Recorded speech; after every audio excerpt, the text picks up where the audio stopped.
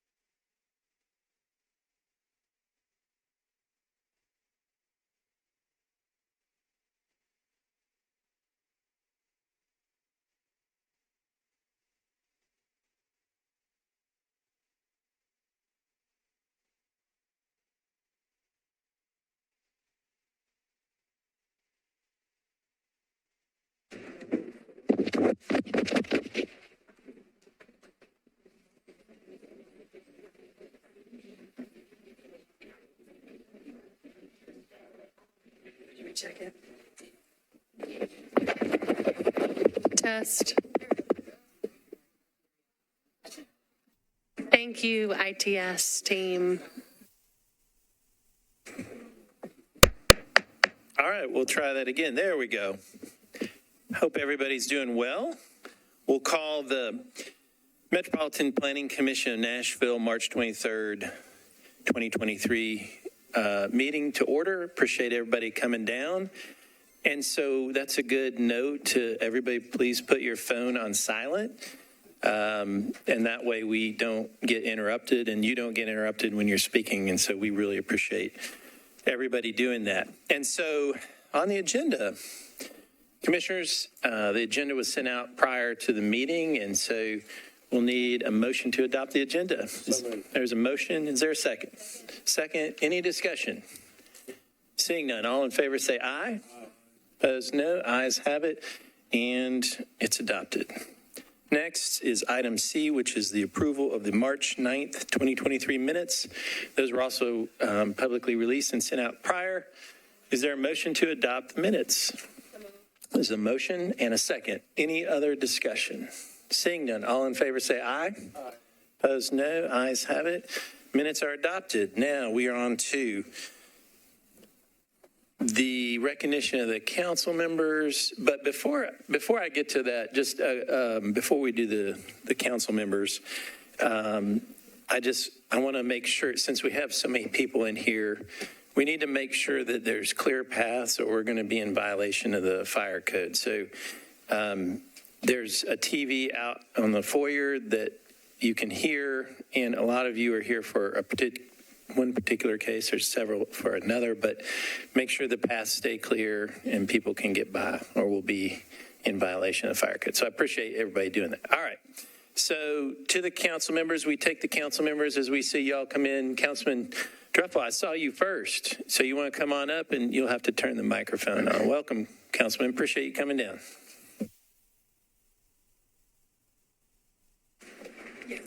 You got me. Thanks. Redistricting, now me. I don't get here very often, but very interesting time. I made a copy of my comments so that you can have a good chance to follow with me. And let me start out by thanks. You guys put in incredible amount of time, and you got this incredible task to balance the growth of Nashville with the fastest growing cities in the U.S. while balancing our quality of life. We recognize this is an incredible challenge, and we're getting growing pains. Let me start by saying I'm a supporter of progressive development that balances community needs with growth. Although these proposed plans are not in my district, they have a very strong impact on District 23 in both traffic and neighborhood amenities. Councilor Murphy has a difficult task reviewing and working around three large developments on a close area. they've accumulated with an accumulative impact. She and NDOT have rightfully looked at a regional plan as part of this review. Traffic congestion is trending in Nashville the wrong way fast. I've lived in 7 major cities, managed several hotel groups around nationally, that almost every city, and I've seen the good, the bad, and the ugly. Our last move was from Alpharetta, Georgia, North Atlanta, an area over 20 years ago. In Atlanta, we saw incredible growth without any infrastructure and the corresponding impact on the quality of life from areas such as traffic. We had to coordinate our lives every day around the poor traffic and congestion. There's a little sleepy intersection called Crabapple Corners that did not change infrastructure as we put in tens of thousands of homes. Over 6 years, it took us 10 to 20 minutes just to get out of our neighborhood. In Austin, North Mopac, the tech center where I had a couple of hotels, it took 30 minutes to go 5 miles. They built the tech center, forgot about the traffic, and forgot about the roads. The similarities to Atlanta and so many others are starting to creep into our neighborhoods in Nashville. Nashville's moving up in the polls in many areas, but some that are not in a good way. According to Intrix, we've moved up from 44th as the most congested city in the U.S. in 2021 to 24th in 2023, 20 spots in 2 years. Remember coming here 20 years ago bragging that our traffic was nothing like Atlanta, D.C., Chicago, San Francisco, L.A., where I've lived. I still continue to brag about Nashville, but I can't brag about our traffic as much. I met someone the other day and moved from D.C., and I was talking, I go, what do you think about Nashville? Well, we thought the traffic was pretty good, but I think you're worse than us. That's pretty bad because now they're in the top 10 of the worst traffic.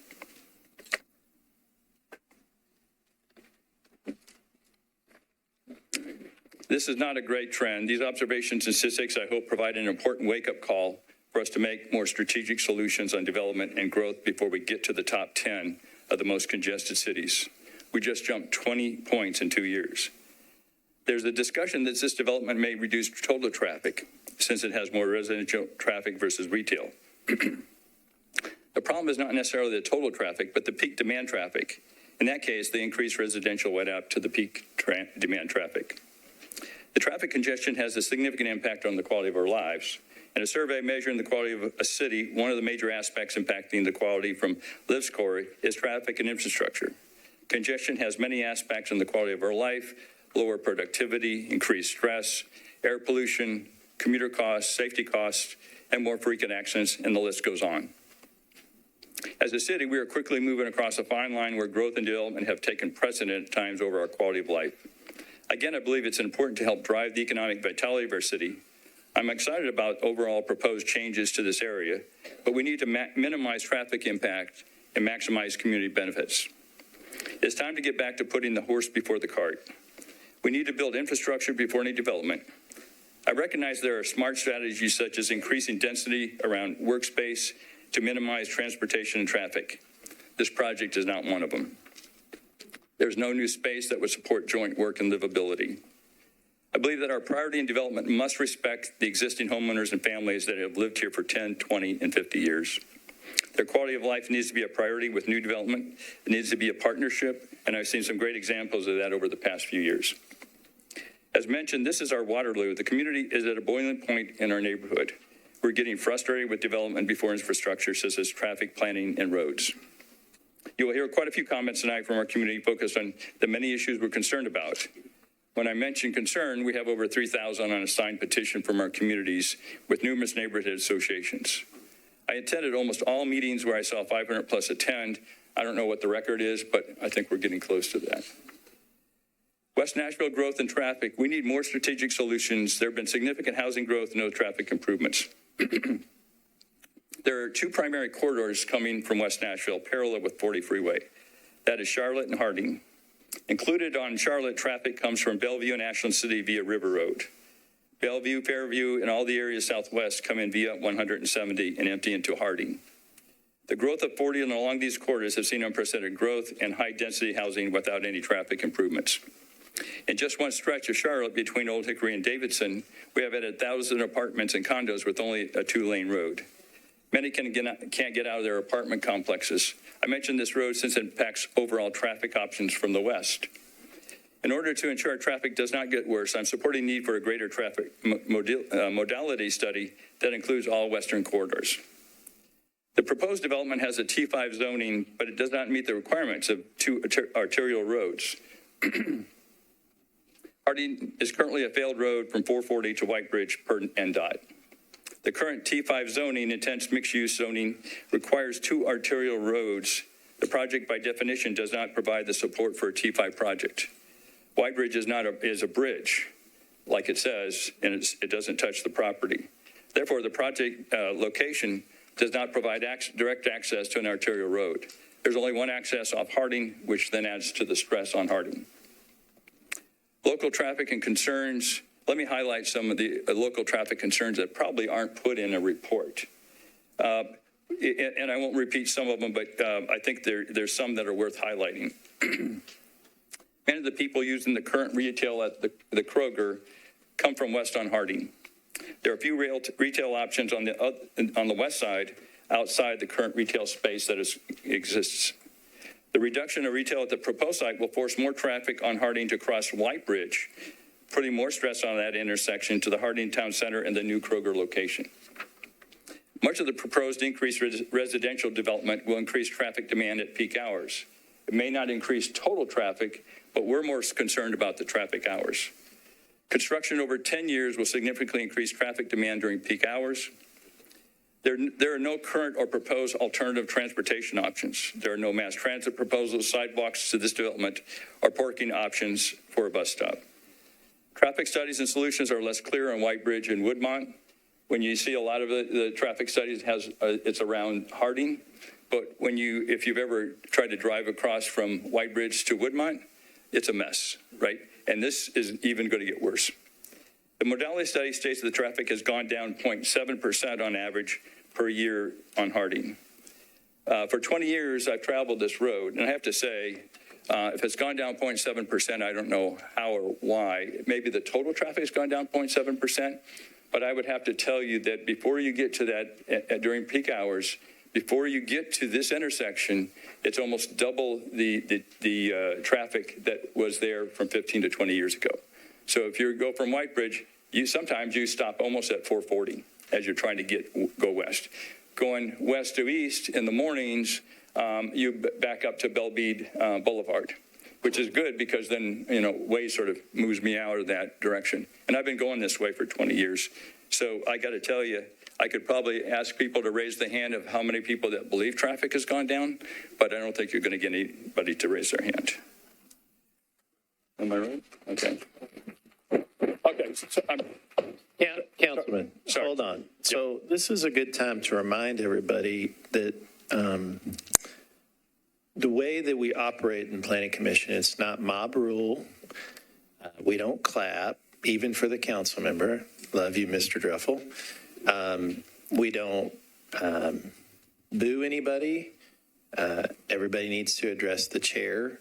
But if we continue to do that, we'll just stop the meeting and ask everybody to leave, and then we'll conduct the meeting. Right. And we'll ask everybody to come in one at a time to do a public hearing. So we don't want that, right? We're all volunteers up here. We're citizens just like you. And we hear everybody, and we want to hear everybody tonight. There's a lot of people here, and we have a lot of other cases as well in other areas of the city. So we want to be very professional. We want to do it what we call the Nashville way, right? We're friendly. We don't boo. We act professional. So that's the deal, okay? So go ahead, Councilman. Thanks, Chair. I didn't mean to actually initiate that at that level. It's okay. That was not scripted or anything. It was a good reminder. Yeah, but thank you for telling me, and you deserve all the respect. So at the end, I would recommend that the zone change be denied until the developer works around the community needs for more retail and less dense housing. Meet with the community in a more interactive way and responsive way to build common interests and solutions. The proposed extended NDOT regional mobility should be completed before development to ensure a strategic plan and solutions are in place first, and ensure infrastructure and traffic conditions are established before development. I respectfully ask you to deny the zoning change from MUL to SP. Developer is asking for about 70% more density than currently allowed. The area does not support a T5 as defined with only one arterial road available for the project. As mentioned earlier, Intrix is showing that we are moving in the wrong direction with traffic and congestion fast. We're going from good to bad, and we could get ugly very fast. I'm proud Nashvilleian. I want to make sure we do not make the same mistakes as cities so that our families can enjoy a better quality of life. And thanks for your time. Thank you, Councilman. No Good problem. to see you, sir. Good to see you, sir. All right. So next I saw Councilman Young. He's right there. Wait to your, okay, thank you, Councilman. Council Lady Hauser, I saw. Thank you, Council Lady. Good to see you. All right. Council Lady Toombs, I saw. There. Welcome. Good afternoon, Commissioners. All of my items except number 29 are on the deferral list. Number 29 is the Neighborhood Conservation Zoning Overlay for the Haynes Manor neighborhood. Just want to speak in support of approval of that overlay. Haynes Manor is one of the oldest neighborhoods for African Americans in Nashville. It was one of the only places that African Americans could purchase a home in the 60s. So it's a very historical area and very integral to the history of District 2. And so I would urge you to approve that overlay. Thank you. Thank you, Council Lady. You're a lot quicker than previous councilman. I'm just joking. All right. So next I saw Councilman Syracuse. Yeah, we'll come back to Councilman Taylor. Welcome. Good afternoon, Commissioners. How are you all? Hello. Good. I am here. I have a few things on here, but I want to talk to you about one, number 28, 2023 DDU 001001. This is a detached accessory dwelling unit overlay. Says to approve. We have some folks that are excited about this. This has been something that we've worked on for quite some time. I've done one once before.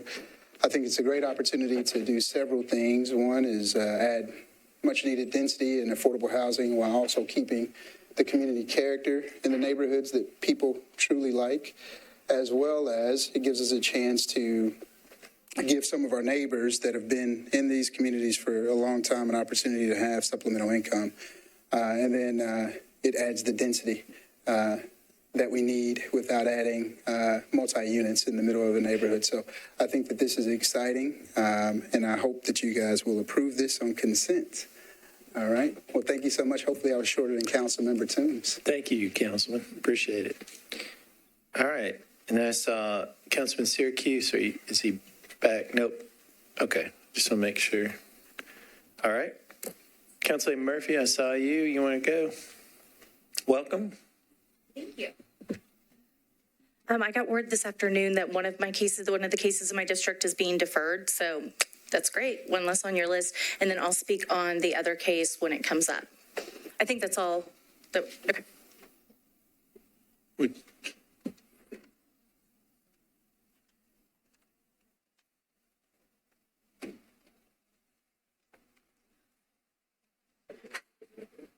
So, Councilor, yeah, item 34 is being deferred. And then I heard that the Meade, no, I'm just kidding. It's going to be deferred too, but just Chairman's having some fun tonight. Just joking. Lots of jokes tonight. Any other council members I didn't see? I want to make sure we get all the council members. No? Okay. So, seeing no other council members, we are on item E, which is items for deferral or withdrawal. Ms. Milligan, you're going to take us through those? I am. The following items are for deferral or withdrawal. Starting on page 3 of your agenda, item 1A, 2023 CP 012001, Southeast Community Plan Amendment, and the associated case 1B, 2016 SP 028003, Williams Mill SP Amendment. Staff recommends deferral to the April 13th meeting. for both of those items. On page 4 of your agenda, item number 2, 2019 S039002, Payne Road subdivision. Staff recommendation is to defer to the April 27th meeting. Item number 3, 2019 SP 053001, Ackland Park Residential SP. Staff recommendation is deferred to the April 27th meeting. Item number 4, 2022 S232001, Kings subdivision. Staff recommendation is to defer indefinitely. Item number 5, 2022 SP 017001, 212 Sunset. Staff recommendation is to defer to the April 13th meeting. Item number 6, 2022 SP 036001, Harpeth Reserve. Staff recommendation is to defer to the April 13th meeting.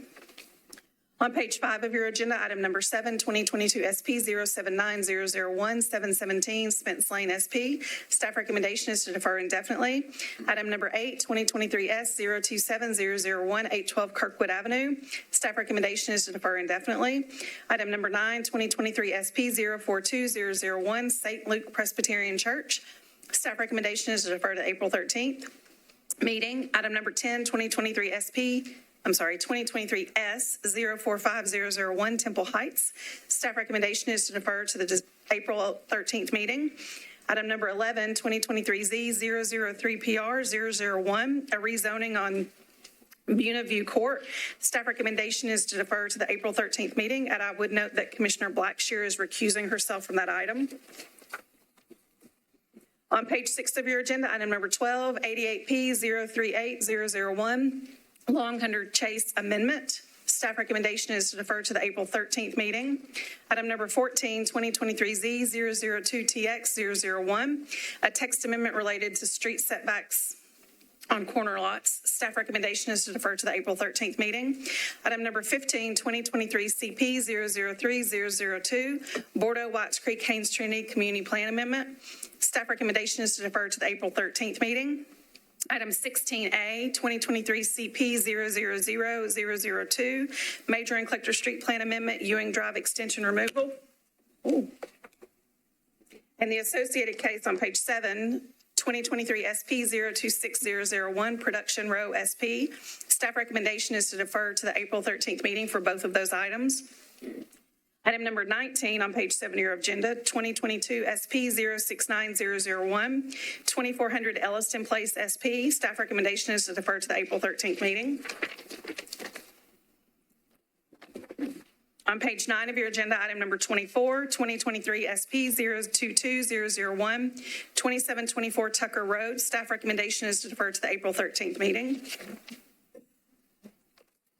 On page 11 of your agenda, item number 32, 2023 Z028 PR 001, a rezoning request on 29th Avenue North. Staff recommendation is to defer to the April 13th meeting. Item number 34, 2023 Z030 PR 001, a rezoning request on 51st Avenue North. Staff recommendation is to defer to the April 13th meeting.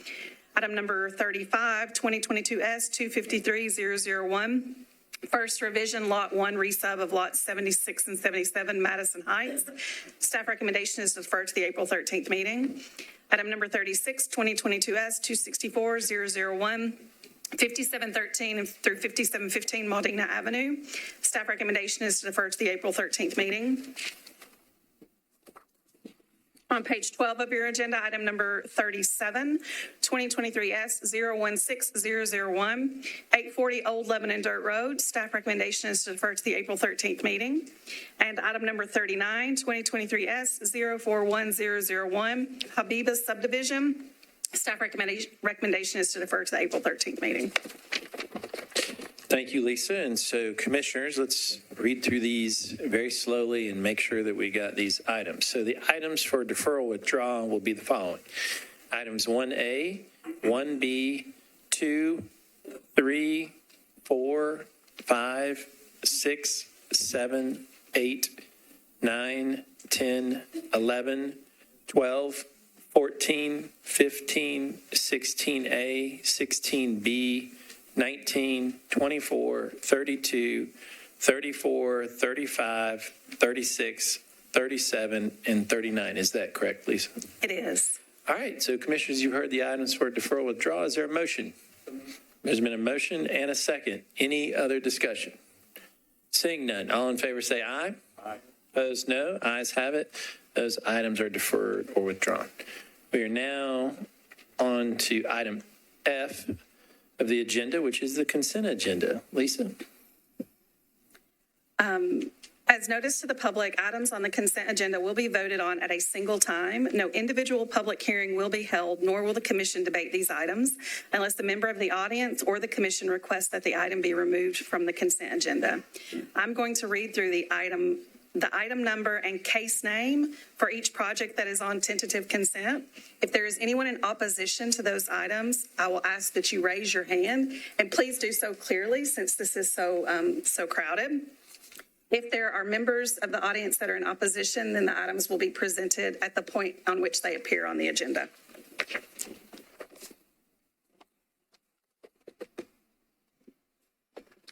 The first item on tentative consent is item number 18, 2018 SP 026009, the Reservoir Amendment. Is there anyone in opposition to item 18?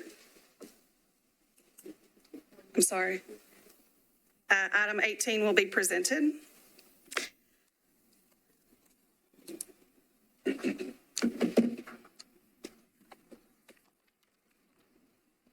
Item number 20, 2022 SP 071001, Liberty Lane. Is there anyone in opposition to item number 20? 20 will be on consent. Item number 21, 2023 SP 007001, 12782 Old Hickory Boulevard Residence. Is there anyone in opposition to item 21? 21 will be presented.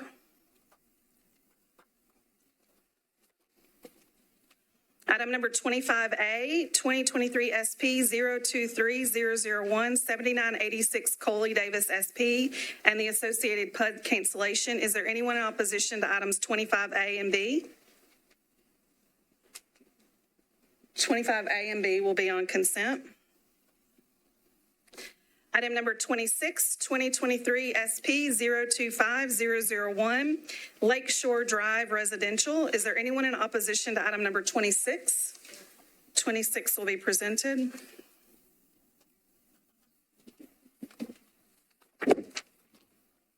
Item number 27, 2023 SP 027001, People's Court SP. Is there anyone in opposition to item number 27? 27 will be presented. Item number 28, 2023 DDU 001001, a detached accessory dwelling unit overlay. Is there anyone in opposition to item number 28? 28 will be on consent. Item number 29, 2023 NHC 002001, a neighborhood conservation overlay district west of Whites Creek Pike. Is there anyone in opposition to item number 29? 29 will be on consent. Item number 30, 2023 TSO 001001, a two-story overlay district for properties located east of McGavock Pike. Is there anyone in opposition to item number 30? 30 will be on consent. Item number 31, 2023 Z020PR002, a rezoning request on Pawnee Trail. Is there anyone in opposition to item number 31? 31 will be on consent. Item number 33, 2023 Z029PR001, a rezoning request on Douglas Avenue.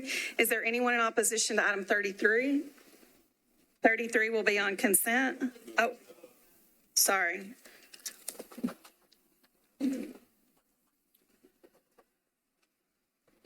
Item number 34 is deferred. Sorry, 35, 36. Item number 38 on page 12 of your agenda, 2023 S034001, 3004 Lebanon Pike subdivision. Is there anyone in opposition to item 38? 38 will be on consent. Okay, Chairman, I'm going to read through all of the captions, and I will ask everyone as I'm reading through if there is an item that they didn't raise their hand for, they need to let us know.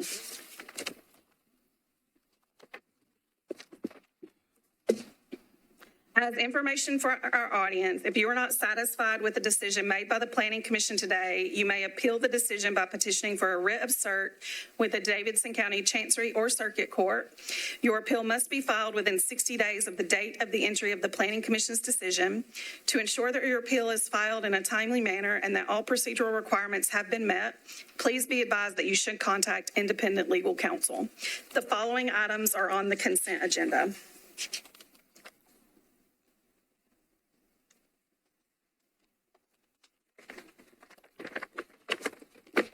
On page 8 of your agenda, item number 20, 2022 SP 071001 Liberty Lane. It's a request to rezone from R10 to SP for properties located on Liberty Lane to permit 106 multifamily residential units. Staff recommendation is to approve with conditions and disapprove without all conditions. Item number 25A, 2023 SP 023001, 7986 Coley Davis SP. It's a request to rezone from CL to SP for property located on Coley Davis Road to permit 26 multifamily units. Staff recommendation is to approve with conditions and disapprove without all conditions. Item 25B, 151 82P 001, Harpeth Springs PUD cancellation. It's a request to cancel a portion of a planned unit development for property located at 7986 Coley Davis Road. Staff recommendation is to approve.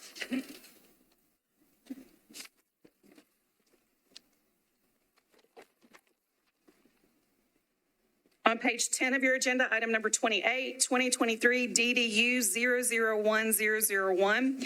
It's a request to apply a detached accessory dwelling unit overlay to various properties located north of Clifton Avenue. Staff recommendation is to approve. Item number 29, 2023 NHC 002001. It's a request to apply a neighborhood conservation zoning overlay district to various properties located west of Whites Creek Pike. Staff recommendation is to approve. Item number 30, 2023 TSO 001001. It's a request to apply a two-story overlay district for various properties located east of McGavock Pike. Staff recommendation is to approve. Item number 31, 2023 Z020PR 001. It's a request to rezone from RS40 to RS80 for properties located on Pawnee Trail. Staff recommendation is to approve. And on page 12 of your agenda, item number 38, 2023 S034001, 3004 Lebanon Pike subdivision. It's a request for concept plan approval to create 5 lots on property located on Lebanon Pike. Staff recommendation is to approve with conditions with an exception to section 3-52D, finding that development can provide for harmonious development. Under item H, other business, item 43, to accept the director's report. Thank you, Lisa. And so, commissioners, we will approve all of these items together on the consent agenda, and those items are the following. Items 20, 25A, 25B, 28, 29, 30, 31, 38, and 43. Is that correct? Yes. All right, commissioners, you've heard the items to pass on the consent agenda. Is there a motion? So moved. It's a motion and a second. There's a second. Any other discussion? Seeing none, all in favor say aye. Opposed, no. Ayes have it, and those items have been adopted on the consent agenda. And so that leads us to the public hearing of items to be considered.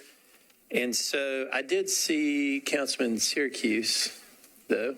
Councilman, do you want to go now or later? Okay. And so a few announcements before we get started and kind of how we're going to do the hearing. The first thing is I feel like our goal should be 8 o'clock tonight because everybody knows there's a big game going on in New York. University of Tennessee is playing Florida Atlantic.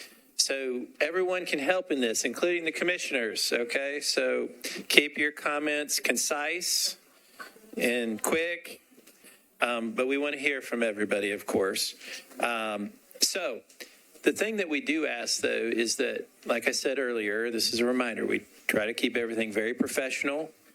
We keep on task. We ask that when the items come up and we ask for you to speak, if you could line up in the middle of the room, right in front of the microphone so that it goes quick. And so we also ask, we're all volunteers here, and except the staff team, which we appreciate all their hard work. We're going to try to be very respectful. And so when you're addressing or talking, make sure you address the chair and be professional and be nice is what I always ask. Right, Vice Chair? Okay. And so I am Vice Chair. The items that we're going to hear, 9 items tonight, and that would be items 13, 17, 18, 21, 22, 23, 26, 27, and 33. Is that correct, Lisa? Those 9 items? That's what I have, Chair. That's what you have. Okay, so if we have more seats up, I think there's more seats. Well, there might not be more. There are not any more seats up here. Okay, make sure everybody keeps the aisles clear, and we appreciate that. So how this goes is each public hearing will do the presentation. We'll open the public hearing. The applicant will have 10 minutes. They can save 2 of the 10 minutes for rebuttal. And then we take all of those wishing to speak in support first. Everybody has 2 minutes. The timer is right here to speak. And then we'll get to anyone wishing to speak in opposition. Same thing. And if you could state your name and address for the record, we really appreciate that. And then so we'll do folks in support, and then we'll do everybody that folks in opposition. And then there'll be a 2-minute rebuttal, and then the council member speaks, and then we'll close the public hearing and deliberate. And that's where the commissioners deliberate. That's where the public hearing is closed. And so that's where we'll make the decision here. I appreciate everybody coming down, appreciate your patience. It's going to be a long night. Just if your items, I think the Bell Meade item is item 23, and so it's probably going to take a couple hours before we get to that item, just to be frank. And then, so items 26, 27, and 33, it's going to be a long night. So I appreciate everybody's patience and appreciate everybody coming down. So we're on item 13. Okay. Hi, everyone. My name is Amelia Lewis, and I will be presenting item 13 tonight for Eric Matravers. The request is to rezone from RS5 to R6A for property along Foster Street. Staff recommendation is to approve. The site is about 0.17 acres located along Foster Street, west of Rose Street, just south of the I-440 overpass. The site has been developed with an existing single-family home built in 1946. Surrounding parcels to the north, south, east, and west are all zoned RS5 and occupied by mostly single-family uses with some two-family uses in the area. So this item was actually heard for the first time at the March 9th meeting. My understanding is the item was then deferred to allow the commission to hear from the applicant, who was not in attendance at that meeting, and to provide additional information on the surrounding land use in the area, which we will cover next. And the public hearing for this item did remain open. So the subject site is shown with the star on top of it, and this is the existing land use map. So looking at the surrounding area, I tried to do a black border around kind of the area that is focused on in the staff report in terms of the number of two-family uses and single-family, which we'll see on the next slide. But within this area, you can see the yellow is indicating lots that have single-family uses on them. Orange is indicating two-family uses. Green is civic use. That's another prominent one in this area. But you can see that there are several other two-family uses within this area. So within this area, a study area was delineated based on the neighborhood maintenance policy area, which the border follows. This encompasses 278 lots. Of these 278 lots in the area, 27 lots, or 9.7%, are two-family or more. So when we're looking at new subdivisions in neighborhood maintenance, they would be limited to 25% two-family dwellings. Staff will occasionally use this threshold for rezonings and SPs in maintenance policies to gauge an appropriate level of infill. And as you can see, we are below that 27% or that 25% mark. A lot of these two-family uses were grandfathered in when the area was rezoned to RS5 in 2020. So the policy on the site is urban neighborhood maintenance, which is intended to maintain the general character of existing urban residential neighborhoods. This policy does support 1 and 2 family residential zoning districts. And the proposed R6A zoning would be keeping with the residential use, but permit a small incremental increase in density, not exceeding that 25% kind of general infill guidance that we have. Therefore, staff's recommendation is to approve. Thank you. And so I do remember this case. We'll open it for public hearing. And is the applicant in the room? Come on up. Welcome, and just please state your name and address for the record, and welcome. Hello, my name is Ali Al-Sarafi, owner and applicant for 2229 Foster Avenue, Nashville, Tennessee. And my reason for this rezone is to see if I can build a attached duplex and have entrance access and a built-in alley in the back. And that's it. Thank you. Thank you, sir. Appreciate it. You're welcome. Anyone wishing to speak in support? Anyone wishing to speak in support? Seeing none. Anyone wishing to speak in opposition? Come on up. Welcome.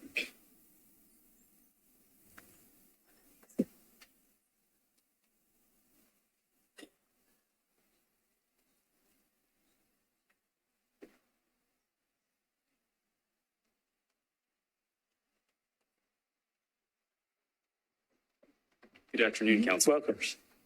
And 5 minutes. Thank you. Yeah, and you requested prior per our rules. Okay. And I have. So before you start, let's wait a second, just so everybody knows the rules. If one person from the neighborhood, their official spokesperson of the neighborhood association, can pre-ask for 5 minutes, only one from the neighborhood, one. And then everybody else gets 2 minutes. And so so you're approved for 5 minutes, and thank you. Thank you. And I'm glad that we're speaking at a much more reasonable hour than last time. So my name is David Wood. I live at 113 Rose Street, so about a stone's throw from this. Thank you for being here today. I know this takes a lot, and y'all do this because you care about the neighborhoods and the city. I've brought up relevant maps and zoning plans for the area. As you can see, the subject property to 2229 Foster is highlighted in red. I just want to say our neighborhood needs to grow smart and not just grow. And all density is not just good density. I spoke last time about winners and losers to this. I shouldn't have said losers. Just because one neighbor doesn't want to get a zoning change doesn't mean they're a loser. They just may not want it. But whenever you allow more density, there will be a winner. That's not being bitter or angry. That's just the economics of it. You've turned a single family lot into a 2-family. It can be used for more. But the problem is when these amounts run out. And right now, we're going on a winners and losers, or a winners system. The first one to get it for a certain area, it shouldn't be a race to try to get these rezonings.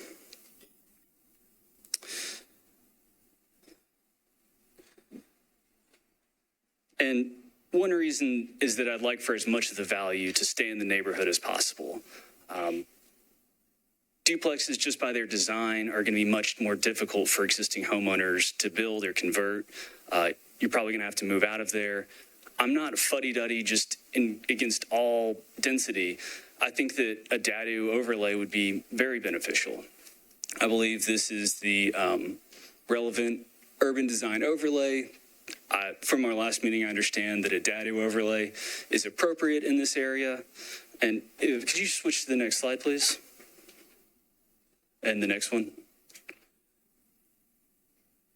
There should be the Nashville Next plan on there somewhere.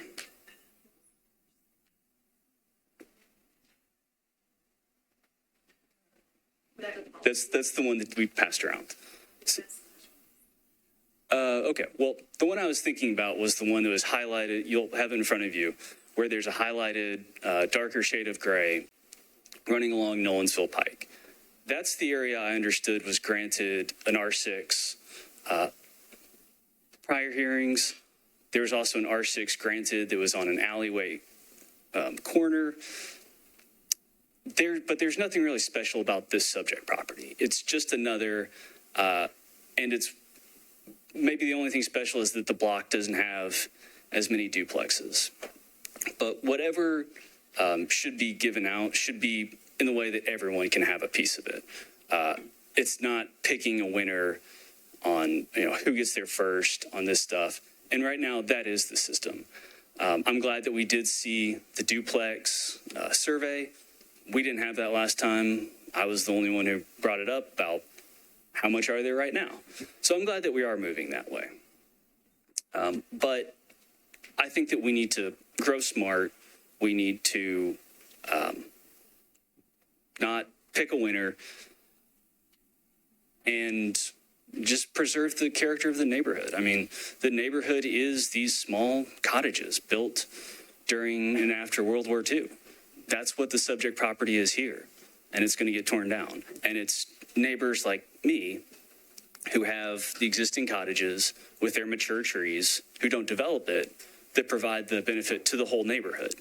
And it's whoever gets the zoning changes who will reap the benefits. So respectfully, I'd ask for you to deny this. I think there's plenty of room for more creative and equitable solutions. I brought up the dadu overlay because I think that's perfect use for it, and everyone would have that. It's not certain houses that have it. Everyone could have it. So thank you for your time. Thank you.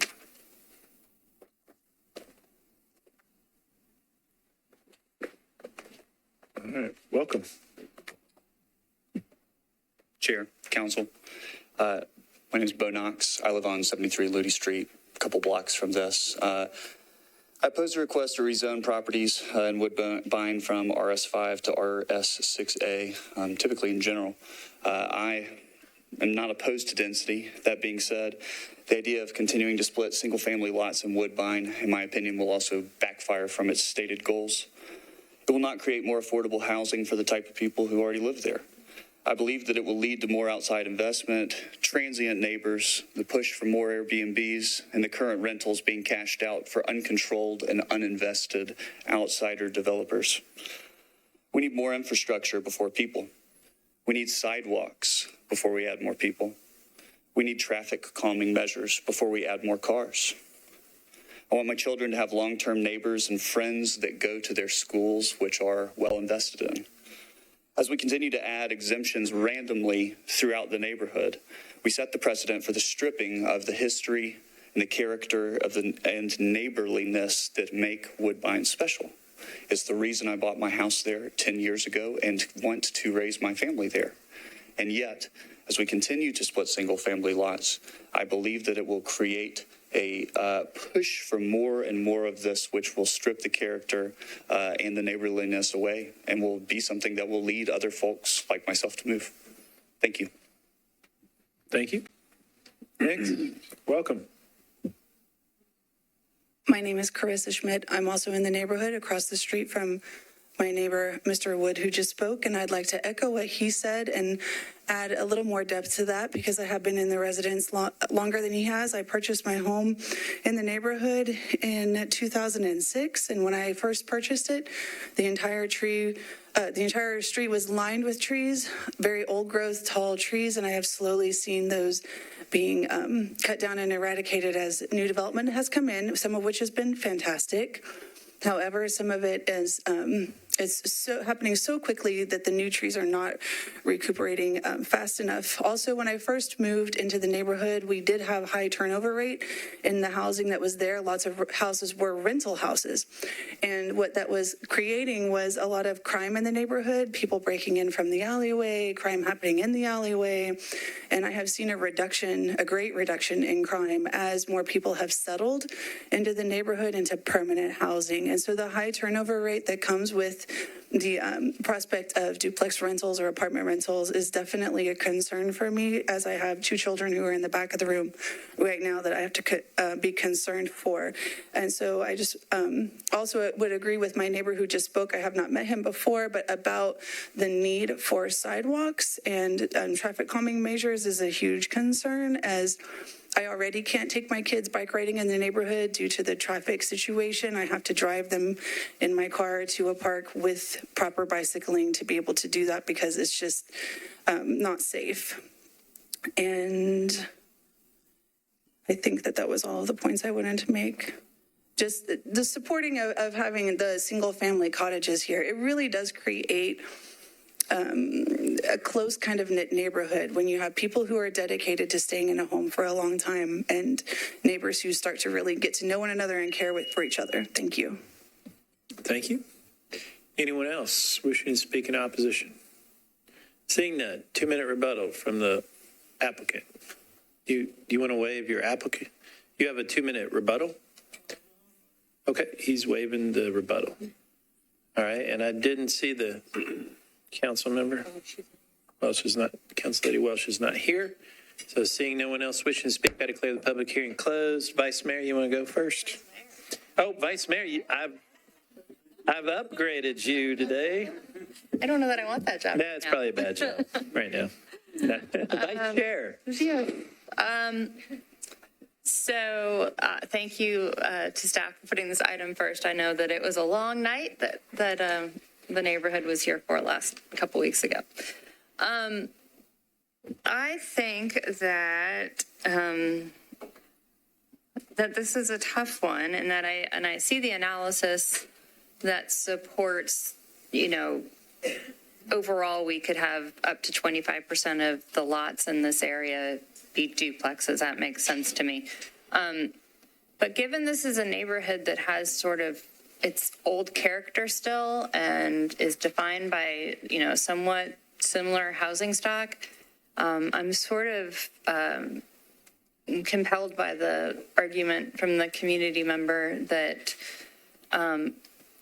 it shouldn't happen on a case-by-case basis. Like, we could take the time to look at this neighborhood more holistically and decide, what is the best way to increase density in the area that would have a broader sense of community support. One duplex isn't going to change that. We could approve this and it would be fine. But, there's none on this block. But what if in a year there's 4 on this block and we've kind of, set the precedent and crossed the threshold? I support the idea that more density is needed in this neighborhood, or there's an opportunity for it, but I like the idea of it being a more community-led process versus happening house by house. So I'll listen to the other commissioners. Commissioner Tibbs.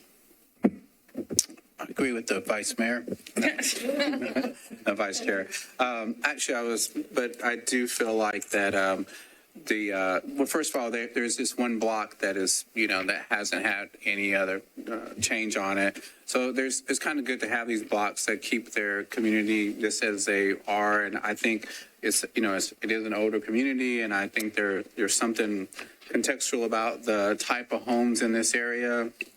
And just to, to actually corroborate what she said as well, I think if we're going to do this, let's do it more with community input.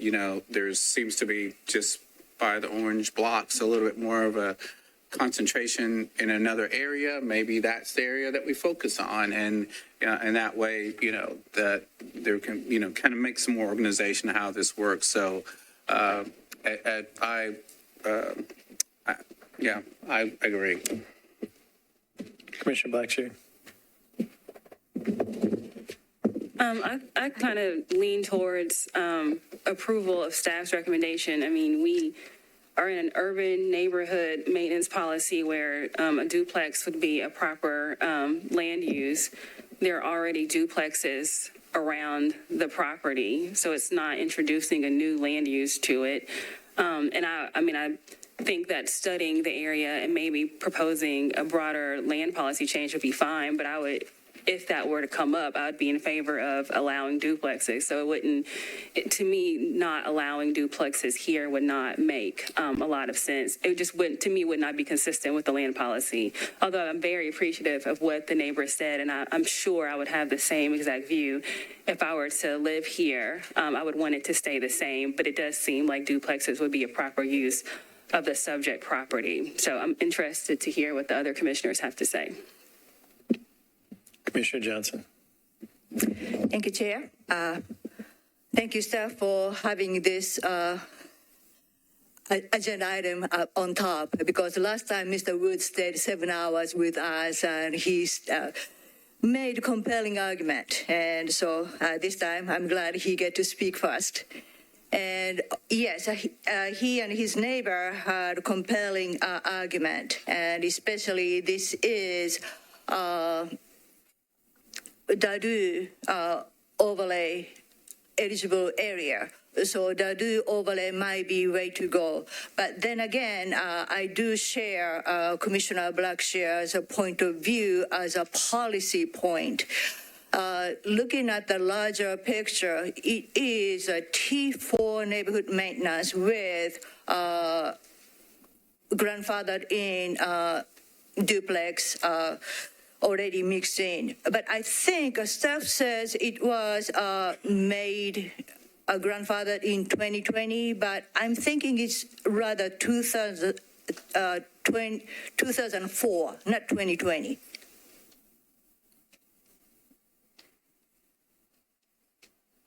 Can you check on that? Yes, I can try to check on that. Thank you.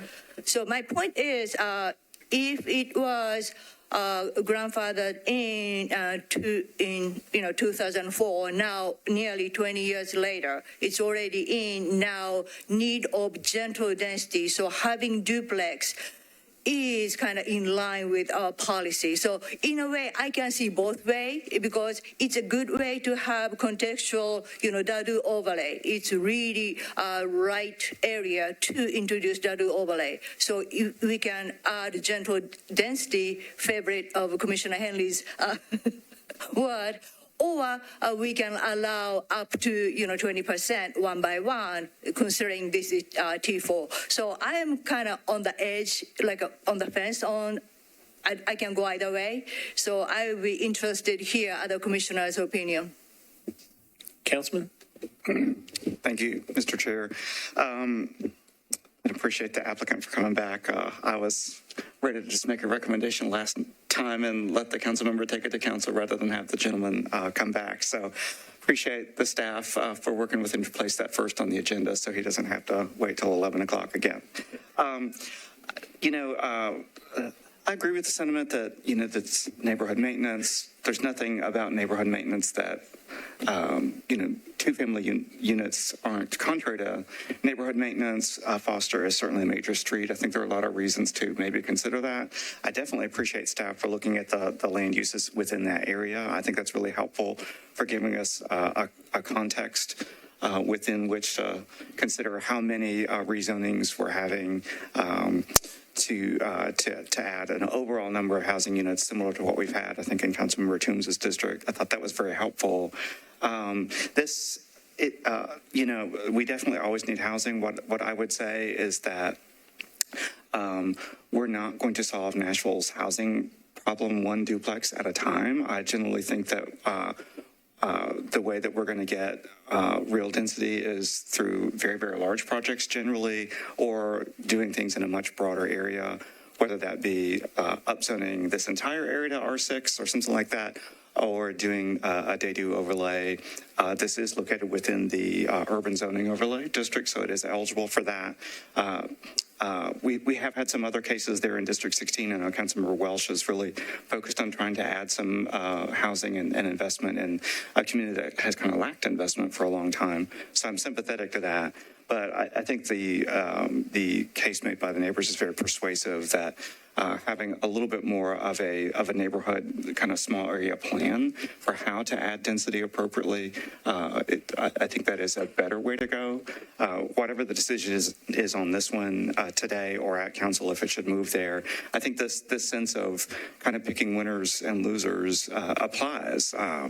We can apply that either way. For the gentleman that is the property owner that's applying for this today, if today we decide, wait, you need a more comprehensive plan, then potentially he's a loser in that scenario, whereas otherwise he would have it. So I think that impending sense of, when do you make a decision to say we're not going to allow anymore until we have a more comprehensive plan? I mean, I'm sensitive to that, but I really think that the neighborhood presentation is persuasive. It sounds like they're not opposed to density, that they are supportive of density that's general, it's appropriate to context, that helps maybe to provide some degree of a sidewalk network. It's in the UZO, so a building permit here would trigger sidewalk requirements. However, a lot of times what we find on a single lot is that would get you an in lieu contribution rather than a construction, unless there's curb and gutter, which I don't believe there is. So I'm really persuaded by the analysis of the neighbors that I think some good initial analysis has been done by staff, and that's very helpful. But maybe as we've seen with Highland Heights or some other areas of town where we're starting to see infill happen fairly rapidly that hasn't happened in a while, maybe if those neighborhoods can work with planning staff on a little bit more of a small area plan that includes not just density, but also the mobility aspects that were raised, I think that's probably a better way to go, especially for this one that's not necessarily on a corner or anything like that either. So I'm inclined to not support the staff recommendation this time, but encourage the neighborhoods to continue working with council and planning on a more comprehensive mobility plan. Thank you. Thank you, Councilman. Commissioner Henley. Thank you, Chair. I won't repeat too much of the comments made by my fellow commissioners. I do want to thank staff for putting together this exhibit for us, especially for a single parcel. That means a lot to me because I know a lot of developers that really would like to have this level of presentation when they come before the Planning Commission, despite their size. But again, I tend to agree with staff here. I think what the analysis shows is that the process that we have in place and kind of how we've been doing this in the past has been shown that this area is not even halfway near what we would consider, for these types of rezonings. And two, I think we had council members come before us and present overlays. And there is a process that currently exists for exactly what the community representative came and spoke about. And I think this should just encourage them to do so and use the framework that's been presented by staff to make their case.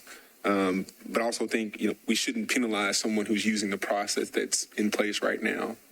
And I'm glad that the applicant is present this time. That makes a big difference. And I'm glad that there's more information. I'm inclined to support.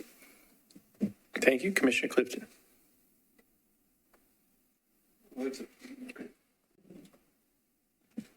It's a close issue for me. I was persuaded when I read the staff analysis by the paragraph that says this request aligns with the existing pattern of limited two-family development in the neighborhood maintenance policy area, and the staff recommended approval. I'm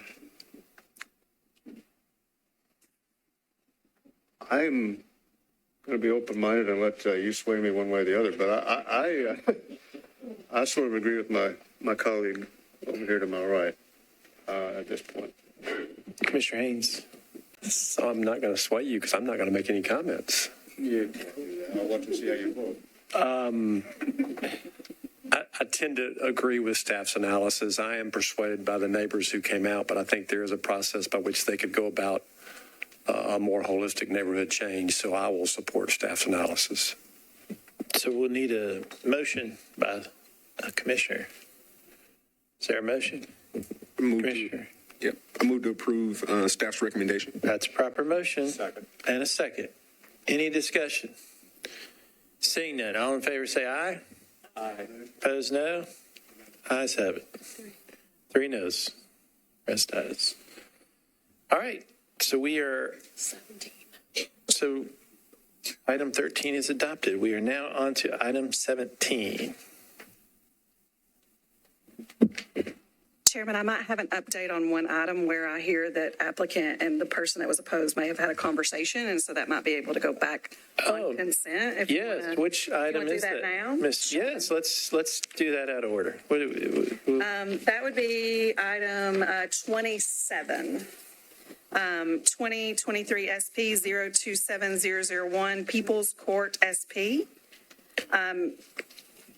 I believe there were a couple of people in opposition. Is there anyone still in opposition, or is this one able to go back on consent? So we're on item 27, which was on the consent agenda, and without objection, we're taking it out of order to see if we can, is there anyone in opposition on item 27 still in the audience? And I know Logan was having conversations with them. Is Logan in the room? Logan, come on up here and just let us know, tell us about the discussion so we can get it on the record why we're putting it back on the consent agenda real quick. Yes, I understand that the applicant and the folks that were here in opposition had some conversations, and they're going to continue that outside of the meeting. And if they have any concerns, that they would go to the council public hearing to express those. So they were interested in just going home. All right. So this is a normal process of what we do. So let's make sure. Is there anyone in the audience in opposition to item 27? All right. Seeing none, is there a motion to place item 27 back on the consent agenda for approval? There's a motion and a second. Any discussion? All in favor say aye. Wait, Chair. Oh, wait. Just wanted to Discussion. register my recusal. Okay. Commissioner Blackshear is recusing herself. So we had a proper motion, second. We're on discussion. Commissioner Blackshear is recusing herself. Any other discussion?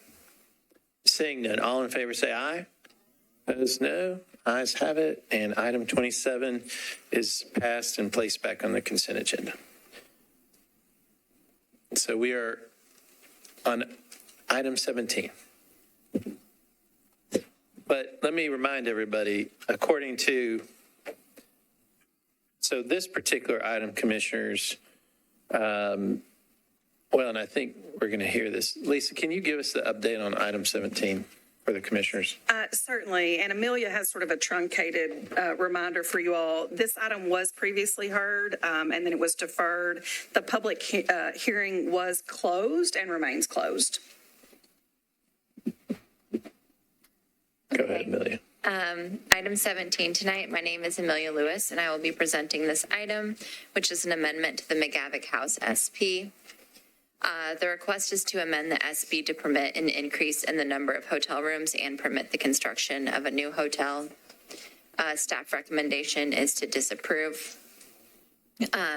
So just a little refresh on that history. This item was heard at the February 9th Planning Commission meeting. The public hearing is closed, as Lisa said. Staff recommendation at this hearing was to disapprove or defer to bring the building closer to compliance with the supplemental policy guidance. And the commission heard the item and deferred the item to this meeting today to permit the applicant the opportunity to revise based on the supplemental policy guidance, as well as meet with the community neighborhood group. So just a quick refresher on the site, we have the existing structure here that's shown outlined in white with the sanctuary and academic wing.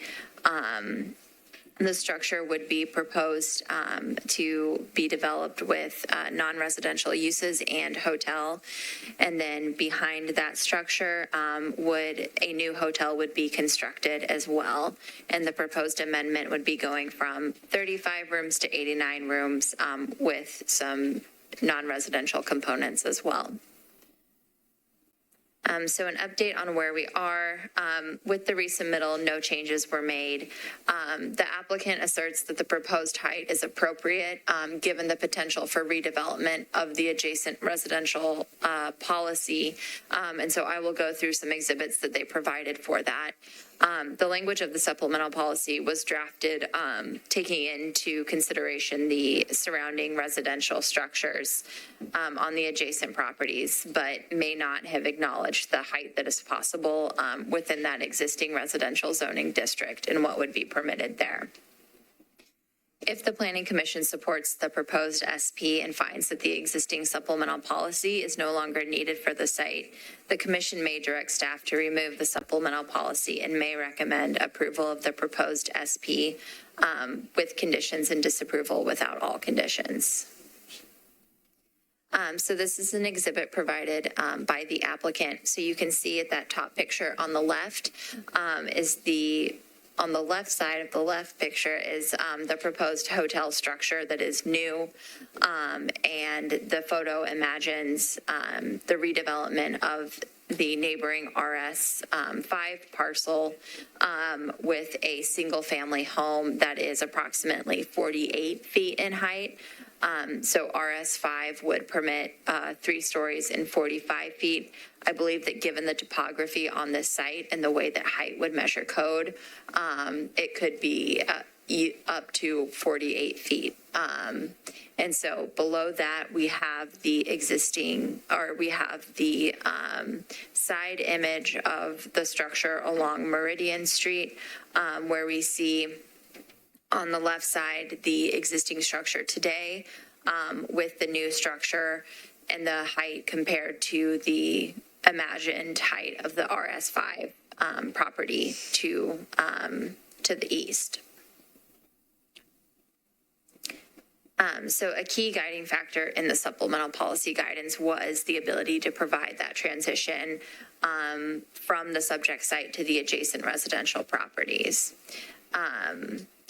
Given the guidance of the supplemental policy, our recommendation is disapproval, but here to answer any questions you may have. Thank you, Amelia. And so item is still closed for public hearing, which means we're on discussion still. And you got the update from the staff team. And so Commissioner Haynes, you want to go first? So Amelia, help me understand why the applicant did not respond to our request. Strictly because of what could be built next door? I believe that that's largely part of it, because the supplemental policy guidance does indicate it calls for a reduction in the height as we transition down to those policies. The thought is, that height that's proposed today is similar to what could be built on the adjacent RS5 parcel. And to add to that too, when the supplemental policy was drafted, the heights that were limited on this site were likely in response to existing buildings as opposed to zoning potential. So in other words, the supplemental policy says you need to transition down to no more than 2 stories in recognition maybe of a 2-story home that exists adjacent. That's not in a historic district or any sort of design overlay that would hold it at 2 stories. But our supplemental policy was sort of recognizing the existing form and maybe not necessarily the potential form that the zoning actually allows. And so one of the other things too was that we wanted to hear, that we wanted them to communicate with the neighborhood, and we did get letters of support from the neighborhood association. Okay, so we did get those letters. Did we get any letters of opposition given the lack of change of height? We had gotten one letter in opposition several months back, but we've not gotten any additional. I'm going to double check that just to make sure I'm not telling you something incorrect. But we did get a letter of support from the neighborhood association. We got at least one letter of support indicating that this is a way to protect a historic building, to recognize that sometimes additions or whatever are necessary to allow for the preservation of that existing structure. So let me double check on those numbers just to make sure. I'll listen to my fellow commissioners. Commissioner Clifton? What does the staff think about that last argument? I mean, I guess you could see it either way, but there's no neighbors against it. The council member presumably is for this, I believe. I mean, I think we've certainly tried to give you sort of a bit of a dispassionate view of it to provide you with the information. We sort of see our role pretty narrow because there is a specific supplemental policy that's on the site that tells us 2 stories. We're trying to give you some background on why we think it was held to 2 stories, what it may not have taken into consideration, and some other information. We feel sort of led to that supplemental policy, but we're wanting to make sure that you have the full picture. Thanks. I think, I seem to be on a roll here with saying this is a close question, but I think this is another close question, but I'm going to listen to my colleagues. Thank you. Commissioner Henley. Thank you, Chair. I think I appreciate Lisa's comments about being dispassionate. This is a project and a site and a community I know fairly well, so my comments do have passion behind them. I've driven past this building quite a few times, and it's unfortunate, again, as I said it at the last time it was presented, that it's a beautiful building, but it's been vacant for a long time. And I think also its prominence in that community, and it's directly across from a school, it does something to me seeing that. But also I think, they're very active community organizations there, very opinionated. And I say that, with no disrespect to them. And for them to support this, I think it's something that's very vetted by that community. I also believe when they presented, they had no opposition. And as Lisa said, there was no opposition that we've received in the past few months. I do have the information. Okay. We did receive 1 letter in opposition in February, concerned about parking. We have a letter from the Neighborhood Association, and then several more in support as well. And so, and I did not write that letter, but I do agree with the letter that mentioned the ability to take into consideration and the responsibility for us to take into consideration the historic value and the historic context for this building. And so, I'm inclined to support. I was inclined to support previously. Again, I know I have a unique perspective, being from that community, being in that community frequently, and knowing those community organizations. But I feel like if there was a strong dislike or distaste for what was being presented, we would have heard about it. That community knows how to get to us and knows how to present that argument. So those are my comments. Thank you, Councilman. Thank you, Chair. I do appreciate the applicants working to at least get a little bit more communication from the neighborhood. This is on the boundary between McFerrin Park and Cleveland Park. It's on the Cleveland Park side. We do have a letter from a Cleveland Park representative, which is helpful. It's not clear to me that they did also meet with McFerrin Park, which is across the street, at least as an organization. One of the things that I've really been mulling over as well is the line of inquiry that Commissioner Haynes had last time about the intensity of the use that's being requested. And part of what gives me a lot of pause about this proposal, it's very well designed, certainly. A lot of what gives me pause about this is not actually so much the height, but the overall massing of the addition. I do kind of feel like dwarfs the historic structure a little bit, but I'm really concerned about the intensity of the use that's proposed at this location. As Director Kempf knows, and as a lot of our staff knows, with a lot of the East Bank discussion, there is a lot of apprehension about what's going to become of these neighborhoods that are adjacent to the East Bank or to River North in this case. When you open up Cleveland Street and it goes to Oracle, what is the ramification of that going to be cascading down the street and into the neighborhood? There are a lot of reasons why you could say this would be really good because it would tend to be in line with that. But I think that there is also the sense that when the tunnel opens under Cleveland Street, connects over to the Oracle campus and hopefully the East Bank Boulevard soon, that this will really introduce a strong amount of intensity in the interior of the neighborhood, not quite along Dickerson, it's a few blocks in an area that still has basically single-family zoning, although day-dos are available. There are some corner commercial locations in Cleveland and along Cleveland Street and Douglas that are pretty well thought out. As I've been mulling over this more and more since our last view of this, my sense is that the intensity of this use far surpasses the commercial uses that we're seeing at those commercial corners, at those other kind of prominent corners. And so that gives me a lot of pause about this. Again, not so much necessarily the height, I would say maybe a little bit the overall volume of the addition, but in particular the intensity and how this is going to affect the I think the kind of cascading effect of intensity all along this corridor in a way that I think hasn't really fully been planned. Again, I'm going to kind of repeat what I said with our last case. But certainly Cleveland Park and McFerrin Park definitely are very active neighborhood associations. If like people were really opposed to it, we would definitely have heard that, and we know that we would have our neighbors here for it. But from a policy level, when I look at how closely the kind of special policy area here was done with community concerns in mind a few years ago, when I'm looking at the concern that we continue to hear in the community about how development along River North and the East Bank may dramatically change adjacent neighborhoods. That gives me a lot of pause about this proposal. So I'll listen to what my other commissioners think. Commissioner Johnson. Thank you, Chair. I wonder if staff has the picture of a staff report on page 56 at the rendering, how the site will be developed.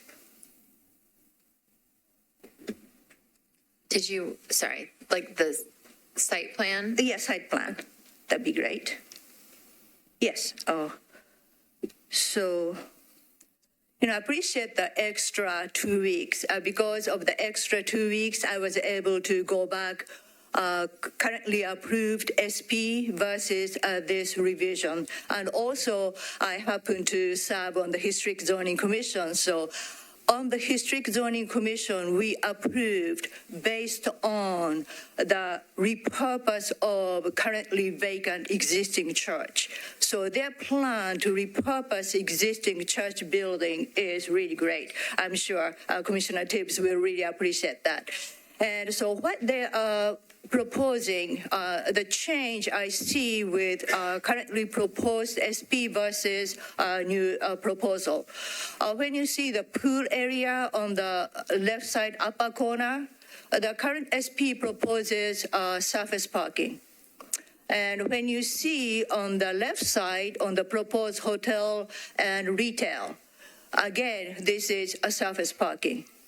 And so what would be better used to preserve National Register eligible property to repurpose and, revitalize that area?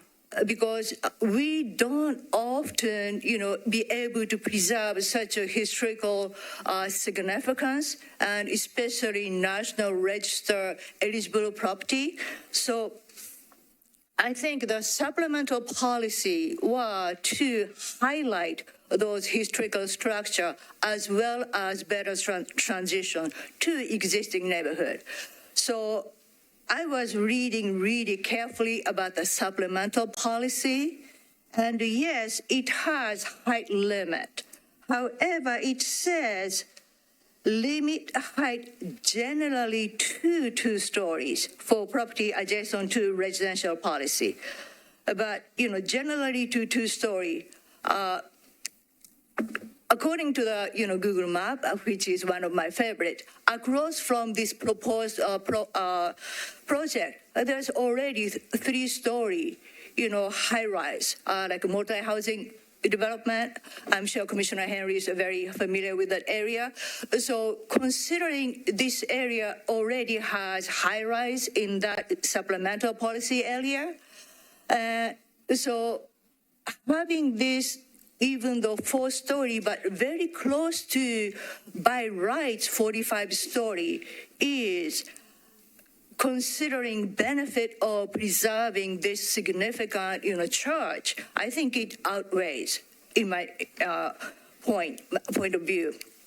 So just stick with generally 2-story and asking, I don't want to design from the bench, so I cannot tell applicant, no, we will approve the policy if it's 3-story. I think that's the way we should weigh on. So the way proposal, I think it fits in this corner. And as far as historical commission's point of view, design and transition really meets contrast to preservation of historical building. So I really appreciate those design.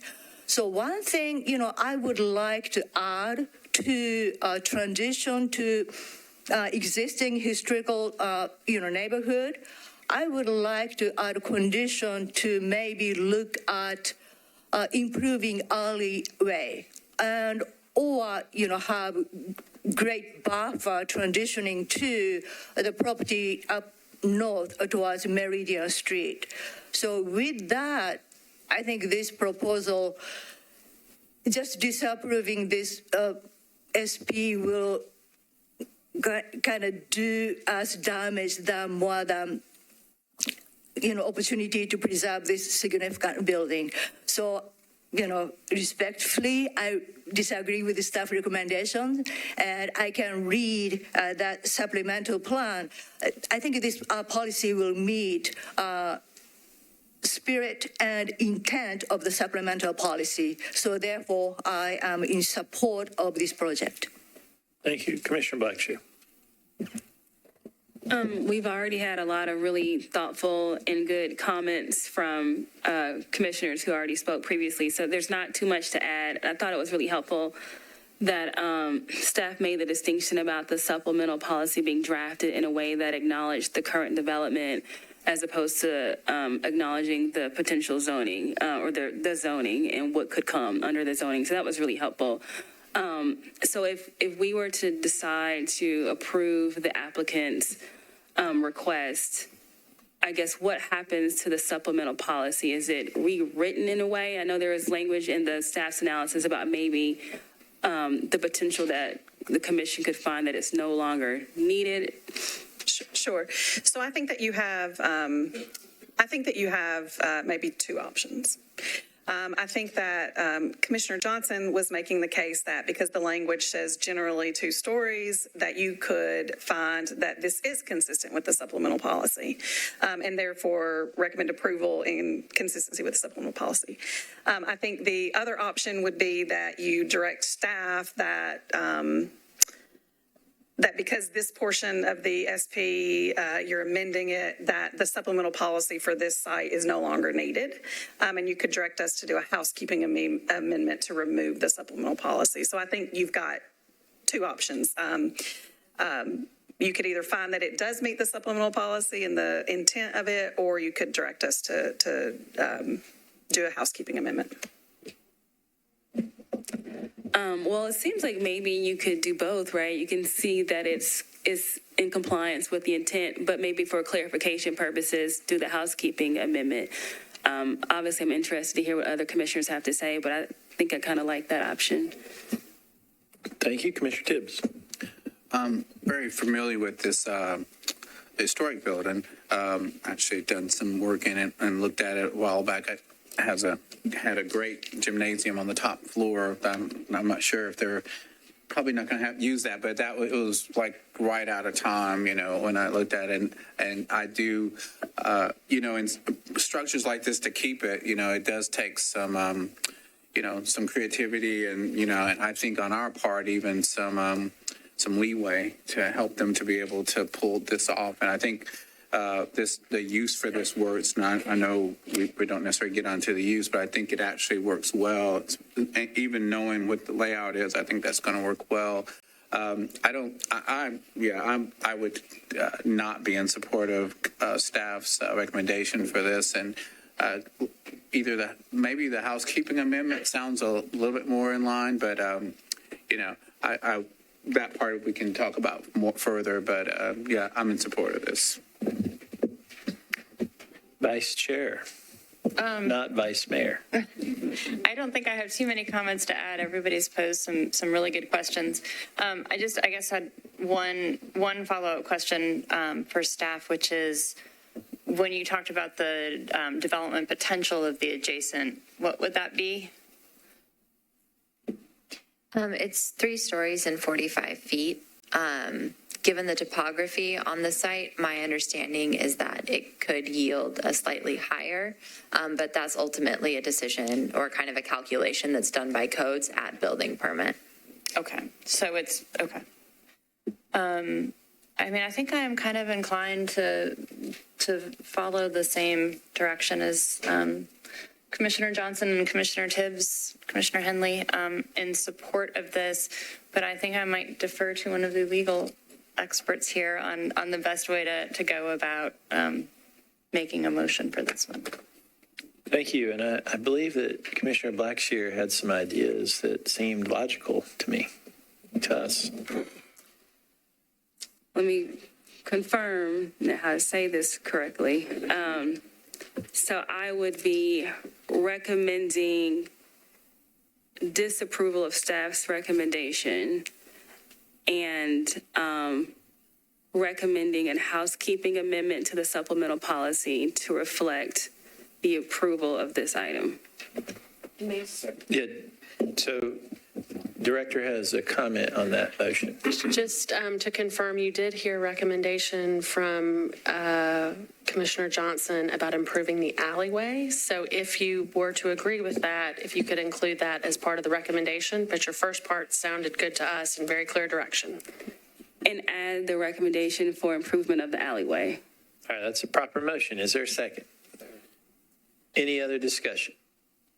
Seeing none, all in favor of disapproval and a housekeeping amendment in the alley, say aye. Opposed, no. Ayes have it. And so that is approved. All right.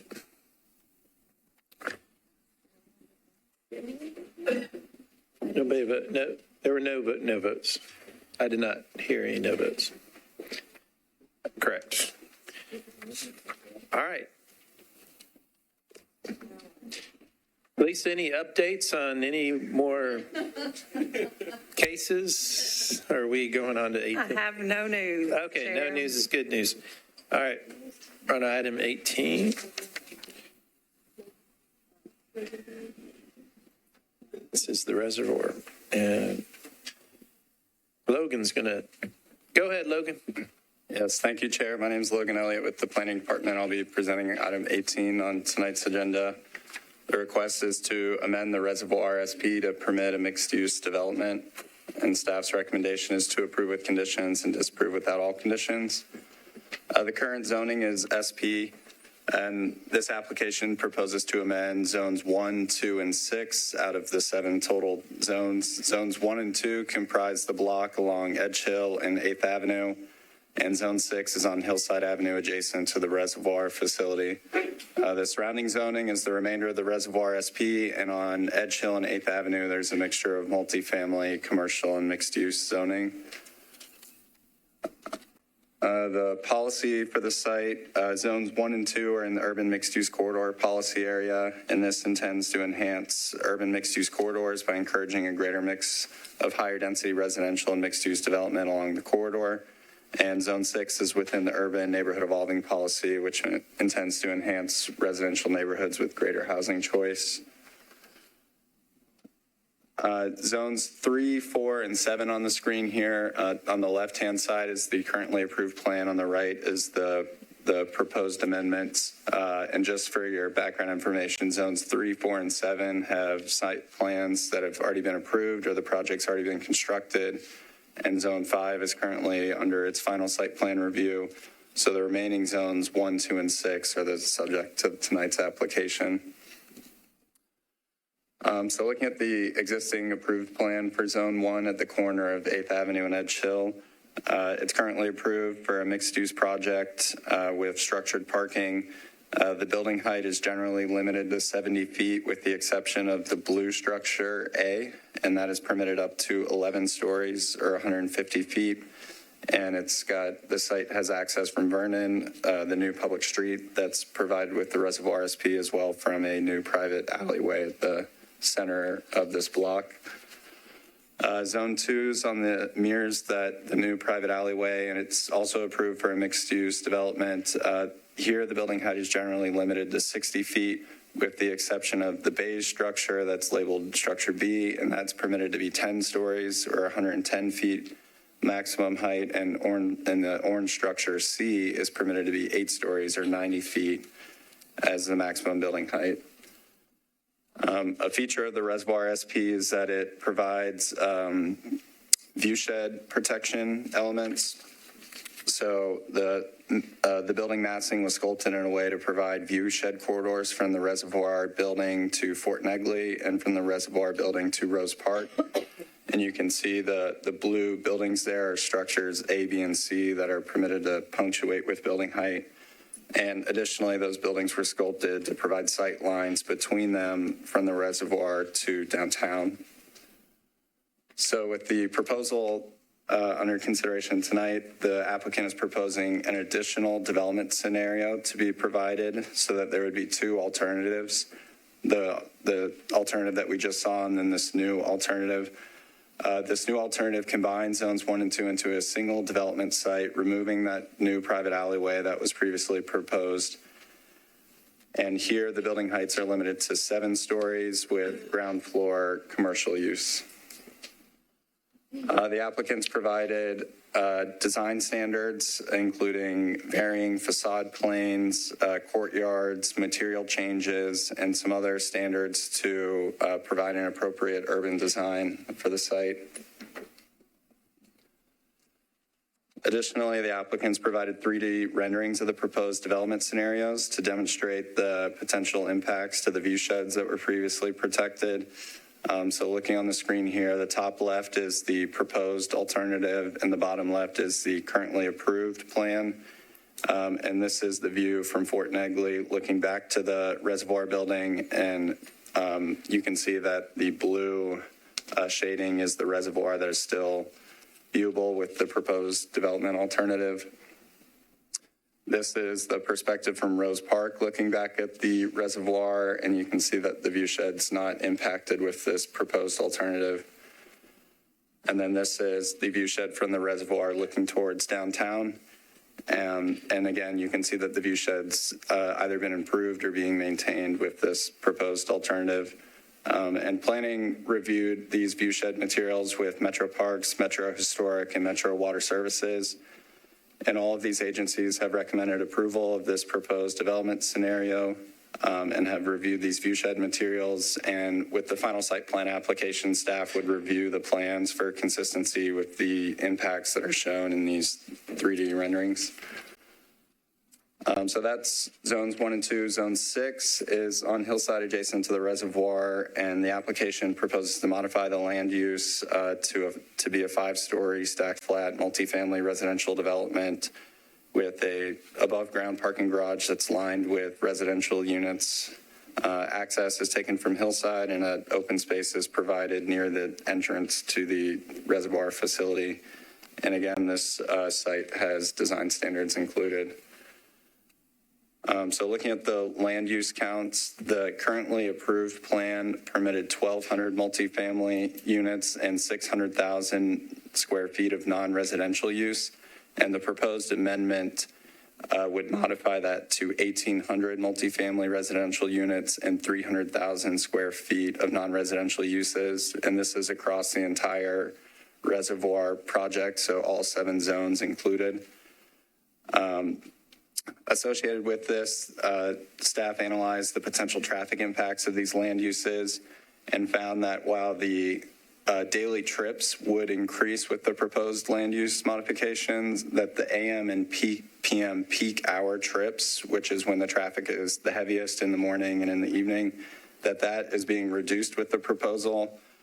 And to kind of explain this, office land uses or non-residential land uses generally have a higher AM and PM peak traffic demand than a residential land use does. So that explains why the reduction in the PM and AM is noticed here with the reduction of the non-residential land uses. So staff did not require a traffic study at this time with the application, but NDOT is conditioning that a traffic analysis may be required with the final site plan applications. So staff finds the proposed SP to be consistent with the mixed-use corridor and the urban neighborhood evolving policy, and that the land use and development patterns of Zone 1 and 2 are consistent with the intent to provide high-density mixed-use development along this prominent corridor. Staff found that the historically significant view sheds to be protected to the same degree or greater with the proposed SP amendment. And again, Zone 6, staff found that this was consistent with the neighborhood evolving policy and would form an appropriate transition from the Reservoir Park to the remainder of the Reservoir SP and then to the surrounding neighborhood. So therefore, staff recommends approve with conditions and disapprove without all conditions. Thank you, Logan. Appreciate that. We'll open this item for public hearing. Is the applicant in the room? Come on up. State your name and address, and you have 10 minutes, and you can save 2 of the 10 minutes for rebuttal. Welcome. Awesome. Thank you, guys, and for hearing us today. My name's Ben Brewer. I'm at 118 16th Avenue South, Nashville. I'm the president of Elmington Capital Group here in Nashville, based here in Nashville. And it's hard to believe it's been 7 years since we got this originally approved through this. And it was, if those who were here, it was an emotional time. I will never forget Pearl Sims' comments to me, and that she was trusting me with this site and trusting me with the people that were living on the site. And it's something that I did not take lightly at all. And if you haven't been by to see Hillside Flats today, I really wish you would, because it is probably the most significant thing I've done in my 21-year career.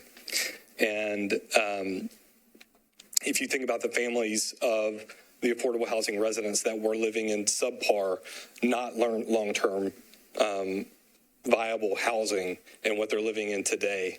And I got the privilege of moving those families in, and getting to experience that was unbelievable.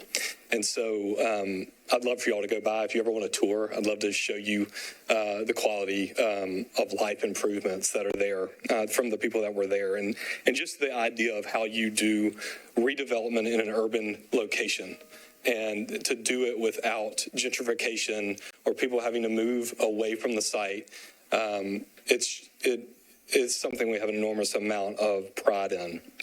We come to you today asking for really flexibility. Our right now, those zones 1 and 2 are 2 different zones. We are talking with several different large general merchandising retailers that could go on the 2. They're so big, they would go on the whole site.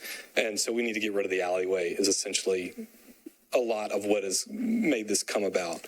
Obviously, we're going to pursue that. We can't pursue that unless we have a site that's developable. And that's the crux of why we're coming before you guys today. Ultimately, we've worked really hard with Councilmember Sledge to get us to this point, and we've got his support.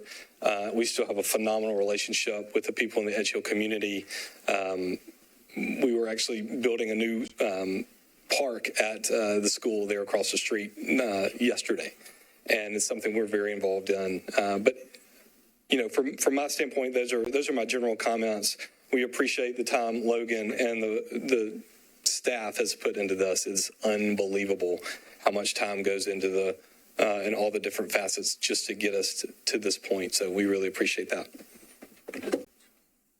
Okay, I'm Ben Muskelly. I'm also with Elmington, so 118 16th Avenue South. I'm the less important of the Bens. The big thing with this is we've worked with staff a lot on this project. I think Lisa and Logan may be tired of us, but we worked really hard not to change the view sheds, to still have those view sheds, because that was the most important part of the first phase.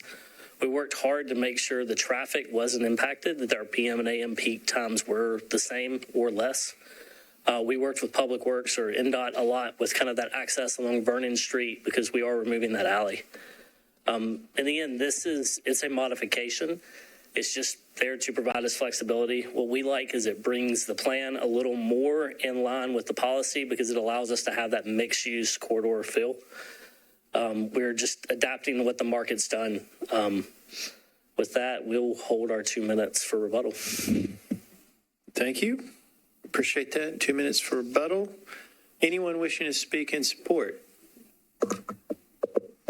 Seeing none. Anyone wishing to speak in opposition? Come on up. State your name and address. 2 minutes.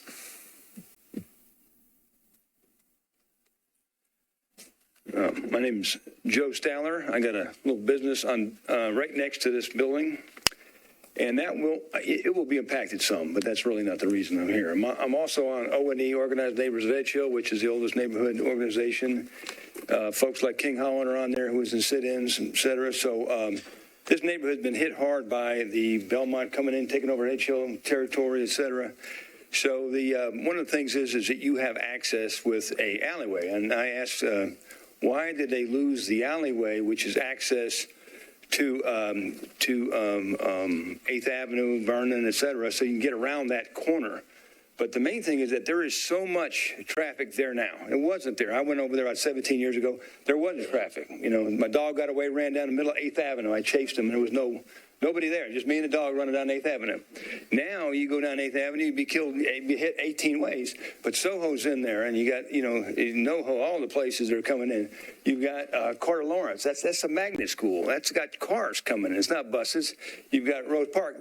Rose Park itself is now taken over by Belmont. That's where your baseball, your soccer, your softball, et cetera. So this is this area. I just came over there at 311. I came over Hill from Wedgwood, and all the way to the top of that hill where your new apartment is, it's full, right? The cars are waiting to pick up their kids.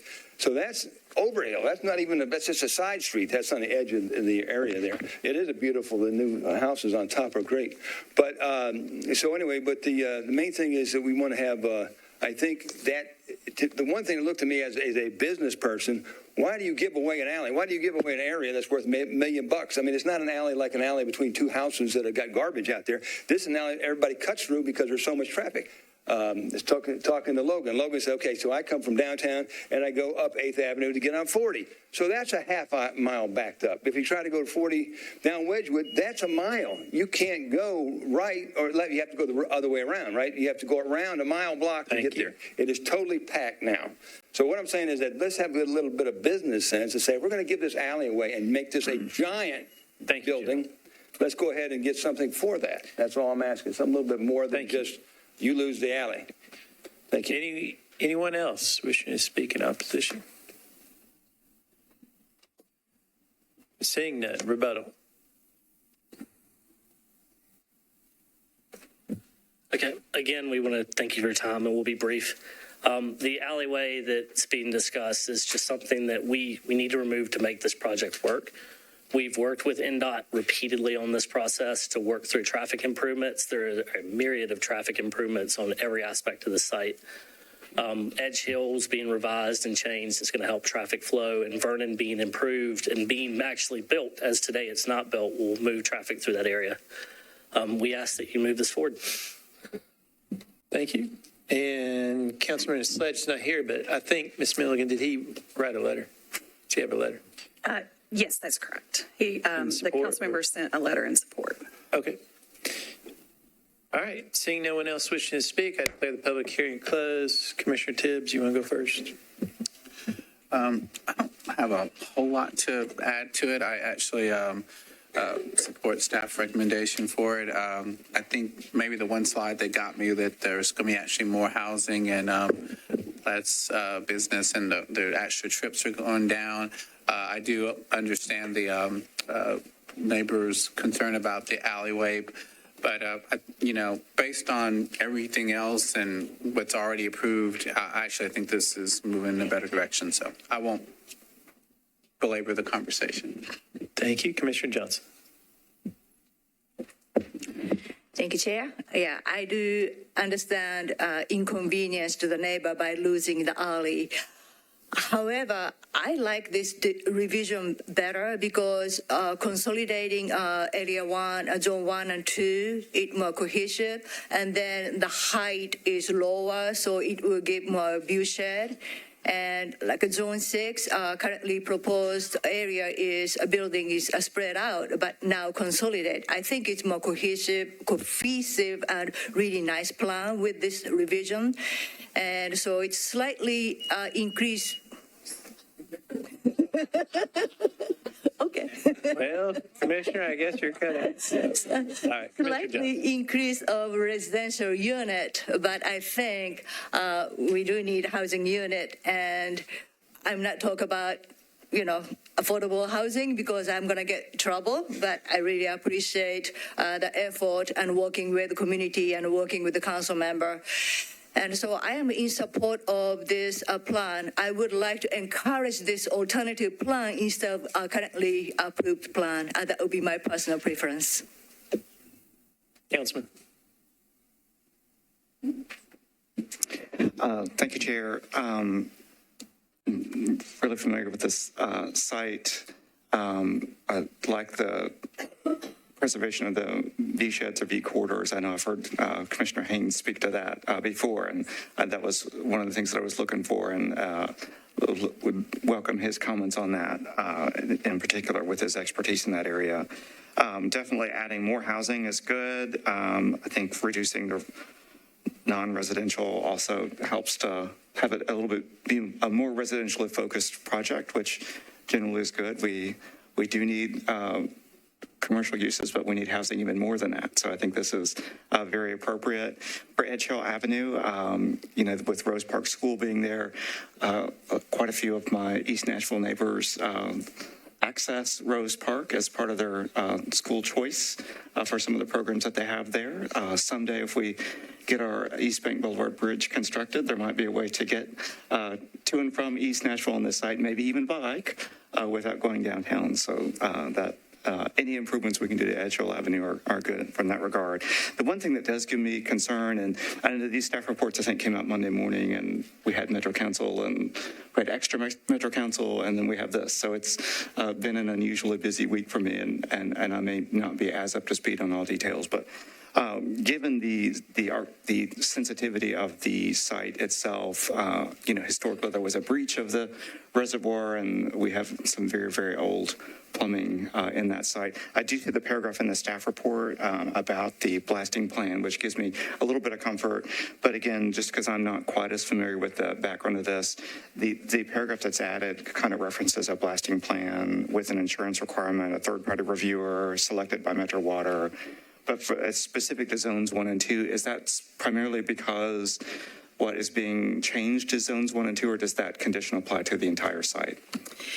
That is specifically for zones 1 and 2, given the form of those buildings that may require blasting. Some of the other phases, like, zone 3, didn't require any. And so it's specific to phase 1 and 2, given the type of construction. Okay, thank you. That's really helpful. And like I said, I would hate to recreate history in a very alarming way. So with that, I just do want to register that concern that blasting is, we hear about that a lot, but with this site, we know that there's been problems with that historically, and with having a lot of residents nearby, that would be a very, very bad thing for a number of reasons. So we need to take that public health, safety, and welfare concern very seriously. I think the staff recommendation is appropriate for having included that information. So I'm generally in support of the staff recommendation. Thank you. Thank you. Commissioner Hanley.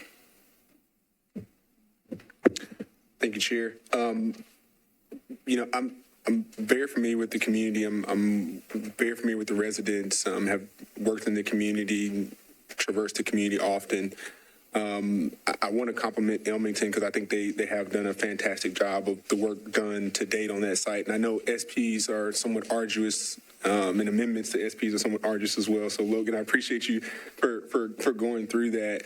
I really like this amendment for a couple reasons. I think we already addressed housing. I think, of course, the view shed and the heights there being more appropriate. But I think one thing that was highlighted here, and I understand the business case and need to make modifications, is moving away from office and proposing that much square footage of retail space. Having worked with the community for over 5 years, I mean, we've seen lines and lines of people come and ask for what they're saying they're going to bring with this amendment, if possible.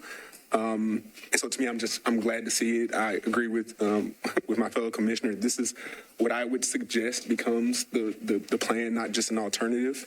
And again, I know the conversations are ongoing. I understand the need to augment to make those conversations go forward with those retailers. So I'm inclined to approve. I do understand the pressures that can be relieved by having a private street and alley. But again, what I see here looks like a further improvements to Edge Hill as a result of this alternative. And I know that's a very big deal for that community and thoroughfare going east-west, between developing and growing neighborhoods. So I don't really have anything bad to say about it. I'm actually really glad to see it. Thank you, Commissioner Clifton. This is an area I'm fairly familiar with and have some history with. And I think some of the story has been written, but more story needs to be written about some of the transition of that area, which is not all pleasant, not all good for the city. This project is not part of what's not good for the city, I don't think, though. And I'm not going to get into that long history, but overall, the combined change, well, maybe I'll get into a little bit. The combined changes to the Edge Hill area have, in fact, overall led to a rather dramatic loss of affordable and low-income housing. This doesn't sound like this project is going to be contributing to that loss, though. And I will save my thoughts at history for later. It sounds like a very reasonable project to me at this point in time. Commissioner Haynes.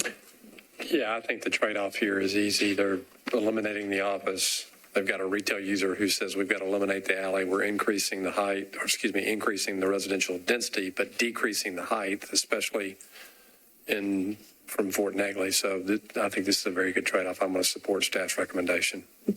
All right, Vice Chair, you're last.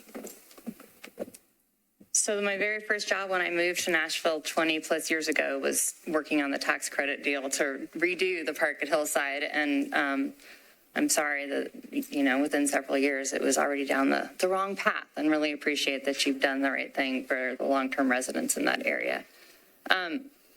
I think if this is to bring more services that have been needed and requested in that neighborhood, then I will support staff's recommendation, and I'll make a motion to that effect. Second. So the motion is to approve with all conditions. Approve staff's recommendation with all conditions. Thank you. It's a proper motion, and there's a second. Any other discussion? Seeing none, all in favor say aye. Aye. Opposed, no. Ayes have it, and it's adopted. We, commissioners, we've been here 3 hours. It's almost a half work day. Let's go home now. No, we can't go home, Commissioner Clifton. But we've taken, I think we could potentially get through one more case, commissioners, and I think item 21 we can get through within a reasonable amount of time, and then that way we've almost completed more than half of the cases. But so I think, and then we'll take another break. A break. All right. So, Jason, you're up. This is item 21. This project site is outlined in red. There's a request to permit 80 multifamily residential units. The site is approximately 13 acres in size and consists of 2 individual properties. The properties are separated by unimproved right-of-way for Old Hobson Pike. The site sits between Old Hickory Boulevard and the preserve at Old Hickory. Staff recommends approval with conditions and disapproval without all conditions. The zoning is agricultural and residential. It requires a minimum 2-acre lot and would permit a maximum of 7 residential units. Surrounding zoning districts include single-family, mixed-use, and industrial. This is the proposed SP. It has 80 residential units. The plan includes cottage and townhome building types. The 38 cottage units are detached and the 42 townhomes are attached. All units from the front onto open space, internal drives, or public roadways. Height is limited to a maximum of 3 stories. The plan includes architectural standards. Each unit includes a garage and surface parking is also provided. The plan includes the construction of Old Hobson Pike from Elderbrush Court. Access into the site is provided from the extension of Old Hobson Pike. The plan includes active open space. The plan also requires a minimum of 2.3 acres of the site to be left undisturbed. This includes the approximately 1.3 acres adjacent to the preserve at Old Hickory. An internal sidewalk network is provided. The plan includes a sidewalk along Elderbrush Court to the existing sidewalk on Preserve Boulevard. The plan requires sidewalks along Old Hickory Boulevard to meet the Major and Collector Street Plan. The site's within the Antioch Pre-Slate Community Plan. The policies are conservation and suburban neighborhood evolving. Conservation policy is intended to preserve environmentally sensitive land features through protection and remediation. In this case, the policy applies to a pond on the site. The pond is man-made and is not a protected water body. The neighborhood maintenance policy is intended to maintain the general character of the developed suburban residential neighborhood. The policy also recognizes transitional areas and can support a different form of housing in single-family areas. The project site is situated between a single-family neighborhood and an industrial district on the opposite side of Old Hickory Boulevard. Given these conditions, staff finds that the project is located within a transitional area. While transitional areas can permit development that may not match existing residential character, design should provide adequate buffering and provide adequate transition between adjoining areas. With the extension of Old Hobson Pike and the bulk of the disturbance of the project is away from the preserve at Old Hickory, the bulk of the area to be preserved is also located adjacent to the preserve at Old Hickory. In addition, the density is similar to the surrounding density. Staff finds that these characteristics provide an adequate transition, proposed unit types, and additional housing options for the area. This can allow for existing residents looking to downsize to stay within the community. The project includes internal sidewalks and public sidewalks. This will improve walkability for the area and provide opportunities for recreation within close proximity to residents of the development. In conclusion, staff recommends approval with conditions and disapproval without all conditions. Thank you, Jason. We'll open this item for public hearing, and is the applicant in the room? Come on up. Welcome. 10 minutes. You can save 2 of the 10 minutes for. And I do want to save 2 minutes for as long as you don't use it. Appreciate it, Commissioners. Jeff Hines with Catalyst Design Group, 5100 Tennessee Avenue. So a few facts, which I always like to give you a little more background on this. The applicant has presented at 3 community meetings hosted by Councilmember Stiles. All were very positive. In fact, the plan before you today reflects some of the comments that the community offered, such as they did want to see sidewalks along Old Hickory. They did want to see nature trails in the site. They did want to see connectivity of the sidewalk system internal out to Old Hickory. Councilmember Stiles is supportive of this development.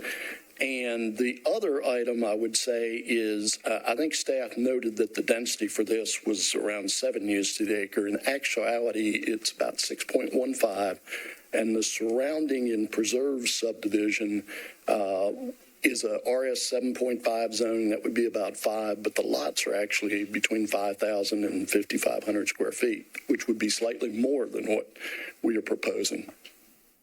The other thing I would offer is I think we do have the transition of housing types correct with this plan. On the east side of Old Hickory Boulevard, you have industrial zoning, you have warehousing that basically extends down to the Laverne warehousing district where there's a lot of truck traffic and activity. Our townhomes sit on that end of the site and basically are about 11 feet above Old Hickory Boulevard with a rock bluff in that location. And then we transition to the cottages that are alley loaded, and eventually we keep 1.3 acres undisturbed where it backs up to the preserved subdivision. So if this were developed as a straight subdivision, you would not see 1.3 acres of this site, preserved. It would be basically graded for lots in that regard. So the plan before you keeps more of existing vegetation, which I think you'll hear is one of the concerns in terms of not even disturbing those areas. And staff mentioned that we are building out the old Hobson Pike right-of-way, which was a request of NDOT. They wanted to see that roadway get built because there is a parcel to the south of us before the railroad tracks that currently has an access point to Old Hickory, but could use this road for their access when they develop.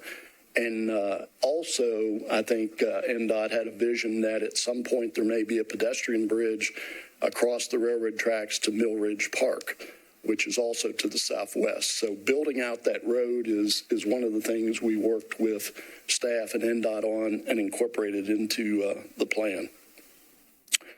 And that is kind of a general summary. I think the plan transitions from the industrial use east of Old Hickory, puts the more intensive townhomes there, back to a similar house size. I think Jason commented that none of the residences exceed 3 stories. Actually, the townhomes are allowed to be 3 stories, but the cottages are reserved at 2 stories. So you're stepping down in height as you go from the east side to the west side as well. And with that, we'll save our time for rebuttal. Thank you. All right, 2 minutes for rebuttal. And anyone, thank you, anyone wishing to speak in support of the project? Saying none, anyone wishing to speak in opposition? And if you, come on up and line up. That way we can get to everybody. Welcome. Good evening. Twanachek, Cane Ridge Community Club. I wish I could just read Councilman Druffle's letter as my opening statement, and I'm requesting 5 to speak for several members of the community. We have several people in the Antioch and Cane Ridge area. Ma'am, hold on. Sorry. So per our rules, you have to be the representative for that and also write a written letter prior. I did. It's in an email. Yes, sir. I can look, or I mean, No, it's I don't have a list for every item tonight. 5 minutes. Okay.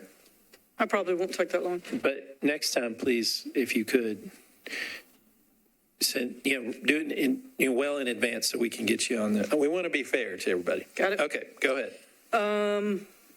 We don't want another hasty plan that's not beneficial to the community. We've asked Councilmember Stiles a few times lately about updates. We just had a community meeting at Cane Ridge Community a couple of weeks ago, a regular monthly meeting.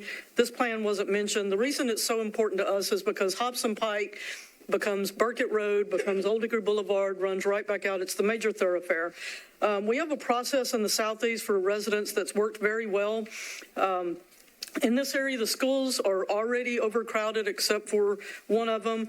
We do appreciate the good things about this plan, but Old Hickory Boulevard and Hobson Pike need improvements. We recently asked NDOT for a update showing which sections are yet to be scheduled for improvement. We haven't gotten that back yet. We keep getting residential, and we're all in favor of stopping and letting other things catch up. We still don't have any more grocery stores. We don't have any more restaurants. We don't have other services that we don't have any more services than we had previously. Our drives to do everything are just longer and longer. And on April 20th, we have a meeting with the mayor's office. It's the Southeast meeting that they have arranged again to discuss infrastructure. It's a follow-up on the last meeting where we talked about the infrastructure of everything. Our cell service is getting watered down. Our internet is becoming worse. Our access to daily needs is worse. Century Farms isn't done. Century South, the middle section hasn't been started yet. Century South, the bottom section hasn't started yet. Drapac, which just became Meritage, is just starting. 14646 Old Hickory Boulevard hasn't started yet. Pettus number 1 hasn't started yet. Pettus number 2 hasn't started yet. Burkett number 1 isn't finished yet. Burkett 2 hasn't started yet. There are dozens of planned developments involving literally thousands of additional residential units in our area. But we still have power going out, and Councilmember Stiles is holding meetings about that. We're still suffering cell phone service degradation. I ask you all to come to the meeting at Antioch High School that evening to hear all of this firsthand from all the residents in this area. We would like this deferred until there have been sufficiently advertised and publicized meetings that inform the community and allow more feedback We request that deferral to be until at least May. We don't consider this a good transition for the community. Right now, it is 100% forested. It has been forested for decades, so it needs a very significant undisturbed land area to protect the larvae and the seeds that are within it. Thank you. Thank you. Next. Welcome. And state your name and address for the record. Thanks. Jessica Rio. I live at 5035 Preserve Boulevard. I'm part of the Preserve community. I also feel the same as she said. There's been multiple communities along that street. Just in the last 2 years, they finished off an apartment complex right on Murfreesboro and Old Hickory. Right now, they are building several townhomes. And now they are planning on building this. The streets, they haven't changed. It's 2-lane streets. In order to get to I-24, you have to go over a bridge. It's very narrow, only 2 cars at a time. In the event of an emergency, vehicles are not able to squeeze in, is what I would like to say, because you just can't move. My concern is with all of this new projects that are happening just in this one street, how are we even accommodating the streets for all of this? This used to be a rural area, and now it's changing to a residential area. Nothing has changed. There's no sidewalks. There's no public transportation that goes through it. And to me, the saddest thing is that we are going to demolish this beautiful plot of land. It's a habitat for so many animals. And just the other day, I saw an owl. And for me, nothing about this can just destroy just the habitat of so many animals. I mean, I live right there in that little square. My house is going to face all of this. And with all of this breaking of foundation and everything like that, the house is going to shake. I can't get out of my neighborhood. That's why I truly oppose this project. Thank you. Thank you. Welcome. My name's Shalisa Dodd. I live adjacent to this planning as well, 5019 Preserve Boulevard, so I'll be right there. That's my backyard, or, close to it. I'm concerned for the same reasons that they've already said. I'm afraid that there's going to be damage to my home because of blasting, because I'm right there. And we've had development on the other side of the property, the Preserve Boulevard homeowner area that was even farther away, and the shaking was pretty bad. I'm afraid it's going to be worse. I'm also afraid of the traffic and the crowded roadways that we have already. Just like she said, I am concerned that there's already no places to park. Everyone's parking on the road. There's no place to park. It's very dangerous. I'm afraid that this development will make it worse. And the environmental impact to the area behind my house, I'm afraid that it's going to cause erosion, losing that forested area. There's also, I'm pretty sure, trees back there that are over 200 years old. The Osage oranges back there are huge. So I really like the idea that they're going to save some of that. I would ask for more, if I could. Just, those trees are so old. And that's really it. I mean, if you must build back there to make it more like the houses we already have instead of apartment buildings. That's all. Thank you. Welcome. Chair, Council, my name is Jeff Myatt. I live at 5019 Preserve Boulevard with Ms. Dodd that just spoke. And I'd also like to oppose this. Our backyard looks at it. We love the forest, but mostly we're afraid of the impact that it might have on our home and our property. The last phase of development involved a lot of blasting, and we think our home may have been damaged from that, but we're not really sure how to tell. It went on for a whole year.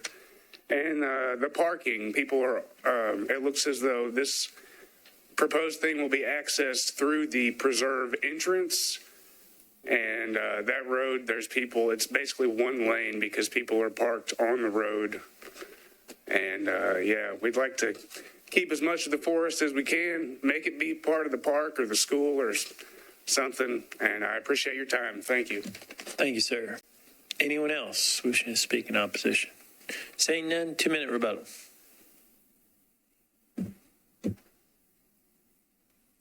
Thank you, folks. I heard a few things there, and I guess I'll tick them off one at a time here. Schools was one, and of course, the assessment is before you. There's a minimal contribution to the schools across the various ages. I think it's 14 students overall. The old Hickory and Hobson Pike need improvements. Of course, this is a fair ways away from Hobson Pike, which is east of Murfreesboro Road. We are closer to the I-24 side. The old Hobson Pike right-of-way is being built out with this. I'm not sure that's what the comment was aimed towards, but that was a request, as I mentioned earlier, of NDOT as part of looking at a long-range plan. The kind of count of residential that's already approved, I think a lot of that was multifamily apartments, and that is not what this is. These are owner-occupied cottage residences and townhomes. That is a different housing alternative for folks that want to have ownership in their house. A traffic study has been completed, and we're certainly willing to comply with all of the comments that are in that study. But the 80 units really did not impact any major conditions of the surrounding infrastructure when you have an arterial roadway on Old Hickory. And the stub from Preserve subdivision is already in place over to this. So it was the intent when Preserve was built to develop this.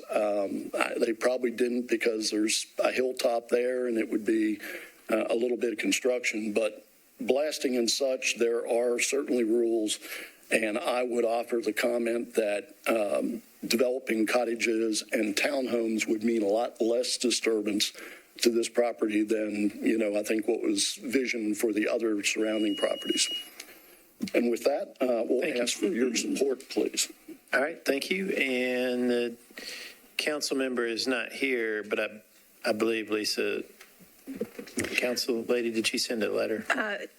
She has not been, she did not send a letter, but we did speak with her, and she has indicated her support. Okay. All right. Well, seeing no one else wishing to speak, I declare the public hearing closed. And Commissioner Clifton, I think it's your turn to go first. Now, we've heard something about this before. We've heard some questions in a presentation before, have we not? Do I have it wrong? Okay. If it's, I don't think so. If it's outside of I-440, I don't really know much about it. But, I think what we have is an extremely understandable and common reaction that I would have, for sure, if I lived there. I would want as much certainty about what was happening. I would be just as unimpressed by hopes as they are. It has been a very compelling presentation, however. A lot has been thought about. A lot has been explained to us. It is not a time in Nashville's history where we're going to be not developing property like this. I don't think there's a technical reason we can deny this, from what I've heard. I think it's more of a consequence of our growth, and that's not good or bad. It just is. And so I guess I may be overlooking something, but with all understanding their concerns and living in a neighborhood myself where we are very worried about change, as we all are. I just think it's probably something that there's not a legitimate reason to deny this. Thank you, Commissioner. Commissioner Henley? Thank you, Chair. I've got a couple of, I guess, what I've interpreted. I'd like to make sure I'm clear on those things.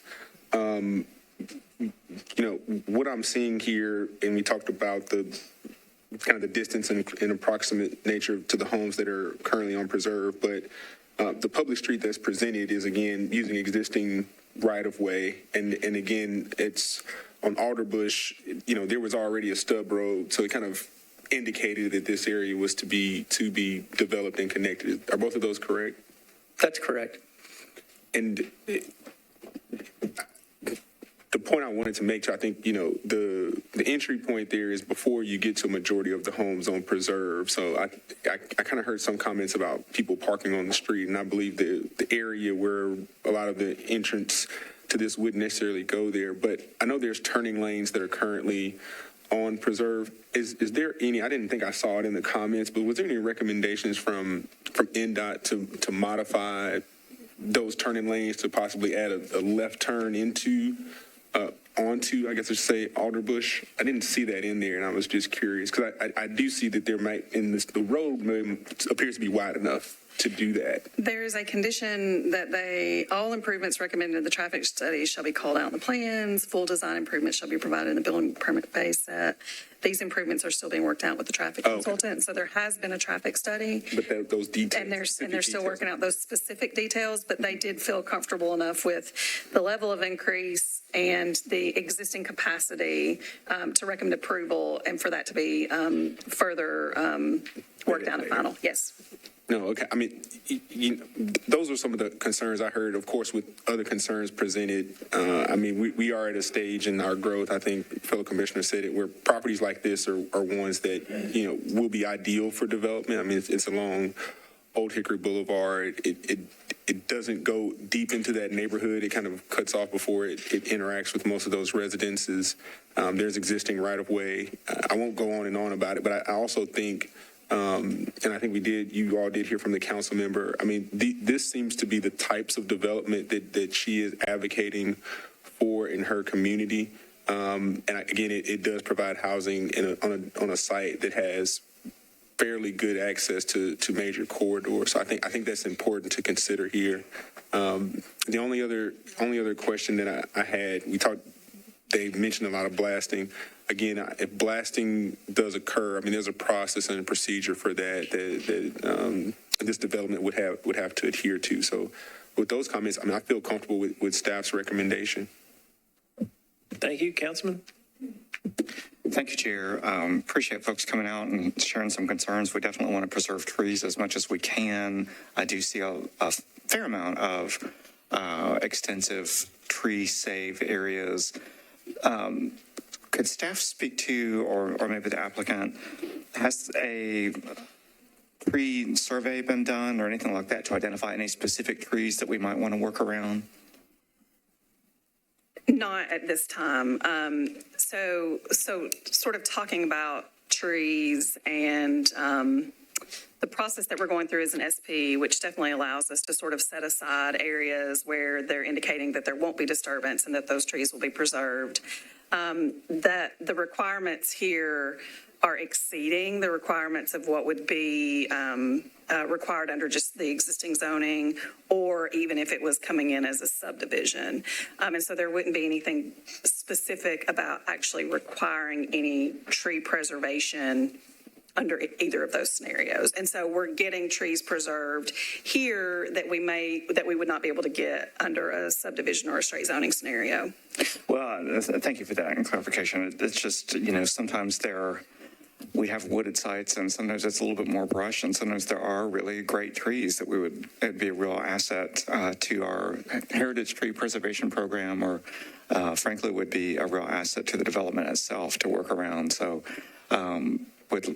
would always just encourage people to think about doing that as part of their plans.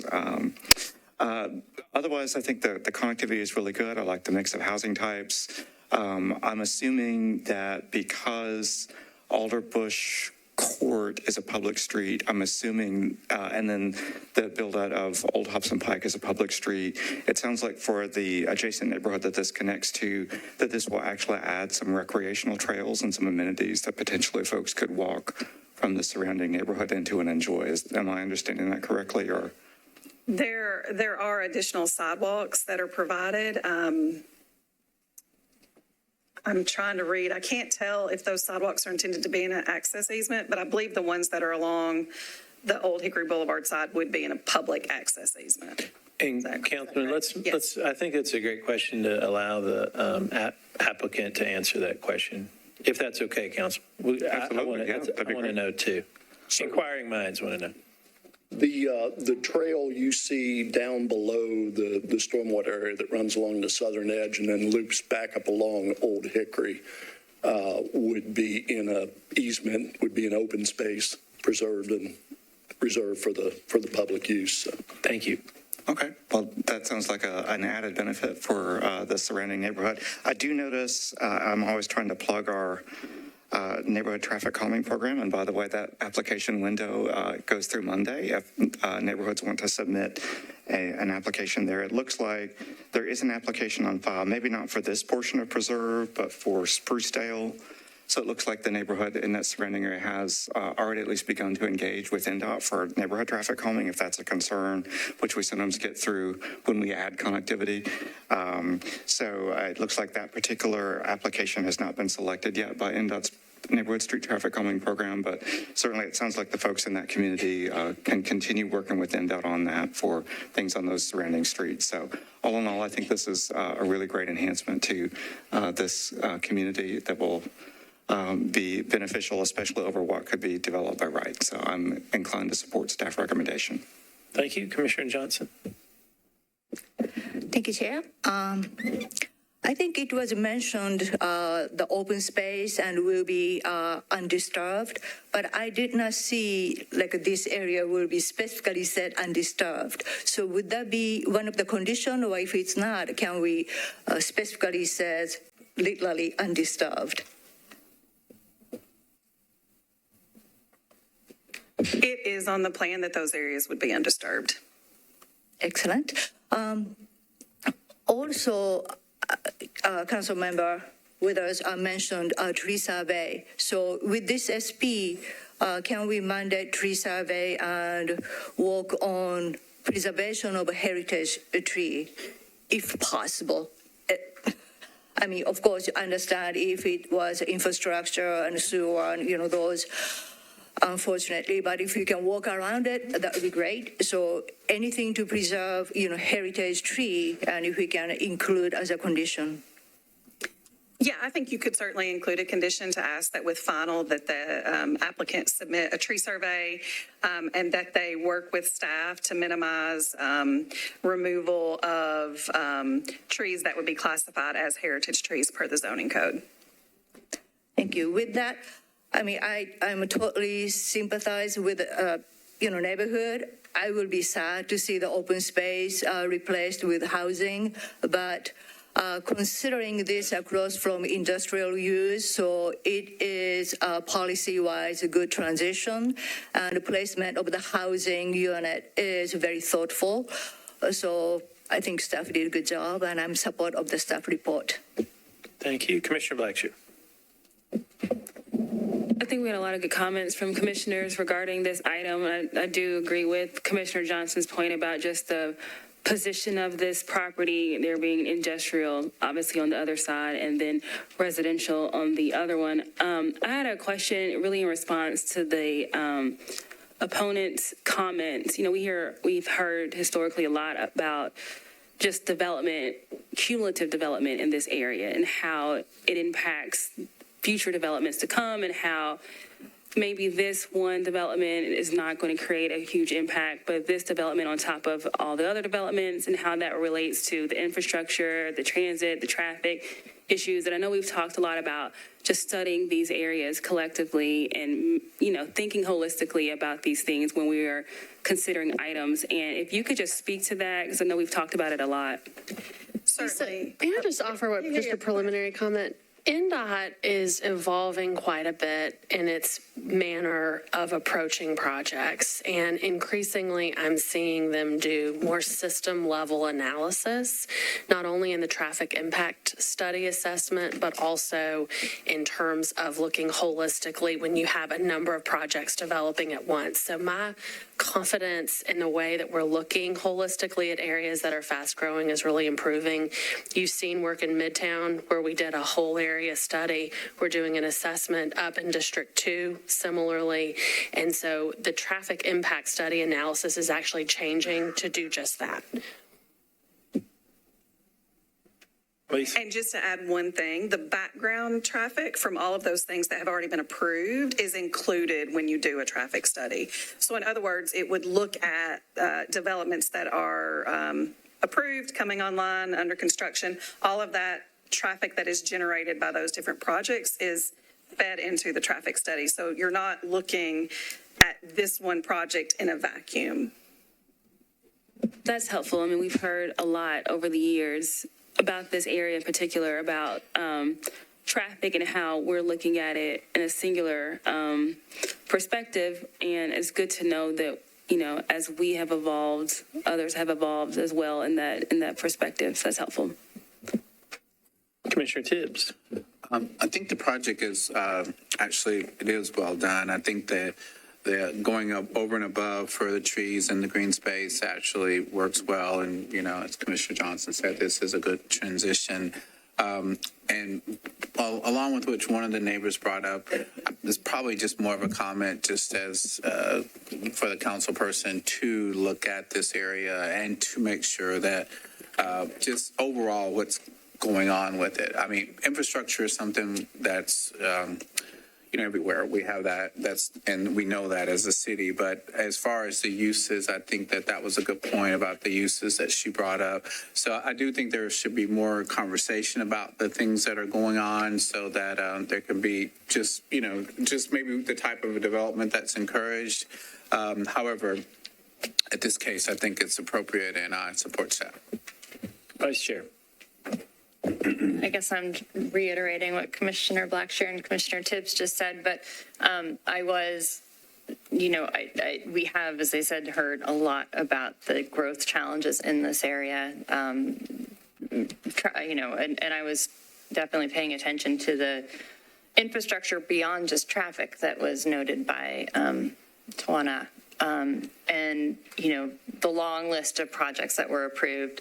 I know we saw Century Farm last week or 2 weeks ago, and I think that's one of the biggest projects in Nashville right now. So I do think, you know, I think this project itself fits in very well, and I'm glad that it is lower intensity.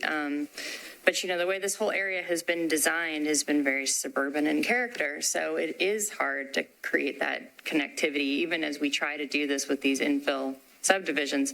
We're never going to really achieve it because of the historical pattern out there. So every time we add something new and big, it's going to create additional congestion. There's just no way around it. So, I mean, I think it would be helpful, particularly in this area where there's such a long list of projects and infrastructure we know is challenged, to have that visual as we look at new projects in this area, because you know, we can kind of drive around and we can look at Google Earth, but it's really hard to keep it all in mind. So I support this project, but I really want to second the infrastructure in this area in particular. Thank you, Vice Chair. Commissioner Haynes. Commissioner Henley brought up blasting, and I know several of the neighbors are concerned about that. Lisa, can you, for the benefit of the audience and especially the neighbors, walk through the process that the applicant and the developer will have to follow when it comes to blasting? Certainly. So blasting is actually regulated by the state. And so they would apply to the state. Metro Fire is involved in the process of permit issuance, but only acting as an agent of the state. And so blasting regulations and permits are through the state. Any complaints can be made to our local fire department. But all of the regulations sort of happen there. So for concerned neighbors, can they apply for, and this may be something Mr. Hines can answer, can they apply for pre-blast surveys to get conditions of their home prior to the blasting starting? So typically that is part of the state process already, is that there would be pre-blast surveys. If there is to be any blasting, there would be pre-blast surveys on a certain distance away from where the blast is taking place. And so that is happening through the state process. So for the neighbors here, be sure and do that if this is, you know, approved and continues to be a concern. I think this is well thought out. I think this is a good transition leading to the warehouse district on the other side of Old Hickory. I like an SP because we have more control over preserving the undisturbed area and preserving potentially heritage trees. So with that, I will move approval of staff's recommendation with an added condition that the applicant must perform a tree survey and use their best efforts to preserve heritage trees. That's a proper motion. Is there a second? Second. Any other discussion? Seeing none, all in favor say aye. Aye. Opposed, no. No no's. It's approved. All right, commissioners, we've been here about 4 hours. So it's probably time for a break and stretch our legs and use the restroom, and then we'll come back in about 10 minutes, 10, 15 minutes. Thanks.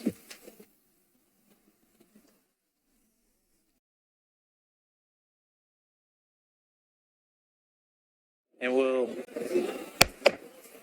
hello, if everybody we want to get started again. I know we have a large crowd, so we really do appreciate your patience and letting us take a break, as we're all volunteers. And so we have finished item 21, and now we're on item 22, A and B. And I think Jason's going to do the presentation. Okay. Jason.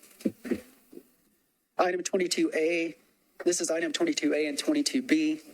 Item 22A is for SP approval to permit 234 residential units in a 75-bed assisted care living facility. Item 22B is to cancel a portion of a planned unit development that applies to a portion of the proposed SP. Project site is outlined in red. Keep in mind that while I'm presenting these together, each item will need to be voted on individually. On this slide, the overall project area is outlined in red, and the portion of the planned unit development requested to be canceled is highlighted in yellow. The approximately 135-acre site is located at the head of Pennington Bend Road along the Cumberland River. Staff recommends disapproval of both items. The existing zoning is single family. The planned unit development is zoned RS10, and the portion of the development is approved for 91 single family lots. The remaining area is zoned RS15. The portion zoned RS15 has an approved preliminary plan for 89 single family lots. This is the approved River Trace planned unit development.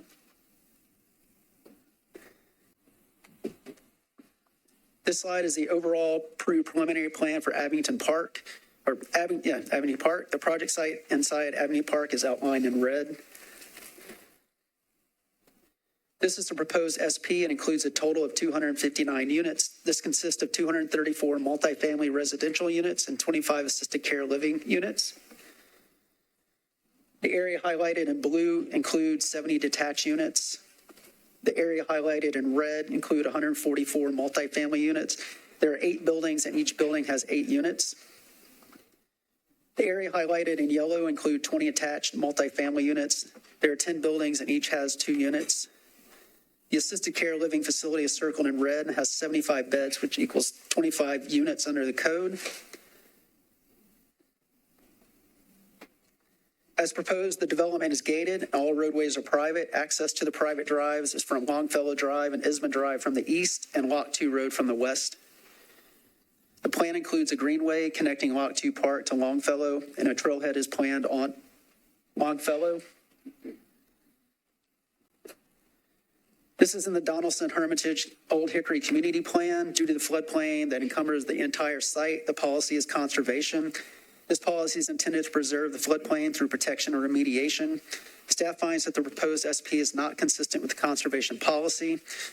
Staff does recognize that both Abington Park and River Trace are vested for 180 lots, and that the proposed SP reduces the development footprint and preserves more open space than currently approved plans. This slide compares open space between the approved plans and the proposed SP. Approximately 60% of the site on the approved plans is in open space, and approximately 73% of the proposed SP is in open space. The proposed plan also provides for a greenway along the river. These are all positive attributes of the proposal. However, staff is concerned with other elements of the project. While the proposed SP reduces the development footprint, which is moving towards the goal of the policy, the proposed SP would result in an increase in density from what is currently approved. Given the policy, increasing density from what is currently approved is not appropriate. Furthermore, staff has concerns with an assisted living care facility being placed within floodplain in an area with limited access. The most direct way out of the project site are Lot 2 Road and Longfellow Drive. Both connect to Pennington Bend Road to the south, and the distance from the project site to McGavock Pike is approximately 2.5 miles. Given these concerns, staff recommends disapproval of item 22A, which is a specific plan, and disapproval of item 22B, which is the cancellation of the plan unit development. And again, these two items must be voted on separately.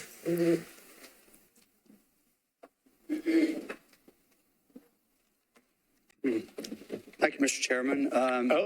Hold on, Dick. Okay. I think we have to do 22B, or are we doing, we did both? Okay, we covered both. All right. We're good. Here we go. We'll open this item for public hearing. All right. Go ahead. Thank you. 10 minutes, and you can save 2 minutes for a vote. Okay, I'm Roy Dale. I'm representing the applicant. I appreciate the opportunity to meet before this commission. The staff's done a good job, as they always do. When you read through the staff report, you're thinking at the end you're going to get a conclusion, a recommendation of approval. But I think the staff had concerns. It's just more concerns. All the departments have looked at this. It's met all the technical reviews. It's a technically sound plan. Traffic and parking, NDOT, stormwater, greenways, everybody signed off on this proposal. So I think it was probably even difficult for the staff to not recommend approval to a certain extent. And I think they have concerns. And this is the proper forum, I think, to discuss those concerns. It's what you routinely do. That's why we have a council member to speak. We have an opportunity to answer those concerns. You have an opportunity to hear from the community, and we can vet that, right here.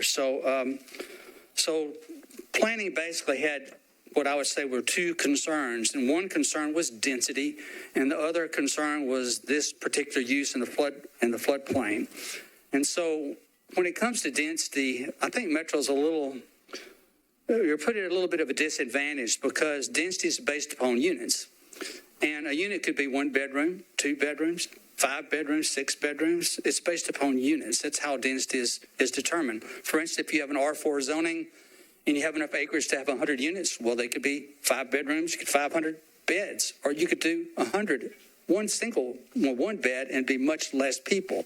So on this particular application, the current zoning allows 190 single-family houses. And I asked the people in that area, everything's 3 and 4 bedrooms. And so with 190 houses, you'd have probably about 650 bedrooms. So this development would have less than that. For instance, the assisted living is 75 beds. People there would probably never drive a car again. I'm sure their significant other may live close by in a cottage, which are going to be predominantly 1-bedroom cottages. 1 bedroom would probably be assigned for people that visit or for caregivers. So even in the traffic study, you'll see that the impact on streets is less with the proposed development than it is with the current entitlements. And that's pretty much a technical indication that this has less impact. So to me, the way we would probably look at it, the way most Nashvillians will look at it, this would be less dense. And that was actually something that this community talked about, and the council member will mention that when he gets up here shortly. One of the things the community wanted was less impact, and that's what this development does, provides less impact. As far as the development being in the floodplain, I'm going to be 70 next month.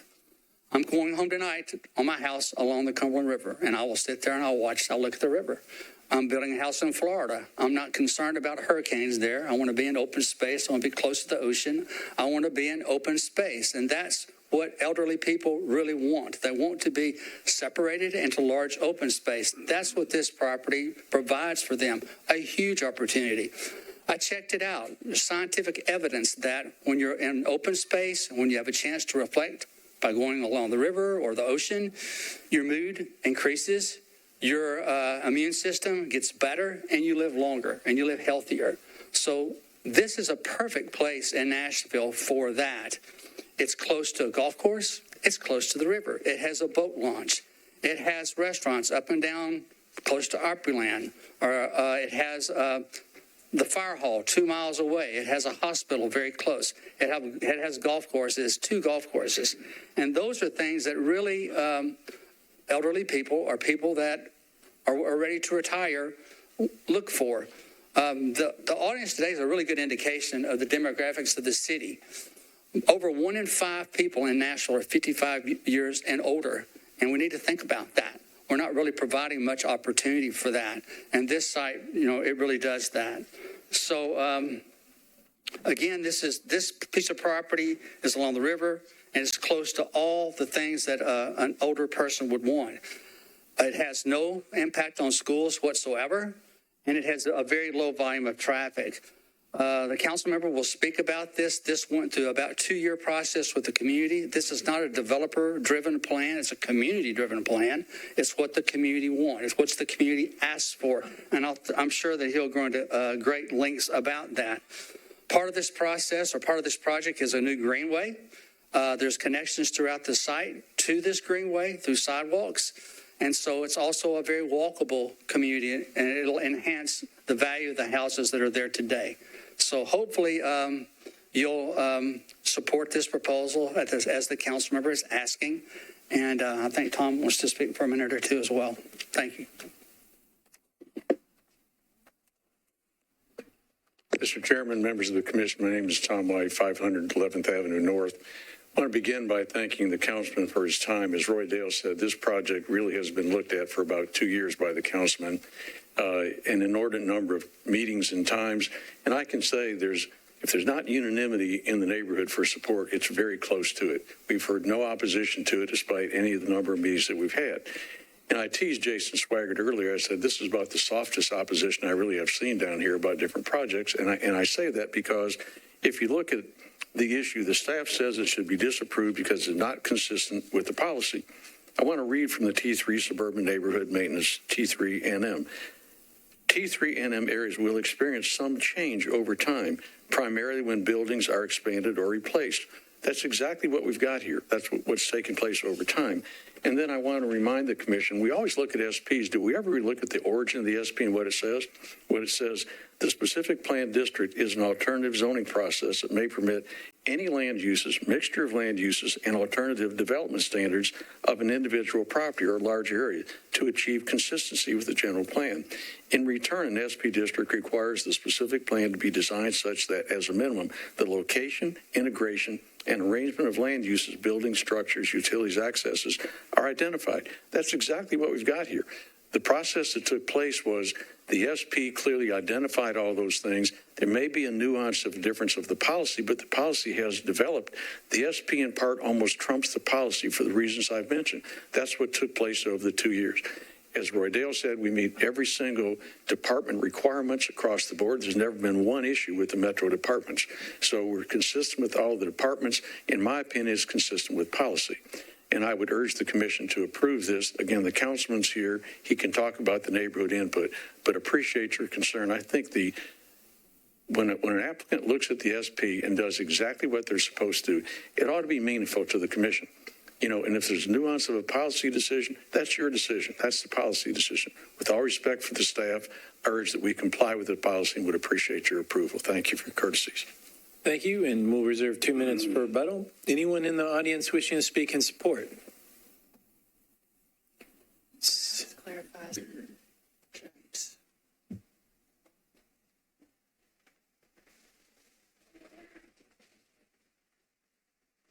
So the staff is recommending disapproval, but it would be support for the project, just like normal. Seeing none, anyone wishing to speak in opposition? All right, seeing none. Councilman. Welcome. Thank you for waiting. We appreciate that, Councilman. Very patient. Thank you. Thank you, Chair. Thank you, Commissioners. Good to see everybody. As I have always done in my 2 terms with development proposals, we came to the neighborhood first with this proposal. And the fact that you don't have anybody here on either side, I would just ask you to look at all the emails you've gotten in support of this from the Abington Park Homeowners Association. When they compare what is currently vested with what this proposal is, as you've heard, I won't repeat the aspects of this that are really positive compared to what is vested. The neighborhood unanimously was supportive of this. It adds an element of an amenity to the neighborhood that the folks there like, because as they age, they can stay in the neighborhood. As their parents age, they could probably bring them into the neighborhood. So it adds much more value than just having more of the same, which would be suburban sprawl impacting the floodplain area to an even greater negative impact. And nobody wants that. This doesn't impact it as much. It adds walkability, the greenway, the amenities of being able to access a locked-to park. So I'm here representing my community and my neighbors who said, yes, if we have to choose between what is vested and what is here, this is what we want. This adds the value to our neighborhood. It's less negatively impactful for sure.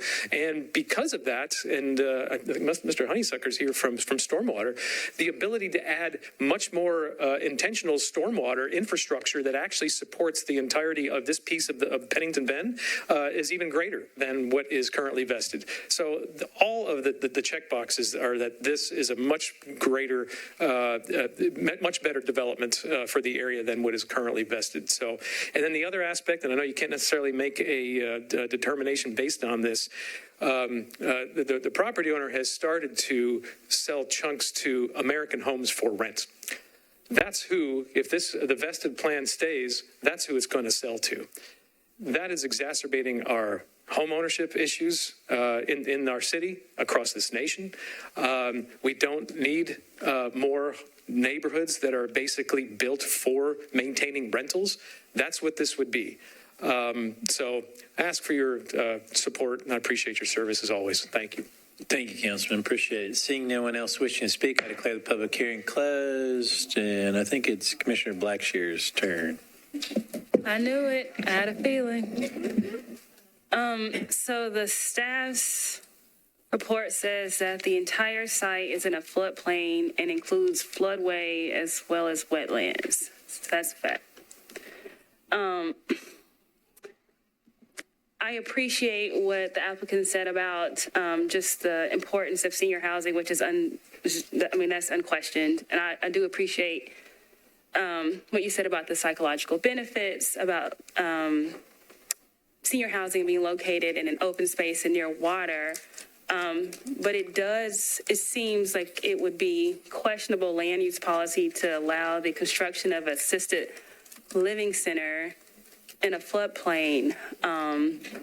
Do we know, like, the flood history? Mr. Honeysucker, I don't know if you know or staff knows, like, the flood history of the area. I mean, is it an area that, it's in a floodplain, so I'm assuming it floods all the time, but maybe there's some more, like, nuanced analysis to that. So, typically, floodplains don't flood sort of regularly. It takes a certain level of rain event for the floodplain to actually become flooded. This property was flooded in 2010. Of course, there were a lot of things that weren't in the floodplain that were also flooded in 2010. I don't know the precise flooding history of this property. Exactly. I don't know if the council member can speak to it, but I don't know the exact flooding history. Okay. Well, it would be helpful to know that. I do appreciate that there's probably some more nuanced analysis to what would be appropriate to be built in a floodplain. When you hear floodplain, it doesn't sound like it's an area that won't flood with some frequency.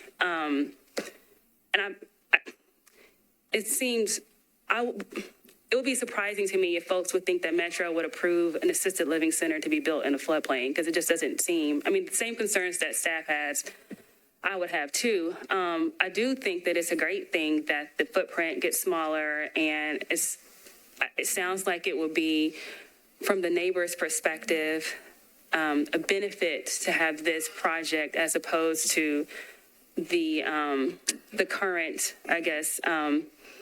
land use for that area. But the same concerns that staff has, I would have too. And I'm not exactly sure that my concerns have been sufficiently satisfied where I would think that this would be an appropriate land use for this area. I'm certainly open to hear what other commissioners have to say, but it just seems like maybe there is other uses for this property that is different from what is currently set for this property, but that also may be different from what is proposed in this plan. Thank you, Commissioner. And, Councilman, your name was called on the history of the flooding. Do you have that knowledge? We shouldn't base development and land use policy based on May 2010. I don't think that's the appropriate way to do it. That's a God help us all scenario. This area of Pennington Bend does not flood as much as others. This is actually a little higher up.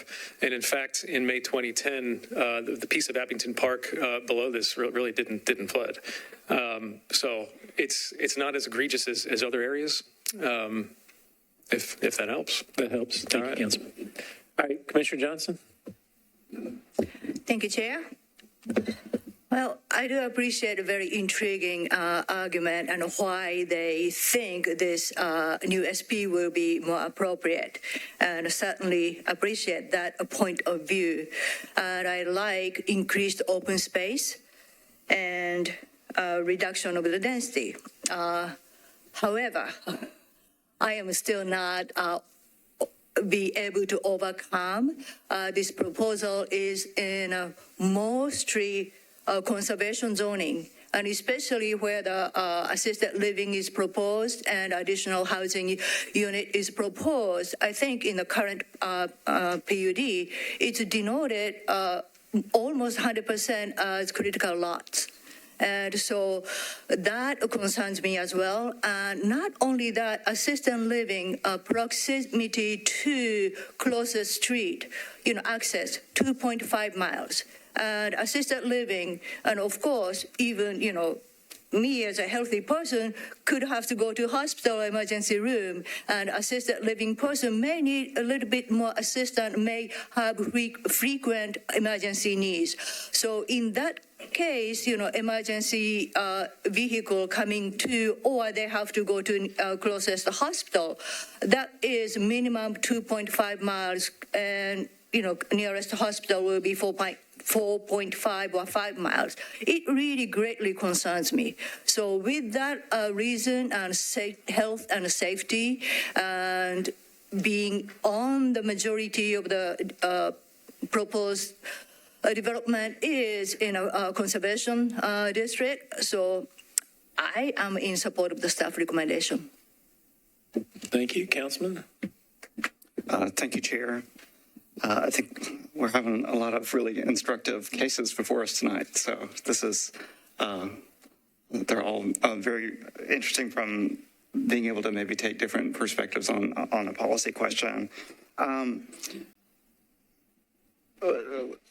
really kind of mulling over, we had a lot of discussion about a proposal very near to the site very recently. And one of the things that came out of that discussion was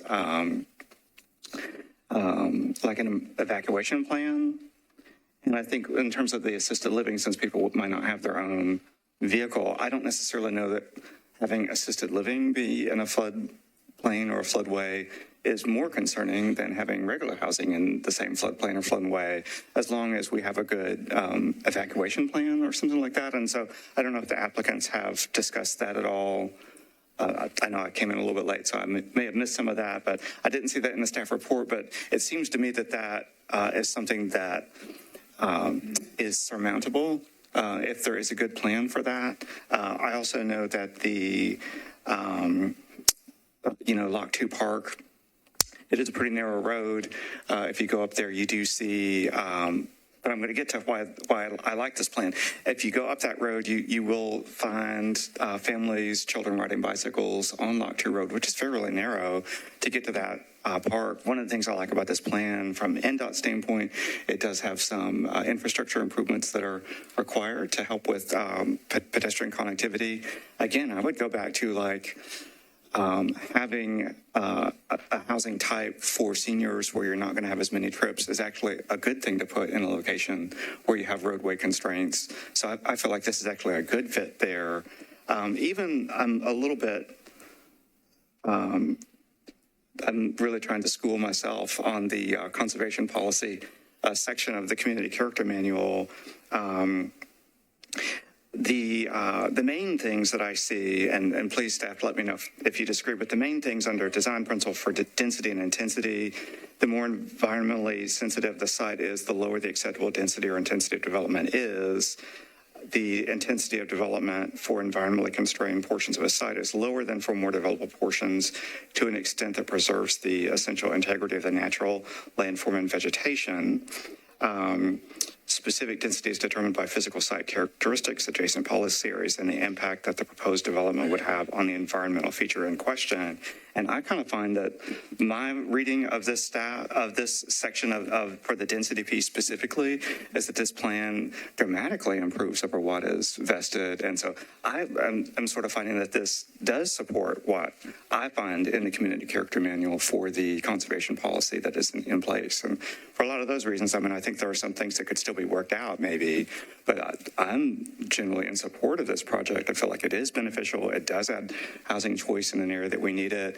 It does, it would be a little bit lower traffic impact on some streets that have a lot of pedestrian activity and are pretty narrow.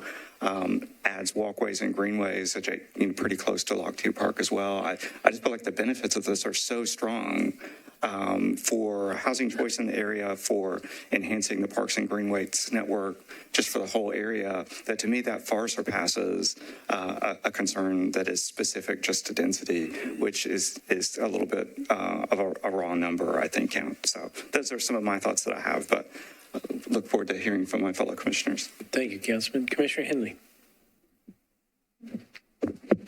Thank you, Chair.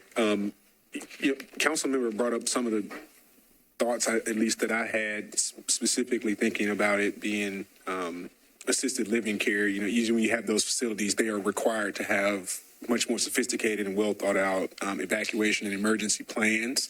And so when you think about building in a floodplain, while it might seem counterintuitive, they're likely an institution that's more prepared than just 91, single family homes that are disjointed in that measure. I do like the modification to the existing PUD where, again, you're getting further out and further away from the flood area and the zone buffers. I think, you're starting to look at potentially some less disturbance, but definitely getting further away from the wetland areas. And as the council member highlighted, basing things off 2010 would make a lot of things challenging for us.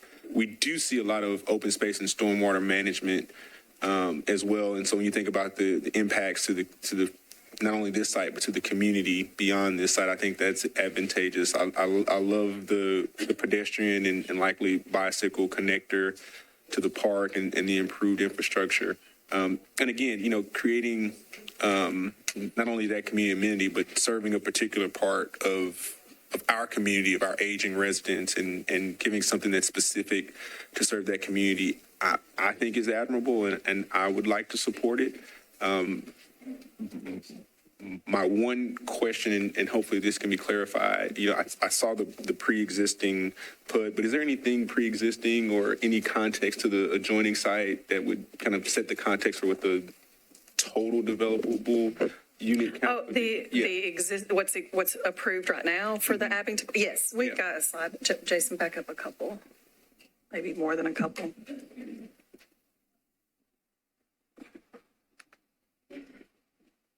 Oh, go down. Okay, so this is the PUD. Mm-hmm. Next slide.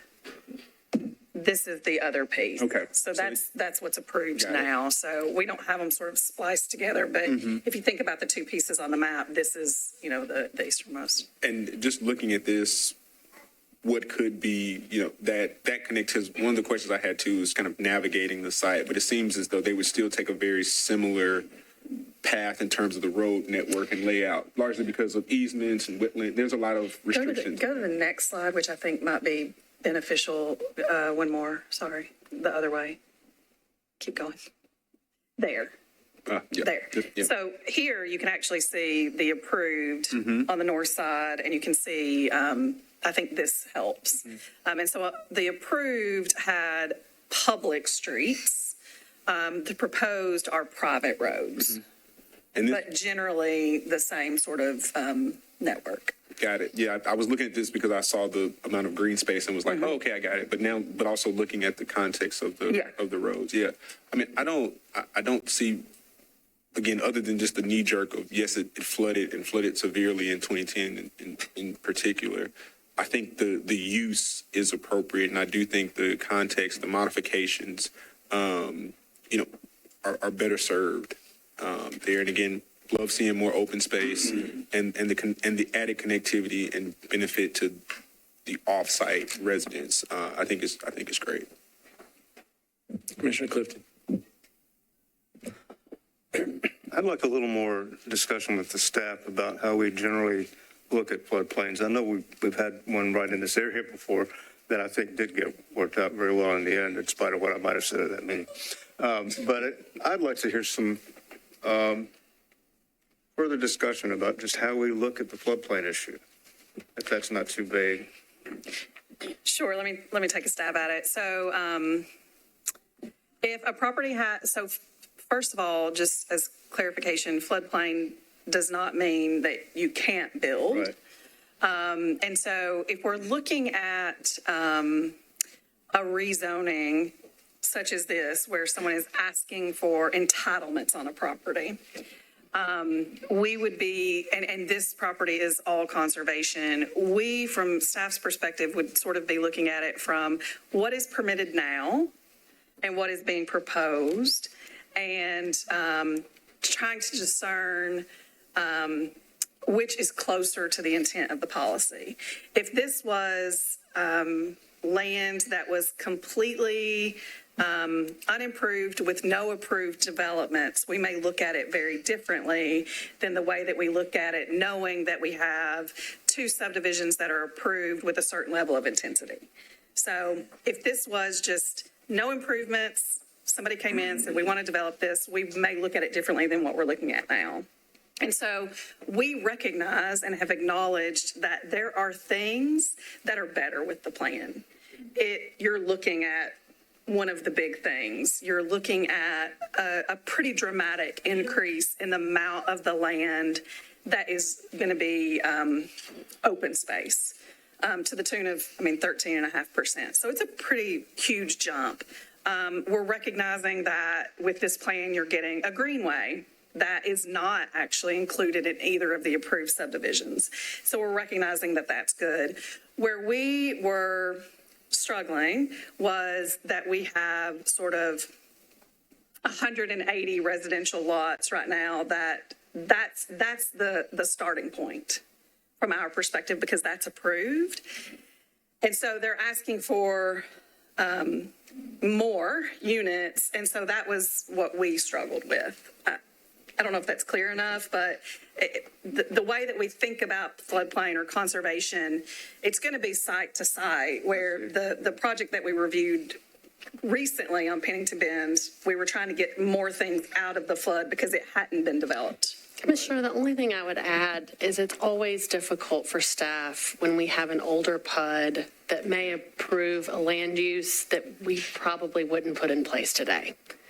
And so were this AR2A and we saw this proposal, you would be getting a lot of opposition from staff, but that's not what we have. And so our legal team has told us the old plan is vested.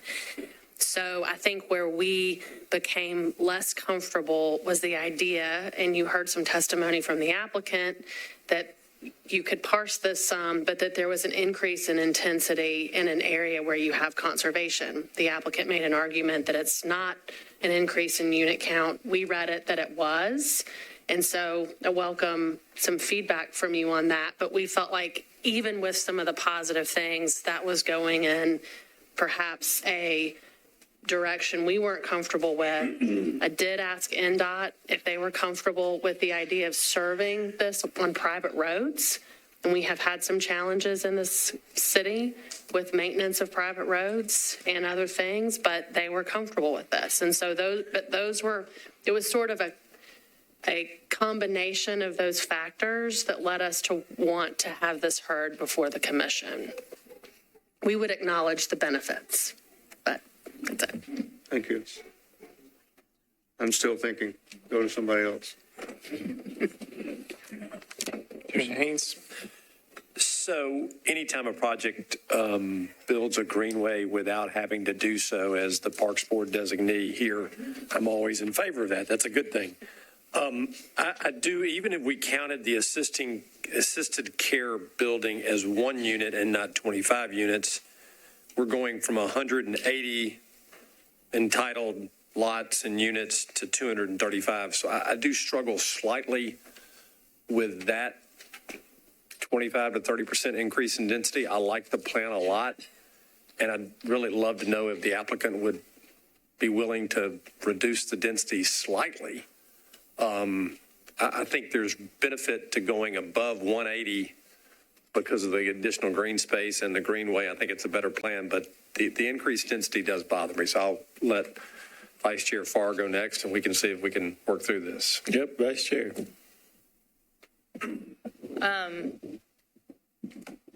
So I think everybody has kind of addressed all of my different concerns. I mean, I do have to say that, well, I guess one question for staff before I say anything. If this came in today, I think you've said this, but if this came in today with the request that was approved in 1986, would that likely be approved today? If it was going from a really low density, like a AR2A or another zoning district that was very low dense, probably not, no. So we're judging the initial in 1986. If the decision was to go from a very low intensity zoning to single family zoning today, we would not support that. I don't know what the zoning was before 1986, but that's the theory would be no. I was just trying to actually figure we are more strict today than we were in 1986. So we're comparing this to something that would not necessarily get approved today. So that makes me think we should have a little bit more of an open mind in terms of what we think is right with the density, not comparing it to that 180 units that could be there, though I understand that's the vested right with this property. But again, we're thinking about the land use policy and we're thinking about what makes sense. So I don't want to be completely bound by something we don't think was, would be right today that was done 30-some years ago.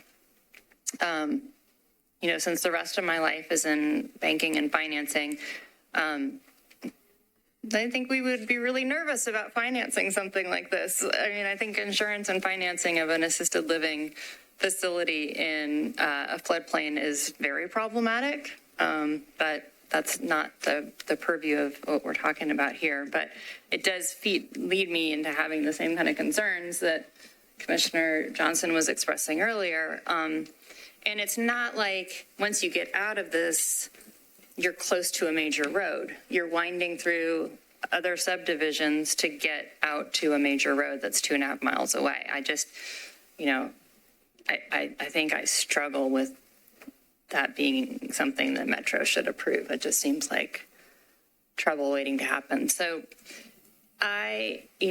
less density to what we think makes sense out here, I would be willing to entertain, the direction that Commissioner Haynes was going, but I still am just struggling, especially with, a senior living facility would be okay. It's just the assisted living in that environment that really makes me nervous. Commissioner Tibbs. Well, I'm glad Lisa brought up that you can build in floodplains. It happens a lot more, and it's more of our homes are in it than we probably realize, especially with the mapping that happened. I'll hit on a few of what people brought up, but like Commissioner Haynes, I'm actually okay with the density, but if it could be a little less, it might give a little bit more comfort level with it. But the thing that makes me still in favor of it, though, the fact that this is better. There's more green space. There's been an increase of that. Even the comments that Mr. Dale brought up that for this type of use, this is actually probably the right, the right space for a little bit kind of away. I don't know if there's any any concepts of any type of flood mitigation that could possibly happen as well, that could, in case something, catastrophic happen again with 2010, maybe those things could be involved, could be, added just as other precautions. I almost feel like the pluses just outweigh those precautions in it.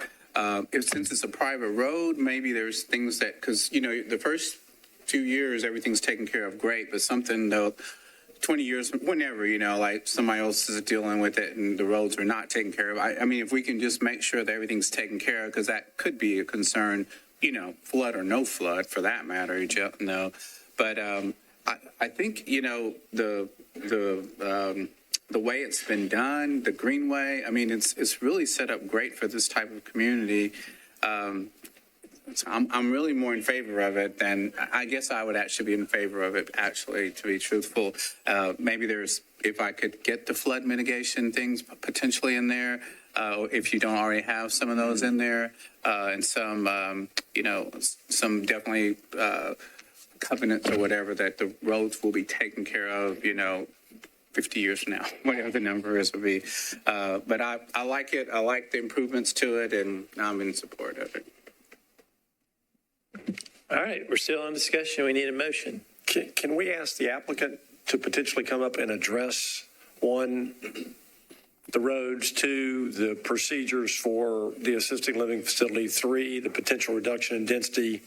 I mean, I think we're all. I'm just going to try to answer your questions. I don't want to advocate for the project. So there are a couple of questions. So the property itself is filled above the floodplain. So it's not in the floodplain, will not be in the floodplain. Metro would not approve it in the floodplain.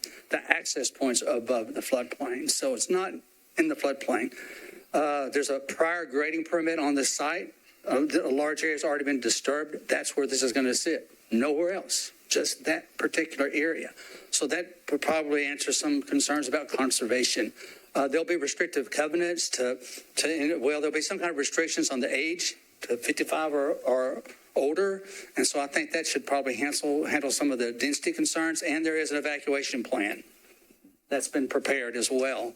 Are those the questions? Was there something I'm missing? The roadway being private and future covenants that we're not going to have potholes in the road that prevent people from being evacuated. Right. So there's obviously going to be an association or homeowners association. They'll pay fees to ensure that all the roads are upkept. The roads have to be designed to Metro standards anyway, with sidewalks and curbs and gutters. And so that will be in effect and in place as well. Did that answer the questions? And what about if all of a sudden this group said we want slightly less density? Would the applicant be amenable to something like that? Well, that's not my call. But I mean, I think based upon it being age restricted, and when we're looking at density, from my perspective, we're looking at impact. Roads and schools and all the infrastructure in this site just has such a low impact. Thank you. All right, we're still on discussion. We'll need a motion. Or more discussion, we'll need a motion. Commissioner Henley. So one of the things, and I recognize that point, and I was thinking, one of my notes actually says this is, the density and then there's intensity. And I think, what this project is presenting is a much lower intensity. And again, I'm in favor of some of the things that we mentioned, covenants and ways that we can apply within the SP structure, which I think is appropriate for this. Those types of assurances, I think there seems to be a desire to say, yes, this is a use that we feel makes sense for our community. I think there's the site-specific challenges that we may be having. And so I'm curious if there are certain things that make sense to get to that point. I don't know if there's examples or anything else for covenants that have been placed on private roads. I would think there's a higher standard of care, obviously, for the intended residents, but again, putting it in black and white usually makes people feel a little bit better. And then building the greenway, I would ask the question, channeling Commissioner Hayes, is the greenway also going to be something that's part of that maintenance plan? Since I'll speak for myself, believe that it's going to be for public use and a great public amenity. is there any types of language in the SP that speaks to the maintenance of that greenway? Yeah. While she's checking, if there's not, you can impose a condition. Yes. So there are a standard set of Metro Greenways recommendations in your staff report, and that includes to design, build, and maintain landscaping, to dedicate the conservation easement, to enter into the conservation easement with Metro, that it has to be open 365 days a year, timed to Lot 2 Park. And then typically there is a maintenance agreement that is a part of the conservation easement. All right, so we're still on discussion. We need a motion. Will the road be built to city standards as a private road? Okay. Yes. Councilman. Just, thank you, Chair. Just as I'm still going through the staff report for a few things, I think a lot of our concern, it sounds like, is the ability to get people to and from this location to a safer road if a medical emergency happened or if a natural disaster happened, which I think we need to be concerned about both of those things. I don't see anything in particular about like a fire marshal concern. And so I just wanted to see from the staff level, like, how, particularly I think if it's a senior community or an especially assisted living, is there a particular standard that the fire marshal might have or OEM or any of those kind of metro departments that might be more specific to that type of a use? The fire department has recommended approval. Some of their comments were, there's proposed gates at either end of the private roads. And so some of their comments were in relation to the operation of those gates and what type of gates they have to be so that they can have quick access if they need to access and the gates are closed. Typically with something like this, they are looking at ingress, egress on this at the preliminary level. They're looking at ingress, egress, gates, those sorts of things. They would do their more detailed review at final and building permit, where they're ensuring that there is adequate fire access to every building in regards to trucks being able to get around them or to them. And so typically that's done at the sort of more detailed phase. Yeah. Okay, well, thank you for that. I mean, I know a lot of times we have good departmental reviews, but given the specific concerns that have been raised here on the commission, I think it's helpful to remind ourselves and the audience that that those things will be looked at a later stage, and we may not necessarily need to place it as one of our conditions. So, thank you. All right, is there a motion? No, I was going to ask one last question on that. So, Vice Chair. like in terms of the fire marshal review, I mean, are they just looking at ingress and egress out of that property specifically, or are they looking at it, you know, specifically thinking about the assisted living? Like, what is the time that it would take to get someone from there to, you know, a medical facility? Is that, I mean, I don't think the fire marshal would look at that. I don't know who would look at that, but it seems like it's something that should be taken into account.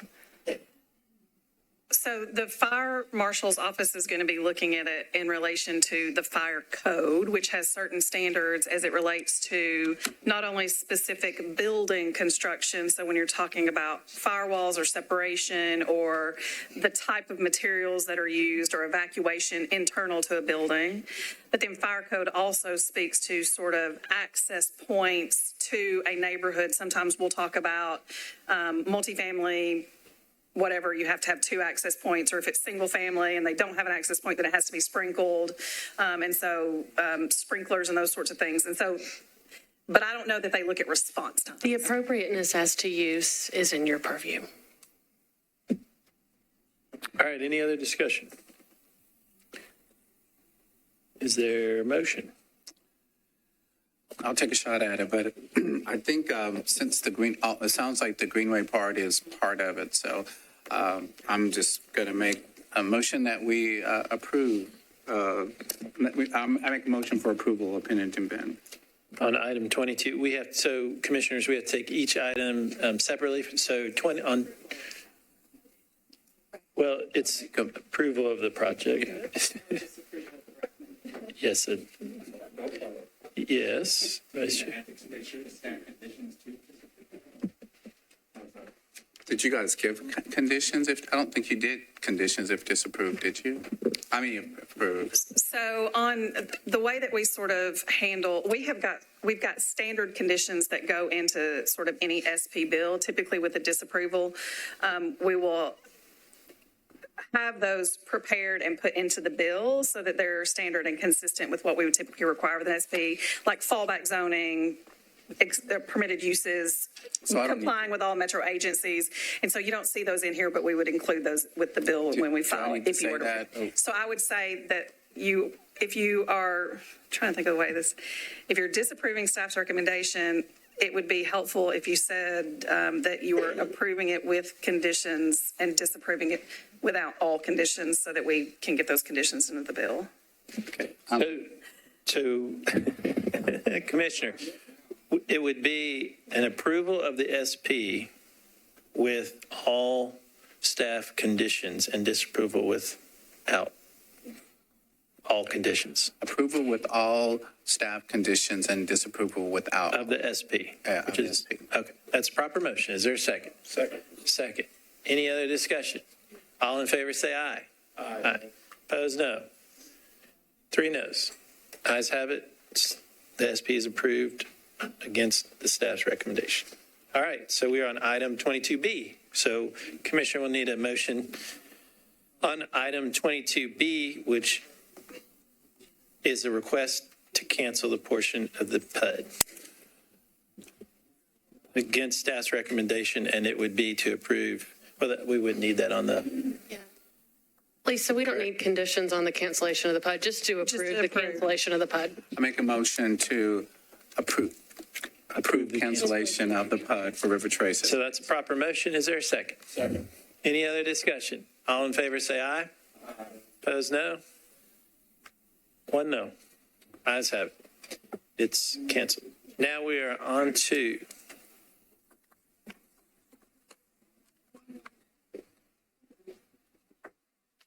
item 23.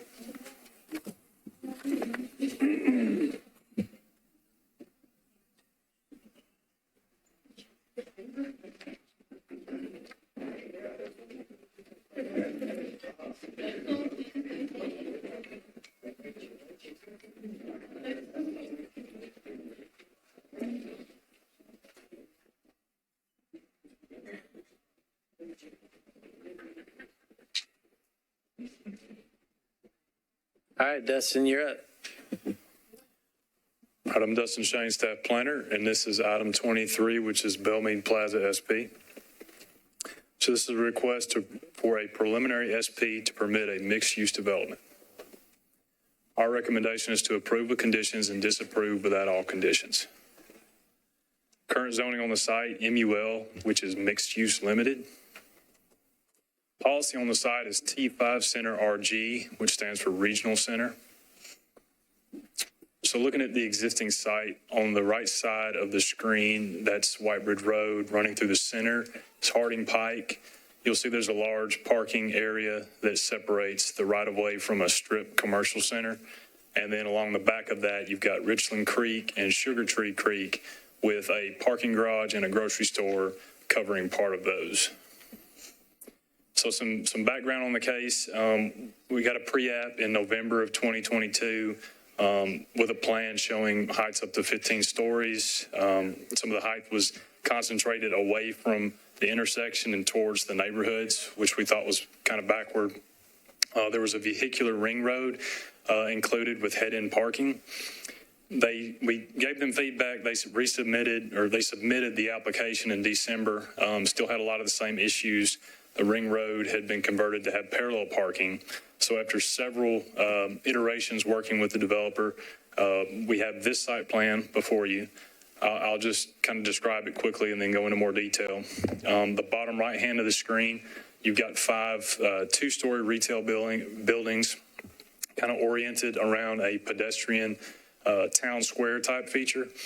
Moving northwest, you've got a access road with some head-in parking for some quick access to that retail. And then moving through the center of the site, you've got 4 multifamily residential towers. On the right-hand side, 13 stories, and then moving down in height as you get to the left down to 8 stories, and then 5 right there at the edge where it intersects with Harding Pike. Along the back of the multifamily buildings, you've got a new promenade type greenway and a restored creek bank. So just the entitlements that they're looking for here, 388 multifamily units, and that's in towers that range from 8 to 13 stories. The height now transitions down away from the intersection, which is something we worked with them on. We've got that actually written into the build conditions. They're asking for 80,000 square feet of commercial, and that's going to be mostly organized around that central town square feature. And those buildings are about 2 stories, and they're closer to Harding Pike. And then 78 hotel rooms in that easternmost tower. They're offering the MCSP improvements along Harding that they're required to do.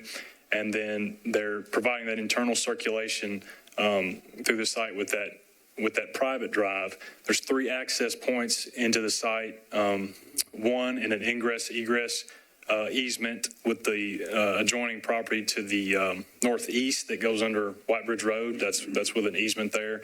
One at the traffic light that's there now, and then there's a right-in, right-out at that kind of southwesternmost building. The pedestrian plaza runs, as I said, through the center and connects people from Harding Pike up through the site and then to the greenway in the rear, which will have public access. As I said, they're reclaiming that creek, Richland Creek back there, daylighting portions of it, which are covered right now. They're going to repurpose some of those platforms as boardwalks and nature viewing areas. The creekside will be dedicated as a greenway conservation easement and go through council and that whole process. There will be connections made to the existing Richland system where the Publix is. There's a condition requiring them to work with the adjacent property owner to improve lighting and pedestrian access. It'll interface with the outdoor dining behind the towers, and we also have a condition for them to hide the trash and the back of house functions of those towers from the greenway. All the parking will be hidden from the public right-of-way. There will be head-in parking on that access road, but it will be behind the retail buildings, and then the vast majority of the parking will be underground in a structure. Here's a look at the map of the greenway as it meanders along the rear of the property, and you can see in the upper left some of those repurposed podiums in pink to provide the nature viewing areas.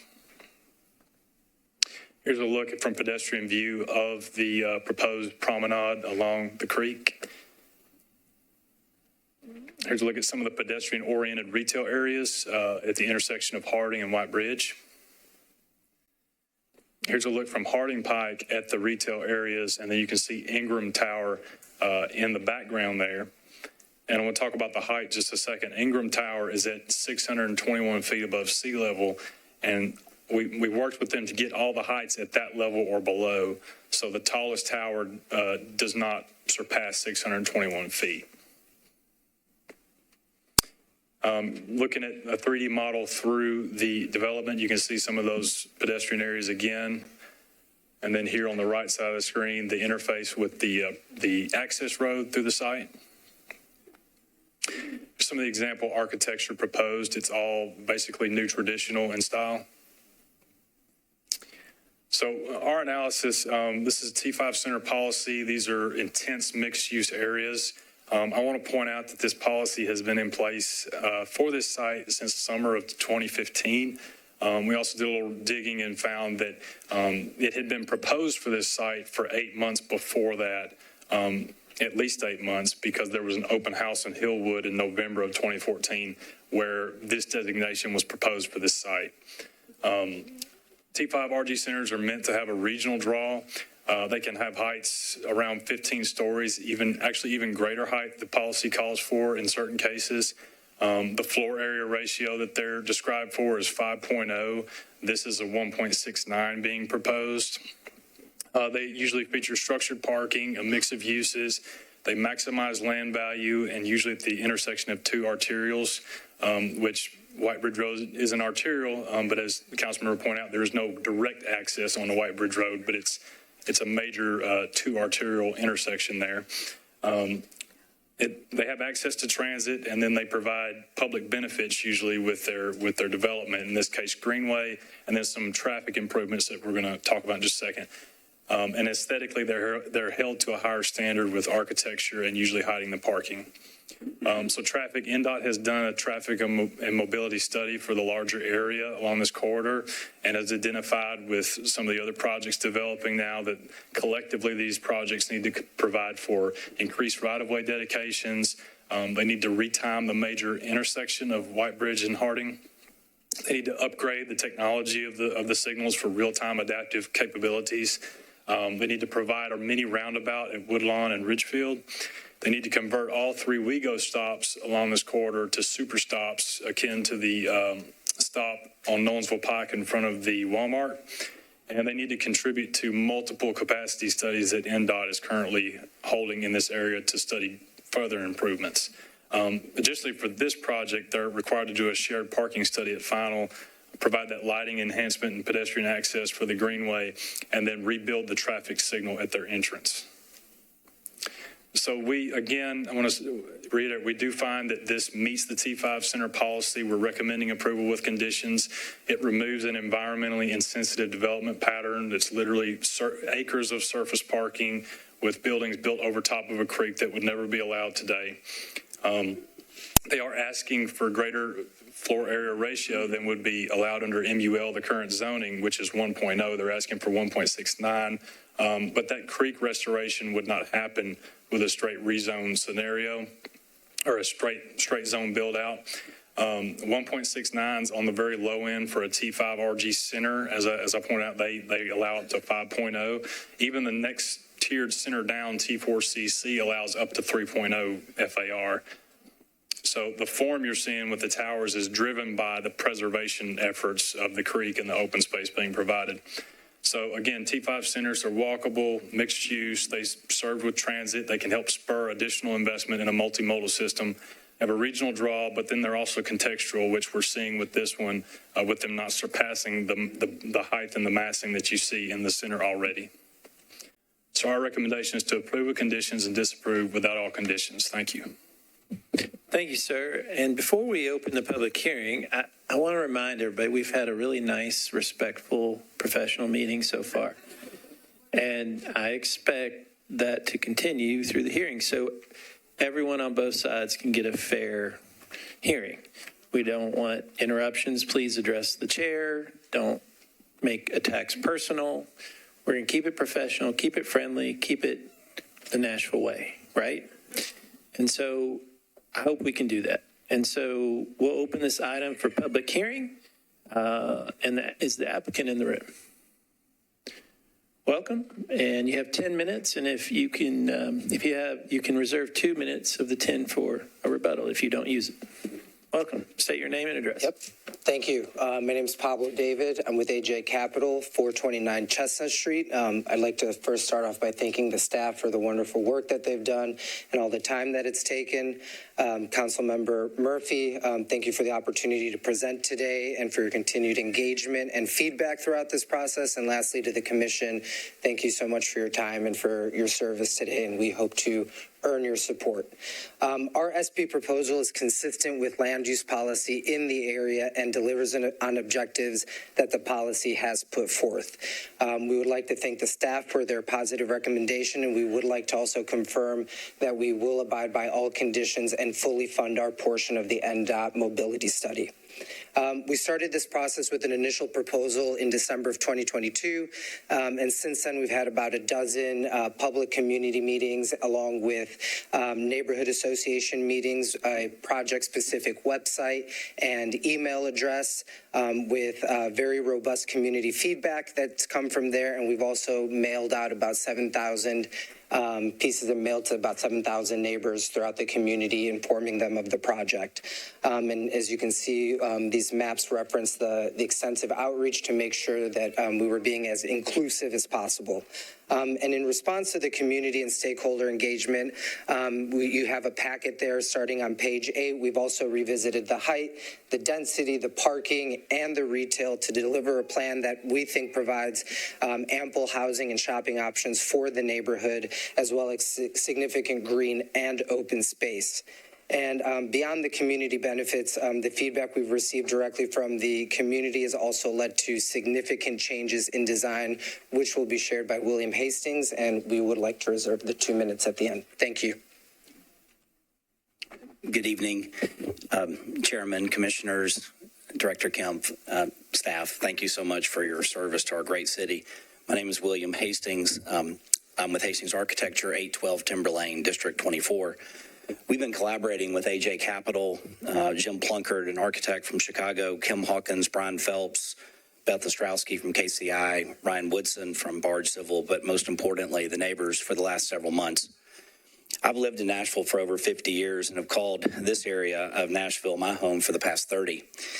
We're excited to present this project to you this evening. Our design intent and goal for the project was to create a unique and environmentally conscious mixed-use development that would serve as a hub for our community, something missing in our neighborhood, in my opinion. There are 3 significant planning initiatives that reinforce this goal. One, we're removing over 206,000 square feet of deteriorated buildings. Many of those buildings, you may or may not know, was mentioned in the staff report, are built over Richland and Sugar Tree Creek.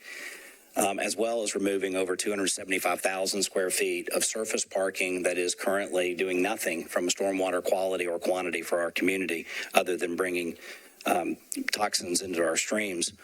We are carefully locating our new buildings on the site to celebrate Richland Creek and Sugar Tree Creek and enhance the habitat that's been encapsulated by these buildings for decades. Second, based on extensive feedback from planning staff, we've reimagined the retail buildings by moving them closer to the corner of White Bridge Road and Harding Pike to engage and invite. It's a new streetscape. It'll be established with a parkway, trees, sidewalk, additional space for benches, bike racks, planting, outdoor seating, things that does not exist today in the neighborhood. We originally planned for 60,000 square feet of retail, but through our community engagement process, we heard we want more retail. We didn't want to lose what we have, so we want more retail. So we've asked for 80,000 in the SP. But unlike the big box tenants that are there today, our thought is that this would be a curated retail offering about hopefully up to 30 tenants, if not more, that would better serve our community. The retail is clustered on the site in a manner that will create a pedestrian-oriented shopping experience, unlike anything else in the area. The retail is centered around a largely publicly open, accessible open space serving as a gathering space. Additionally, this open space connects directly to the greenway and to the creek to the north. Lastly, as you heard in the staff presentation, we developed the SP in a way to control and concentrate building massing in an appropriate way to the surrounding context. The residential building closest to White Bridge being 13 stories, the next building that you see in the diagram being a maximum of 11, the next building a maximum of 8 with an opportunity for punctuation architecturally to 10, and then the next building 8, but stepping down to all the way to 5 at Harding, closest to the Linwood-Hillwood intersection.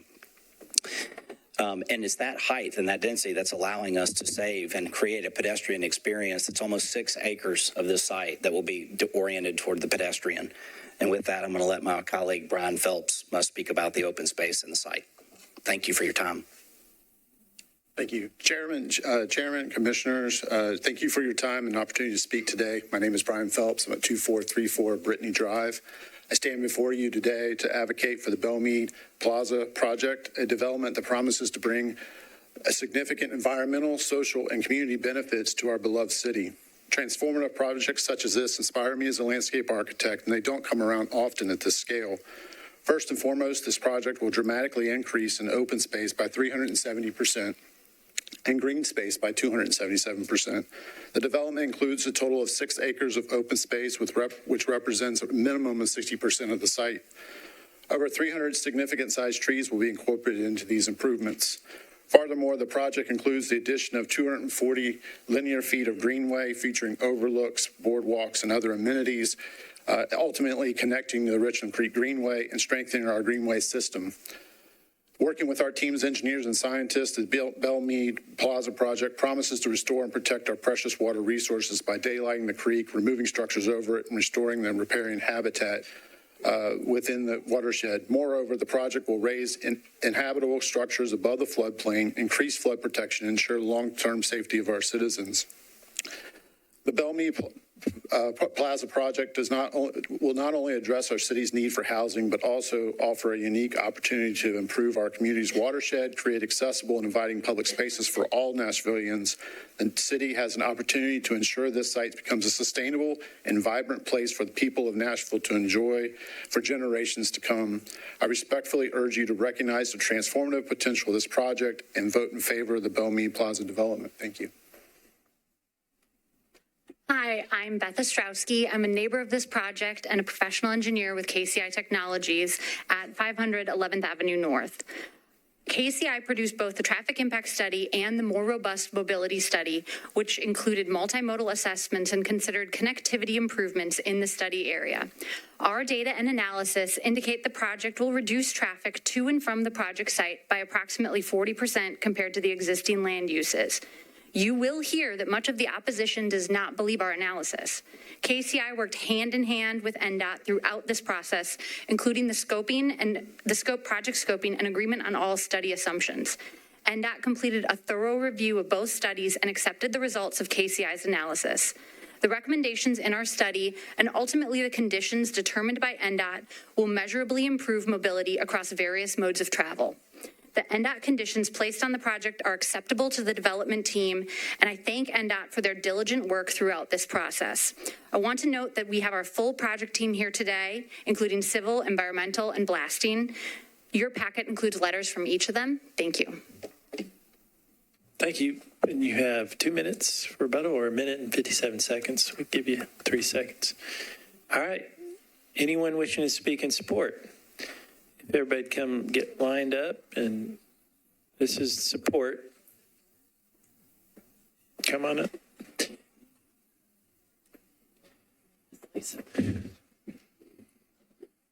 I'm Eric Deems and live in the adjacent 37209 zip code and office on West End Avenue in the 37203 zip code. So I often drive this site multiple times a day. This is my go-to Starbucks, Kroger, and cigar shop.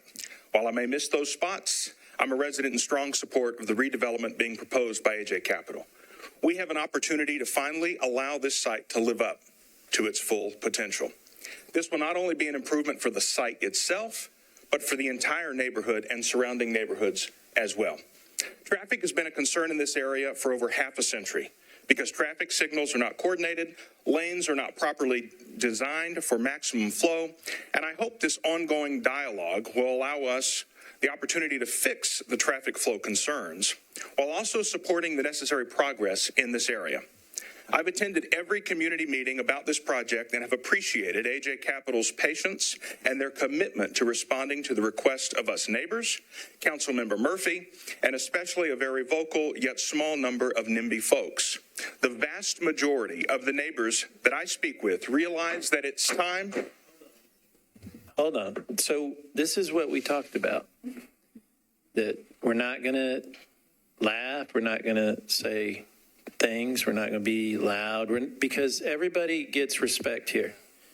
And so we need to make sure that both sides get quiet, uninterrupted time to speak. And so if we don't, then we're going to have everybody go out and then we'll just invite one person at a time in. And I don't think that's what everybody wants. I know this is a very emotional project. It's emotional for us all, okay? But we are here to listen, and we will do our best, okay? So let's respect each other. So let's give him a full minute, because I interrupted, and I apologize, but we're not going to have outbursts, or we're just going to quit. Commissioner, yes? That would include characterizations as well. Yes, I mean, we don't talk negatively to anybody in here. We talk about the merits of the project. So if anyone starts to veer off and starts to get offensive or use characterizations against you, yeah. And so we're going to respect each other. And I know that you all know this. Okay. Continue. Sorry about that. Thank you, Chairman. The vast majority of neighbors that I speak with realize that it's time for this site to be redeveloped. Additionally, we have an affordability problem in Nashville, which can only truly be solved by increasing the number of housing units throughout our entire MSA. We need to increase supply to keep up with demand. And it's a fact that residential uses have far less traffic than retail uses. So I personally think we should encourage the developers to maximize residential units here and on nearby sites. Finally, this location is exactly where density should occur, at the intersection of two major thoroughfares, two state highways, in fact. Dense development should be encouraged on main arteries versus being buried in neighborhoods.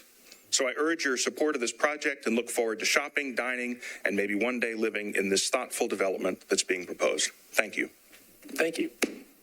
Next, welcome. Hello. Oh, hold on 1 second. We're gonna I don't want to take long. I know everyone's waiting to get home to see the game. There we go. That way we can see you. All right, I'm Jarrett Bell from Kenner Manor, Hold on Woodmont Circle. Wait 1 second until we get our timer set at 2 minutes. Sorry, we want to make sure you get enough time. That's all right. I'll be quick.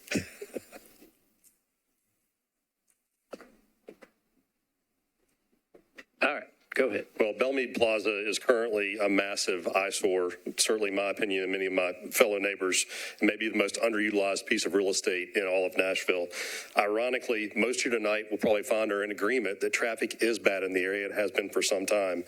NDOT, I have faith, would love to improve the area.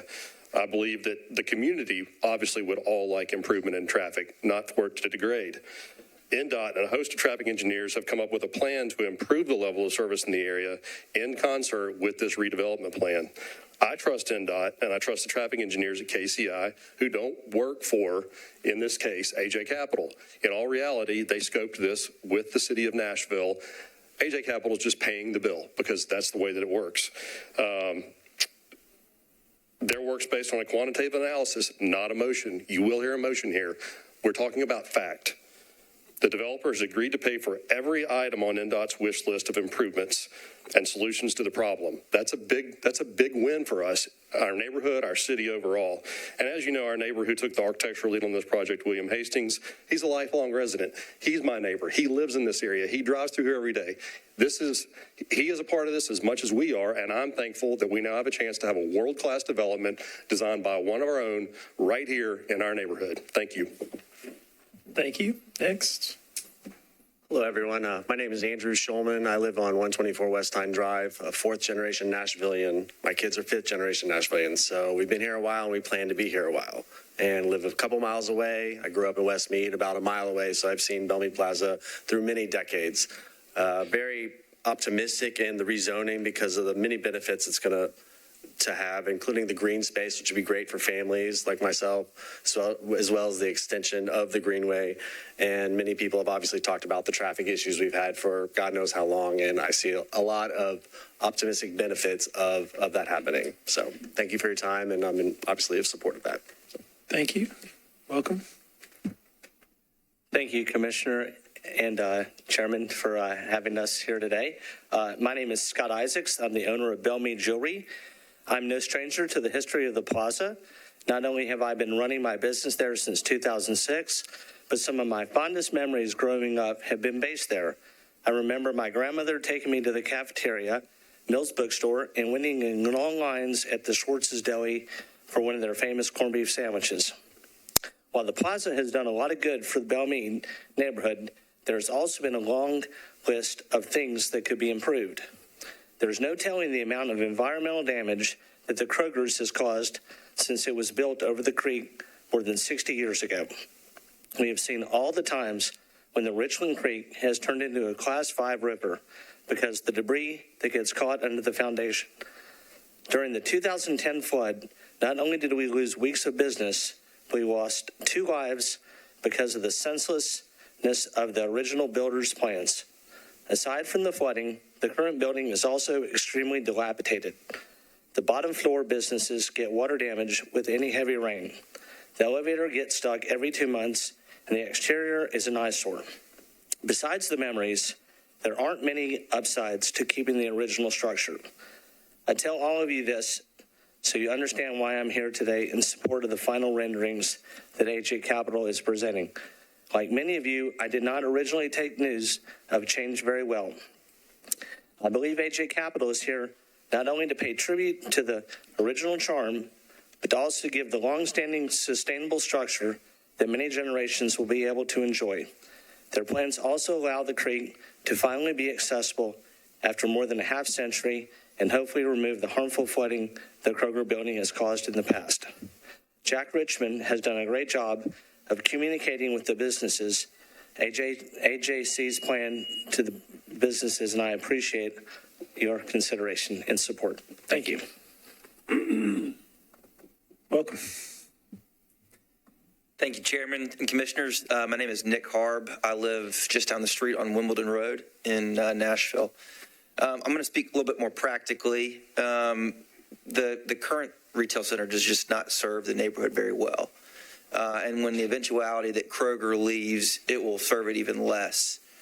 And when I do utilize the retail center with two young children, it's quite frankly unorganized and dangerous to traverse the parking lot. So I am in full support of the redevelopment of this, and I think AJ Capital has done a great job putting a plan together that will be user-friendly, retail-friendly, and allow for more residents in the area. I spent some time doing some research into AJ Capital and what they've done in the past, and if you look at their developments in Nashville and across the country, they've all been extremely tasteful and thoughtful. And so I think it will take what my previous supporters said, an eyesore, and turn it into something that's the neighborhood can be proud of. So with that, I'm supportive of the redevelopment.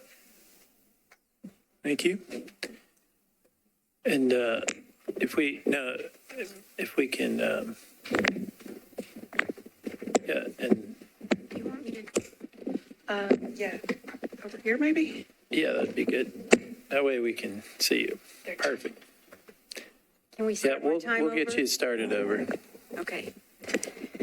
Joy Andal, 2197 Nolensville Pike, 37211. I'm in favor of these changes. I mean, many of us started our career right on the other side of this road. And I've spent more than 40 years enjoying eating at the places we've talked about here. But I also realize that we've been reminded tonight, the age of the population in the room tonight, we're aging. And until you lose mobility, like I have, you don't realize how wonderful it is to have a site with everything all in one place for you. And as far as shopping, Trader Joe's is my favorite place to go. So what a great place for me to be ending up. And I'm looking at all of your accessible. I went and looked at the plans today. I was looking at what I could find. And last year, I had an incident, and I've been working with NDOT and WeGo. And the crosswalk light there, I had to use this to hit the cross light button. Traffic didn't see me turning in right here in the middle. This is going to be wonderful, and I hope that Nashville will pay attention, wheel blocks to keep cars from rolling over, sidewalks, curb ramps. One step can ruin my mobility on the site, and it looks like they're trying to make this mobile. And Abe's Garden is so close. Those of us that might need all of this inclusive stuff right here. NDOT's been working. I've used transit to go there. I'm just real pleased that NDOT has done as much work as they've done, and thank you for listening and funding what is going to happen. And just be careful of the steps. Thank you. Thank you.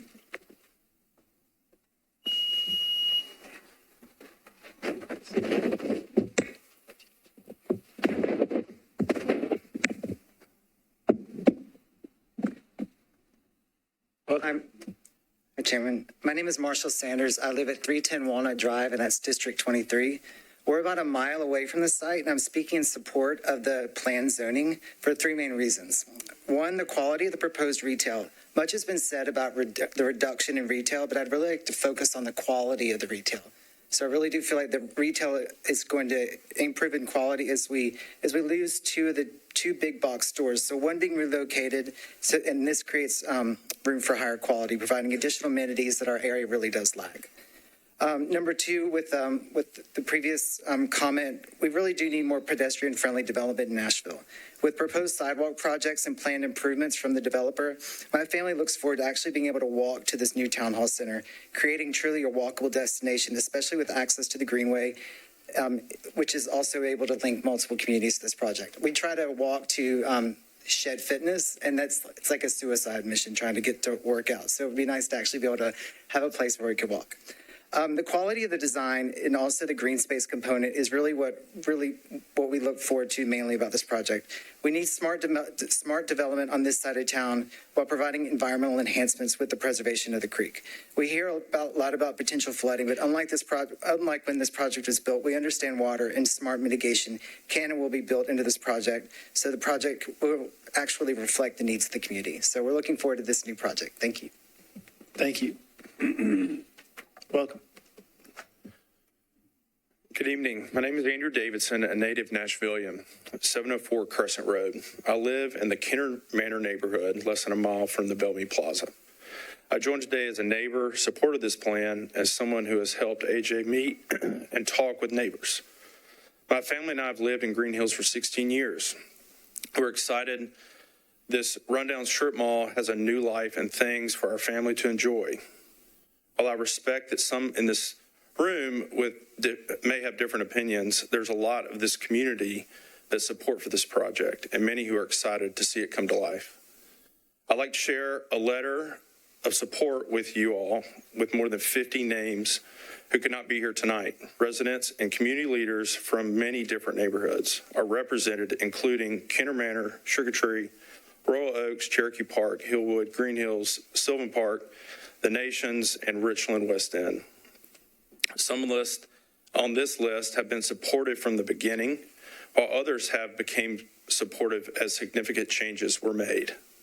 On behalf of many on this list who could not be here tonight, we ask that you support the application before you. Thank you for consideration and service to our city.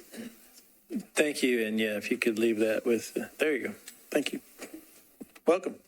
Good evening. My name is Daniel Paulson. I live at 999 Windrow Drive in West Meade, and I encourage you to approve this rezoning. A couple things about this project I really like. I love that it includes a hotel. We need a nice hotel in the area. Obviously, we need more residential in the area. I love that it's accessible by bus. That's a great thing. Obviously excited about uncovering and restoring the creek. That's amazing. But more than any individual element, I think the thing I'm most excited about with this project is that we're finally getting something walkable, pedestrian-oriented in the area. West Meade, Hillwood, it's a beautiful area. However, a lot of the current development along Harding and Whitebridge fails to capture that beauty. It's kind of a sea of strip mall parking lots. And if you want to travel from one strip mall 200 yards to the next one, you pretty much have to get in your car and drive to do that. And I realize that it feels counterintuitive to some of my neighbors, but that kind of sprawling, spread out, low density strip mall development actually makes our traffic worse. And so that's why I'm so encouraged that this development kind of flips that around, really prioritizes people, the walkable experience. I mean, we're literally talking about replacing a strip mall with a giant parking lot built over a creek with this beautiful mixed-use walkable development with a bunch of green space. So that gets me excited. I think it's exactly the kind of thing contemplated in the West Nashville Community Plan. And for that reason, I encourage you to support the rezoning. Thanks. Thank you. Welcome.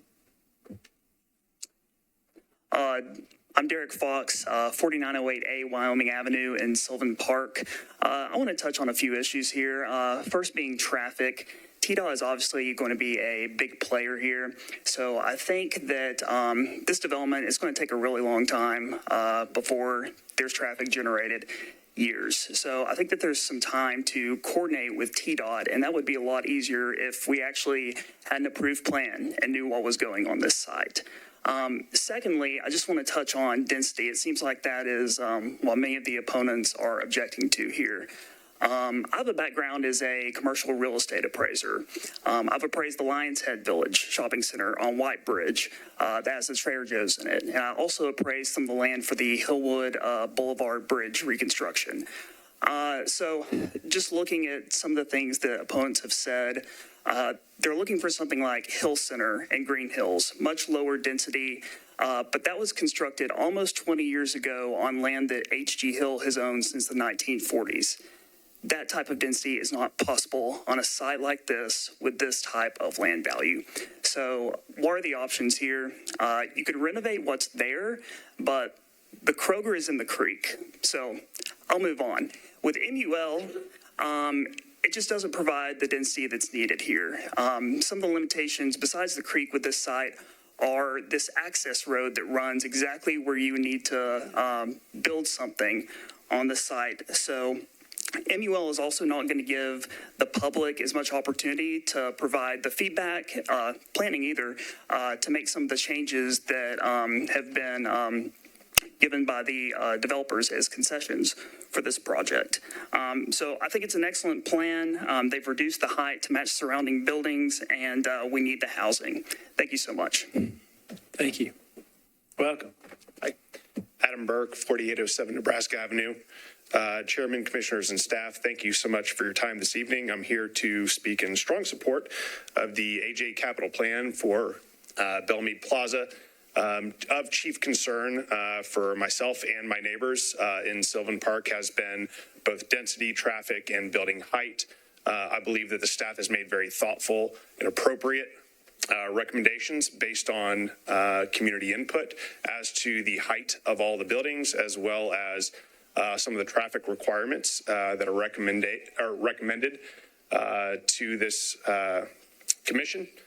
Furthermore, I think that as we're here talking about the merits of this project as to community benefit, we can speak to the retail that is being brought in, the green space, and the improvements to the creek side, of course, that connect into the Richland Park or the Richland Greenway. So, again, speaking strongly in support of this project. Thank you for your time. Thank you. Welcome. My name is Michael Dunn. I live at 115 Kenner. If you know where that is, it's about as close as you can get to this development, so I'll definitely feel the full impact of it. My wife, my son, and I, we frequent Meade Plaza often. We walk to it. It's been a great amenity to us, but we also realize that it's tired, it needs a new look, and it's not its highest and best use at this time. So what we have is it's a proposed policy that's policy supported. It follows the land use policy, and it follows Nashville Next. On top of that, they went with an SP. And I know there's a lot of talk about how an SP goes, but I think it drives more community involvement, more planning involvement, more council member involvement. And that's only a benefit to all of us. So that's a great path. They could have gone with MUL and built something pretty dense, but this drives a lot more community. Also, most of Nashville's growth has been really concentrated. West Nashville has really been starved of a lot of that. We don't have a lot of new residential. We don't have a lot of new food. So now we have a 10.5 acre property that sits at 2 state highways. And we have a developer who's saying, hey, I want to clean up the creek. I want to help the streets. I want to bring retail. I want to add the much needed residential. And it's in a place that really needs it. I think what they're going to do is beautiful. A lot of their track record is phenomenal. It's unique and it's thoughtful. So I support what they're going to bring is going to be a better Nashville. Thank you. Thank you. Next. I'm representing a neighborhood association. Did you do a prior? Which emailed the commissioner list for East End, James Guthrie. Yep. Okay. We're getting you 5 minutes. Thank you. So James Guthrie, 312 South 11th Street. As president of the East End Neighborhood Association, it's my responsibility to speak for the interests of our neighborhood, and I feel there are a number of ways this proposal speaks to those interests, which I hope you will consider. East Enders will benefit from this specific plan. We may not benefit as much or as often as residents who get to live there or immediately nearby, but as intended, there are diffuse benefits to regional centers, which multiplied by the hundreds of thousands of people affected add up to be quite incredible. Developments that add much-needed homes to Nashville's urban housing density benefit all Nashvillians, including those of us in East End. In addition to the local traffic study that found this SP will further reduce traffic on Harding Pike, which TDOT traffic counts show is already thousands of cars below the peak daily load the road carried in the early 90s. Studies consistently show that urban infill helps reduce overall regional traffic. By letting people live closer to where they learn, play, shop, and work, they are able to take fewer, shorter car trips. Trip frequency and distance are the two ingredients that aggregate into regional traffic problems and global emissions. Residents of East End will benefit from less regional traffic problems, less local pollution, and reduced global emissions. Urban infill also increases the viability of transit improvements. More homes along the number 3 line can help support transit service improvements that will help East Enders access all points along the West End corridor after connecting from the number 4 or number 56 lines on either side of our neighborhood. There's also an underappreciated economic benefit to residents of East End from projects like this. Using neighboring properties as a reference point, this development looks to increase the annual property tax revenue collected from this site by $2.5 to $3 million annually. That is money that goes into the city's general fund to help pay for every single service the city offers, including the repair of our sidewalks and the salaries of the teachers in our schools.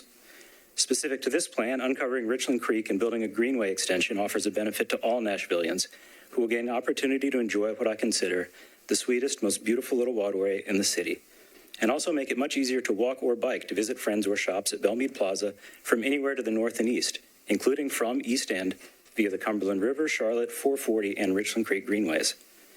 I want to express special appreciation for the attention to detail in the staff report, calling for trail-oriented development, which would disallow dumpsters, HVAC units, or loading bays along the trail. That's something I would never have thought about until I encountered it and hate it. I appreciate planning staff for preventing that, and I'm amazed you were able to consider such details in the middle of such an unnecessarily contentious review. Finally, I have serious concerns about how rejecting this proposal would affect East Enders and how we as an association navigate development in and around our neighborhood. The time invested in crafting Nashville Next was supposed to have created a meaningful compact, not just for the development of our neighborhood, but to ensure all parts of the city do their part to help balance Nashville's inevitable growth. Staff's thorough review finds this proposal would turn Meade Plaza into exactly the regional center we planned it to be. The process to create Nashville Next was more complicated and more democratic than anything associations like ours could handle or ever replicate. We've taken great effort to make our association inclusive and representative, including eliminating dues, making membership automatic with residents, and trying to focus on events that speak to universal values like safe, clean streets and social connectivity, rather than contentious land use issues that subvert Metro's more democratic processes and invariably repel and silence many of our neighbors. If planning lets Nashville Next effectively dissolve, replaced by repeated battles within and between neighborhood associations, I know as a neighborhood leader myself that would quickly overwhelm us and everything else we're working towards. The result for all of Nashville will be a grotesque development pattern that doesn't reflect smart planning or even free market demand, just entrenched political power. Instead, as an opposing op-ed said, we should be able to trust Nashville's elected and appointed officials, and we shouldn't have to keep fighting these battles all over town. They were right about those parts, and planning staff is right in its recommendation. This plan should be approved. Thank you. Thank you. Next, welcome. Hello. My name is Joanne Welch. I'm a native Nashvillian. I live at 5543 Kendall Drive. I grew up in Green Hills, and I now live in the Whitebridge neighborhood, about a mile and a half from the Meade Plaza. I drive on Whitebridge and Harding almost every day to go to work. I'm very excited to be here to speak in favor of the Meade Plaza redevelopment by AJ Capital on my birthday. Here I am at 8:30 p.m., I think. There are places that we should not build dense housing, and there are places that we should. And this is a great place to do it. Right on 2 major roads, a bus line, and in walking distance of 3 different grocery stores, Target, a number of other retail and restaurants. Adding these condos will add more options for housing in this area and decrease the demand for buying up 1- and 2-bedroom homes just to tear them down and build multi-million-dollar houses or to split the lots in half on the neighborhood streets. AJ Capital has adjusted their plan based on community input, and I have found them to be open and honest in their communication and sharing their reasons behind project changes and additions. I have also listened closely about the traffic issue since this seems to be the main opposition to this redevelopment. AJ Capital has committed to working with NDOT and funding all suggested infrastructure changes from the Harding Road Mobility Study, and these changes will mitigate any increase in traffic, including from other developments in the area, and in fact decrease the traffic. My favorite part of AJ Capital's plan is the huge increase in the surface level amount of green space that I will get to see when I drive by, along with the continuation of the Richland Creek Greenway, which I like to bike on. If this plan gets approved, you will definitely see me using the Greenway to bike to the new retail and restaurants. I would like to end with a quote from the staff report document. The proposal will provide numerous public infrastructure benefits and maximize this prominent location within a T5 center along a multimodal corridor. Thank you for your time. Thank you. Happy birthday. Happy birthday. Welcome. My name is Chris Bowie. I live at 1019 Horseshoe Drive. That's up in Inglewood in the East Nashville side. I realize that I'm not a member of the community that this project is being developed in, but this will affect me and my neighbors all the way up in East Nashville. Housing is a regional problem to solve, and as Nashville continues to grow and people continue to move here, they will want to live somewhere.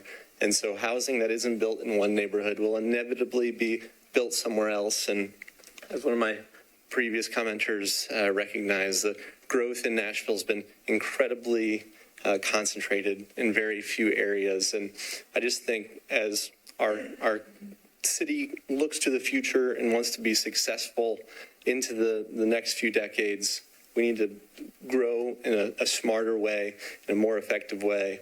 And I think I'd also like to represent the thoughts of future residents here that really don't get a voice in this debate. You know, there's no one here that knows they're going to move into these residential units that could come in here and speak in support. And so I want to be a voice for those people who need an opportunity, need a place to live. I think this is an incredible project. The quality of the proposal, the thoughtfulness of the review and the changes, I think, has been an exemplary process to this point. And I just want to urge you all to support this project and approve it. Thank you. Thank you. Welcome. Hi there. I'm Terry Spatalnik. My husband and I live at 702 Crescent Road, which is walking distance to Meade Plaza, even for someone my age. It's maybe not much further than where my car is currently parked from here. Members of my family own and live in 5 houses in the area, so we're really invested in this. Much of what I was going to say has already been said, and probably better than I would have said it. But I would like to say that we are excited by the prospect of living so close to a new greenway, platform park, open spaces, a daylighted creek bed, and we're excited for the prospect of a variety of smaller retail space that serves us better than Best Buys or Big Lots or whatever big box would otherwise be moving in. One thing I would like to add is that we treasure the existing retailers. My understanding is that the SE zoning would provide some opportunities to protect those existing retailers, and I hope that those opportunities will be taken advantage of. I know that the current zoning does not, and many have talked about this as if the choice is between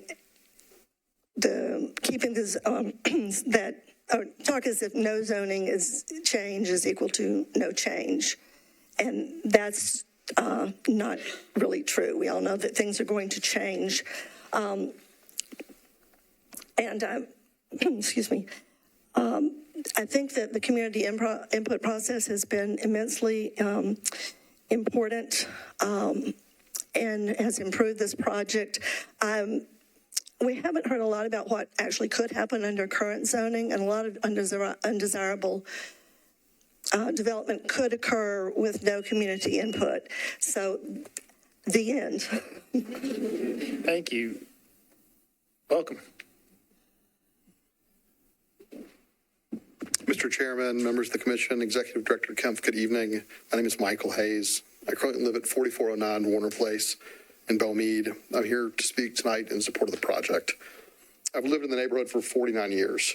Parents, grandparents, great-grandparents all lived in the neighborhood. I went to school in the neighborhood. My kids go to school in the neighborhood. I drive through this neighborhood every day. Had dinner at Agave's last night, go to Starbucks once or twice a week, go to Smoothie King far too often with my children. They're really bummed that Smoothie King's lease, Starbucks lease, Agave's lease are all about to expire and something different is going to happen. As 11 and 14-year-olds, I bring them to public meetings. I want them to feel a part of what's happening in our neighborhood because it's going to impact them. It impacts me, but as I think about my children who hopefully live in the neighborhood someday, I want them to be a part of the process and have their voices heard. I think I'm a real estate developer. As I look at the projects that come through Nashville and come before your commission, this is one of the most thorough and well commented upon projects I've ever seen.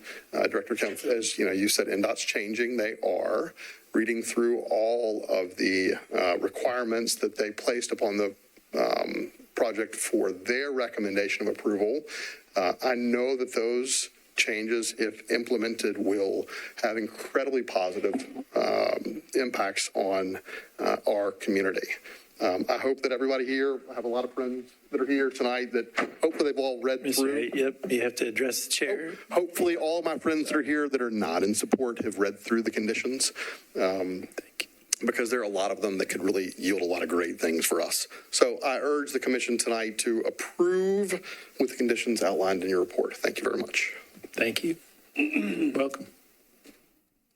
Good evening. My name is Jason Miller. I live at 1003 Lawrence Avenue in District 17. Although I live pretty much everywhere because every year it's a new house. And what this offers to me is a place, is a city with higher housing stock, with greater housing stock, so that I can choose where I want to live.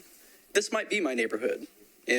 I think I'm waiting on my lease, actually, with maybe 7 days left before I'm out of there, before I'm out of that apartment. Who knows? With this market, I could be in a different city, and I want my city to want me. As an environmental activist, I love to see this plan. I love to see getting rid of leached chemicals into our streams. I love to see making places where we can actually use transit. And as a worker, as someone who needs to live in this city, who works right now in Franklin, that doesn't have housing like this, in places that are wealthy, that have good jobs, this is a great opportunity to move people into places that will employ them and continue to mobilize a customer base that will allow us to grow as a city. So this is going to increase housing. It's going to better our environmental status as a city. Major obligations that we have to do. We have to get transit transitioned from cars to the transit system somewhere geographically. Is it going to happen here, or is it not going to happen at all? We have to be intentional about this, and I want to compare it to the previous agenda item. This is a place that allows elderly individuals without mobility to access transit. Instead of putting them into a wetland, what we can do is we can put them into places where they want to be. They can choose to be in this place. Thank you. That's all my time. Thank you. Welcome. Hello, Neil Kornitek, 1704 Martin Street.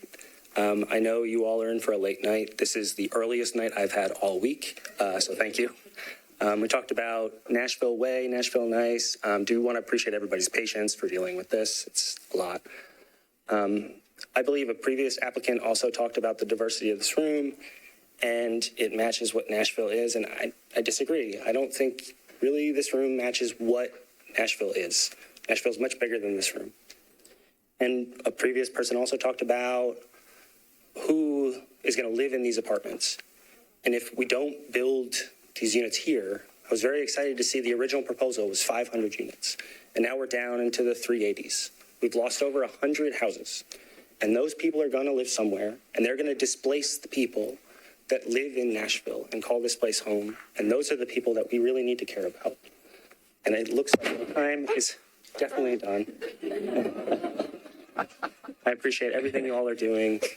I'm in full support of this. Our doctor is right there. Making this a transit accessible place will make a lot of people's lives a lot easier. Thank you. Thank you. Sweet. Welcome. Good evening. My name is Woody Baum. I'm a neighbor. I live at 4713 Kentucky Avenue. I live there with my wife, 18-month-old, and we're expecting another in 6 months. I, like many here, are concerned with the future of the city. Nashville's grown significantly over the last 30 years. A lot of that has not been smart growth, but this is smart growth. I'm very concerned with traffic. As a result, I commute by most places. I commute to most places by bike. I go to Trader Joe's, Publix, Green Hills Peds by bike with my wife and family. You can see us on the McCabe Greenway. I and a lot of other neighbors in the nation, Sylvan Park, Cherokee Park, use the Greenway to get to commute for our daily needs. Adding bikeable, walkable retail units as well as beautiful public spaces along the creek benefits the immediate neighbors of the project as well as all of Nashville. I strongly support this project because of its potential to relieve traffic by connecting our neighbors in Sylvan Park, Cherokee Park, and the nations to other enhanced retail options in the city. I also want to thank everyone for being here. It's got to be really exhausting. And, I just think it's got to be difficult to manage a almost million-person city through these meetings that last until 11 p.m. every day. So I hope we can find faster ways to streamline this process in the future. I'm really grateful for the support you guys give to the city. I strongly support this project. Thank you. Thank you. Welcome. Good evening. My name is Craig Clark. I live at 715 Myrtle Street in East Nashville. As a resident and architect here in town, I want to applaud the developer and the entire design team for the initial proposal and how they proceeded through this process. I fully support this proposal and everything that the development team has brought forth thus far. I am disappointed in the process that has removed so many possible residential units and added so much additional parking, primarily at the behest of folks who are giving opinions on urban planning that dig their heels in on their rural, non-commercial planning. The development team presented information how the original design would improve traffic conditions around the site, yet naysayers clamored to add almost 300 additional parking spots. That's almost as many residential units that are proposed. We are even reducing the amount of curb cuts on the site, which is a great benefit to the road to reduce traffic flow. These same folks also clamored for less residential while adding retail to an already staggering 60,000 square feet, which only increases traffic.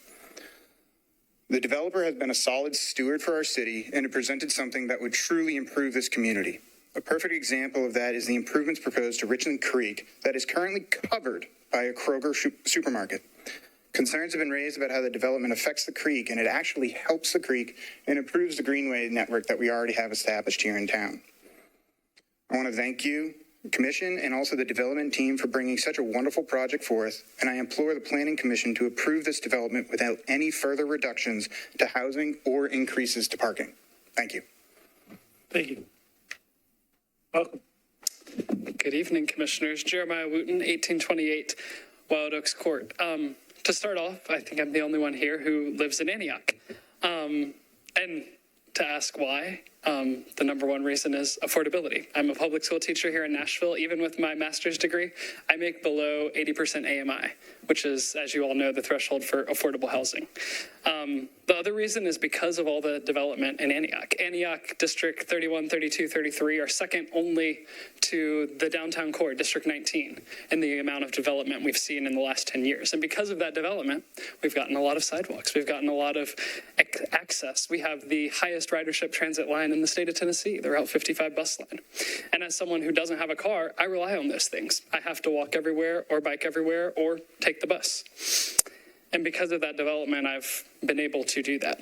So I want the rest of the city to share in that joy, but also that burden. And I understand development does bring some burdens. You're about to hear, because I think I'm the last one, lots of talks about community benefits. And I want to remind you that community benefits are benefits for the community, not for an individual. Community includes people like teachers, firefighters, police, all of which who make below 80% AMI in our city. It also means our homeless neighbors who have been completely priced out of the city. It also means people like my own transient students who every year when their lease comes up move 10 miles further out to Dixon or to Murfreesboro or to Lebanon because they can no longer afford to live in our city. Yet those parents still drive their cars into Nashville and still clog up our roads every single day, right? There's no traffic reduction by pushing those units out towards Murfreesboro, towards Lebanon, towards Dixon. We'll still have the same traffic problems, but we won't have the neighbors and the people that make our city the special city that Nashville is. Thank you for your time. Thank you. Next. Hi, I'm Adam Nicholson. I live at 3714 Tibbs Drive. I lived in this area most of my life. This area. I moved out of there about 6 months ago because affordability got to be such a challenge. Now, I know there aren't affordable units here exactly, but the prospect of being able to add more units, I think I'll just not try to stumble through those numbers like everyone else said so eloquently before me. I would just, back up what they're saying about adding capacity, adding residential units helps to absorb the needs for housing. And I would love to be able to move back to this neighborhood that I grew up in. I'm still looking for a place to buy. I think places like this, adding density, adding capacity could help someone like me not be displaced, moving out of my home neighborhood, and more easily be able to move back. Thank you all so much for your time tonight. Thank you. Anyone else wishing to speak in support? Seeing none. Anybody wishing to speak in opposition? Y'all would line up. Welcome. Hi there. My name is Frank Chott. I live at right across the street at 4505 Harding Pike. And first off, I'm glad I got to be the first one here because I'm not anti-development. I think that this is a wonderful plan. I like what the developer has done in terms of opening up the creek, and all that's great. But the concerns that were brought up by the council member over there can't be overstated. You can't talk about that too much. Those are all real concerns. People having to get across the street to the Kroger's.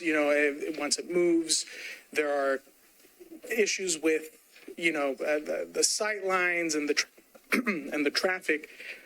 So the reason that I'm against this is because I think the infrastructure should be put in place first, and then we can build this. Putting the cart before the horse is the wrong way to go. I'm glad he mentioned Austin because I actually grew up in Austin. So this is really, I'm trying to give you guys an insight. This town feels like Austin did 15 years ago. And in Austin, a lot of local residents, they're like, oh, let's build, let's make everything big. And then once it happened, because the infrastructure wasn't there in place, they're like, oh, crap, what did we do? So I think being able to take this in a more measured pace is appropriate, especially in this area. I'm glad that they took into account the height of the buildings. I think personally that's still, talking about transition zones, making that even lower, I think would benefit the neighborhood down the road even more. So I think bringing that down a little bit just kind of helps the feel of the neighborhood and everything. And my wife wanted to also be here, but she's doing her residency at Vanderbilt, and she wasn't able to make it. But she said, oh, God, they're dynamiting for 2 months. How am I going to get to sleep? So just little details like that I think still need to be ironed out. But again, I thank you guys for your time and thank them for their consideration. Thank you. There were a few more changes. Thank you. Next. Welcome. Good evening, Chairman, Commissioners. My name is Ron Addlestone. I live 5034 Hill Place Drive. Following up with the gentleman who just spoke, fortunately in Nashville, we have good hospitals. We have significant ability to care for our residents. And the Harding West End Corridor is a Meade throughput. I've heard NDOT, I've heard the consultants Not one word has been mentioned about healthcare accessibility. Since moving to Nashville over 40 years ago to practice at one of the hospitals here, I have driven that corridor virtually every day. And the ability of West Nashville residents to get to hospitals and emergency care is my concern. Seeing the gridlock with all the lanes in both directions impassable, with the inability to move in any direction, to get out of the way of an ambulance, is tragic. In peak traffic times, there are 3 stoplights backed up west with this condition. A letter came out, which I believe may be available to the commission. This is from an emergency physician at St. Thomas West, and I quote, "As a major cardiac and stroke center, minutes often make a difference for these patients. Delays in starting treatment for patients with heart attack, cardiac arrest, and stroke can markedly worsen mortality and morbidity. All the hospitals along the Harding West End corridor have the ability to take care of these issues." I ask the commission to insist on NDOT's assessment before final decisions are made. Thank you. Thank you. Welcome. How are you, Chairman? Commissioners, how are you? My name is Steve Wallach. I live at 505 Jocelyn Hollow Court, West Meade. I've been there for 47 years. I don't plan on leaving. I plan on staying there until they bury me in my backyard. My problem, I want to go ahead and give you the definition of the word housing, because apparently many people here don't know what housing means. Housing is houses and apartments considered collectively affordable housing. If anybody thinks for 1 minute that the residents that are going to be built in this complex are affordable housing, I got buckets of steam to sell every one of you, because it's not going to happen that way, and we all know it's not. There is so many houses, apartments, I should say, condominiums, but more apartments that are being built from our area all the way into Bellevue. It's tremendous. There's so many of them. So my concern is also the traffic. The traffic, they're saying they're going to have to open and widen the streets. How can you add another lane on the south or the north side or east or west, whatever you want to call it, from Meade Boulevard all the way down to 440? There's no room. Where are you going to put these cars? The other gentleman just here mentioned about medical. I flatlined. I died in my home. They brought me back to life because the ambulance and the ambulance driver went on the curb to get me down to St. Thomas because the traffic was unbearable. They're talking about they're going to do all of this. It's a beautiful project. It really is. It's gorgeous. Take it somewhere else. It's not meant for our neighborhood. It's not going to fit. As gorgeous as it is, we have tremendous problems with traffic as it is now. You're talking about road rage, everything else. You can see it every day when you go on Harding and to White Bridge. There is no place to add a lane. Not one lane, never mind 2 lanes. So I don't know when it comes to NDOT saying that we've done the studies, traffic will go down. I don't believe it. So thank you. Thank you. Appreciate it. Welcome. Good evening, Chairman, Commissioners, and staff. I appreciate your time. My name is Greg Seffel. I've been a West Meade resident for 35 years at 6577 Jocelyn Hollow Road. You're going to hear a lot about the view shed and some other problems. The traffic is horrendous. I want to address it in a little different manner than what you've talked about already, however. And that is, I'll take a trip with you. If you would go west on Highway 70 and we go all the way down to Old Hickory Boulevard, this is the area that circumscribes West Meade and Hillwood, which this is going to impact. Turn right on Old Hickory, go up to Charlotte Pike, which is largely one way in either direction, most of the way to White Bridge Road. Take that road and then back down White Bridge Road. If you go along that way, you'll see that we've already supplied Nashville with a lot of multi-family housing. I have counted and named, which I sent you an email, 40 different large developments of multi-family housing. Now, that does affect all these major corridors, as well as the I-40s, the I-55s, which empty into our neighborhood, and 2 merging state highways. But what we haven't discussed is how all the people who don't want to deal with that traffic come through Hillwood and West Meade. These are neighborhoods with no sidewalks, and these are neighborhoods where people bike and walk on these roads. And I'm on the Safety Commission along with, for the West Meade Neighborhood Association, along with my wife, and we find that it's our responsibility to try and figure out ways to calm this traffic. We have to pay for any developments that happen on those roads ourselves to try and figure out ways to slow and maybe even divert traffic from going to other neighborhoods. And these are Hillwood Boulevard, Davidson Road, Brook Hollow, Vaughn's Gap to Jocelyn Hollow, then to Breslin or back to Davidson. Are just highways much of the day because people are trying to avoid the traffic that's around us. Thank you for listening. I appreciate your time. Thank you. Welcome. Members of the Commission. My name is Ron Dennis. I live at 505 Saxon Court in West Meade. Have lived there for 47 years. I've been active on social media in the neighborhood and everything, and most of the people that I've seen that are supporting this have been developers and people in commercial real estate. It'd be really interesting to see the people that spoke in favor of that, how many of them have ties with commercial real estate. Some of them identify themselves as such, but I bet we'll find that a lot more of them did. Most of the feedback that I've gotten has been against this. People don't like it. You know, there's been talk about the size of the building. You know, if you look at Ingram is 9 stories. You know, most of the buildings that are right around there are 5 or 6 stories, 4 to 6 stories. So to have, you know, 15, 16 story tall buildings is ridiculous.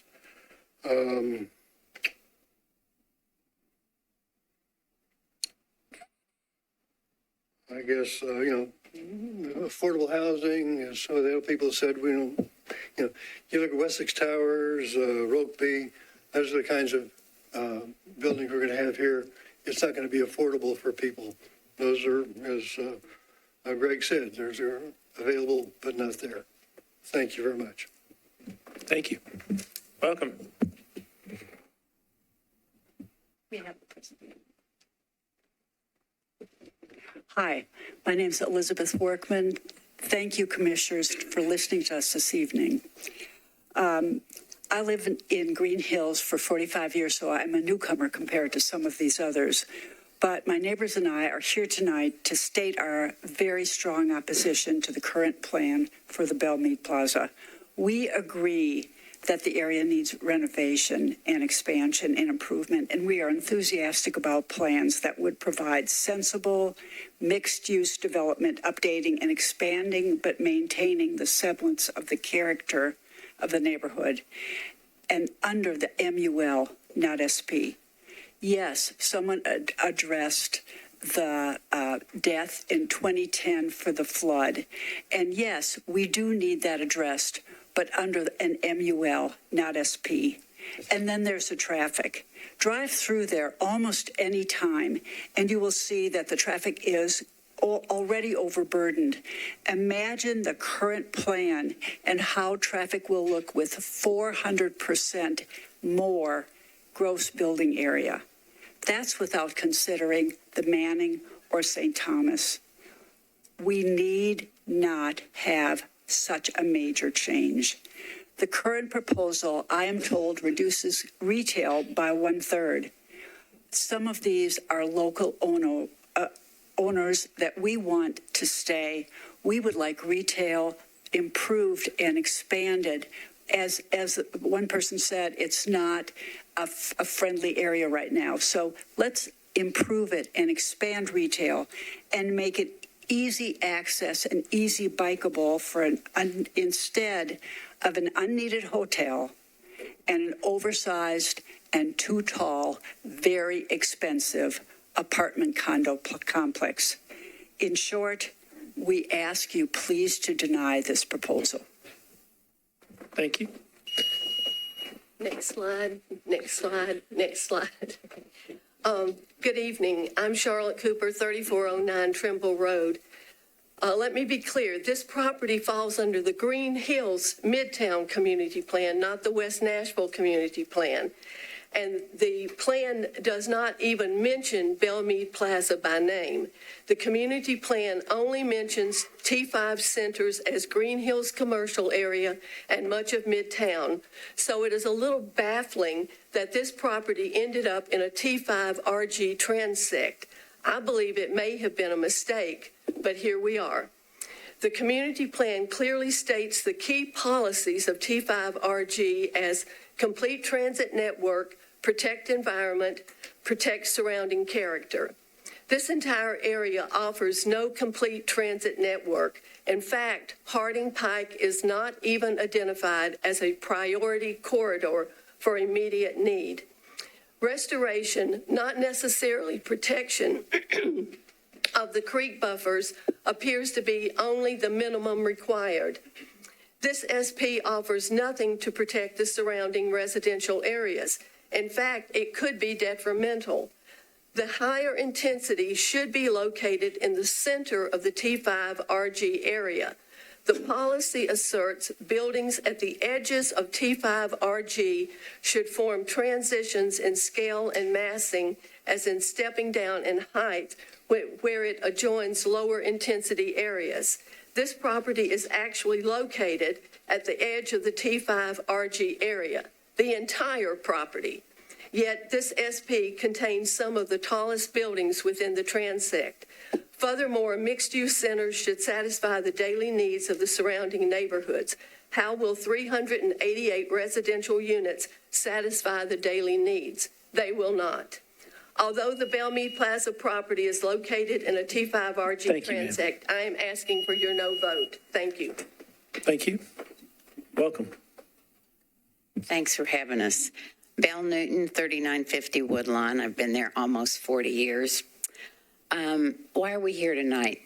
Kathleen has been a champion for neighborhoods for her whole term.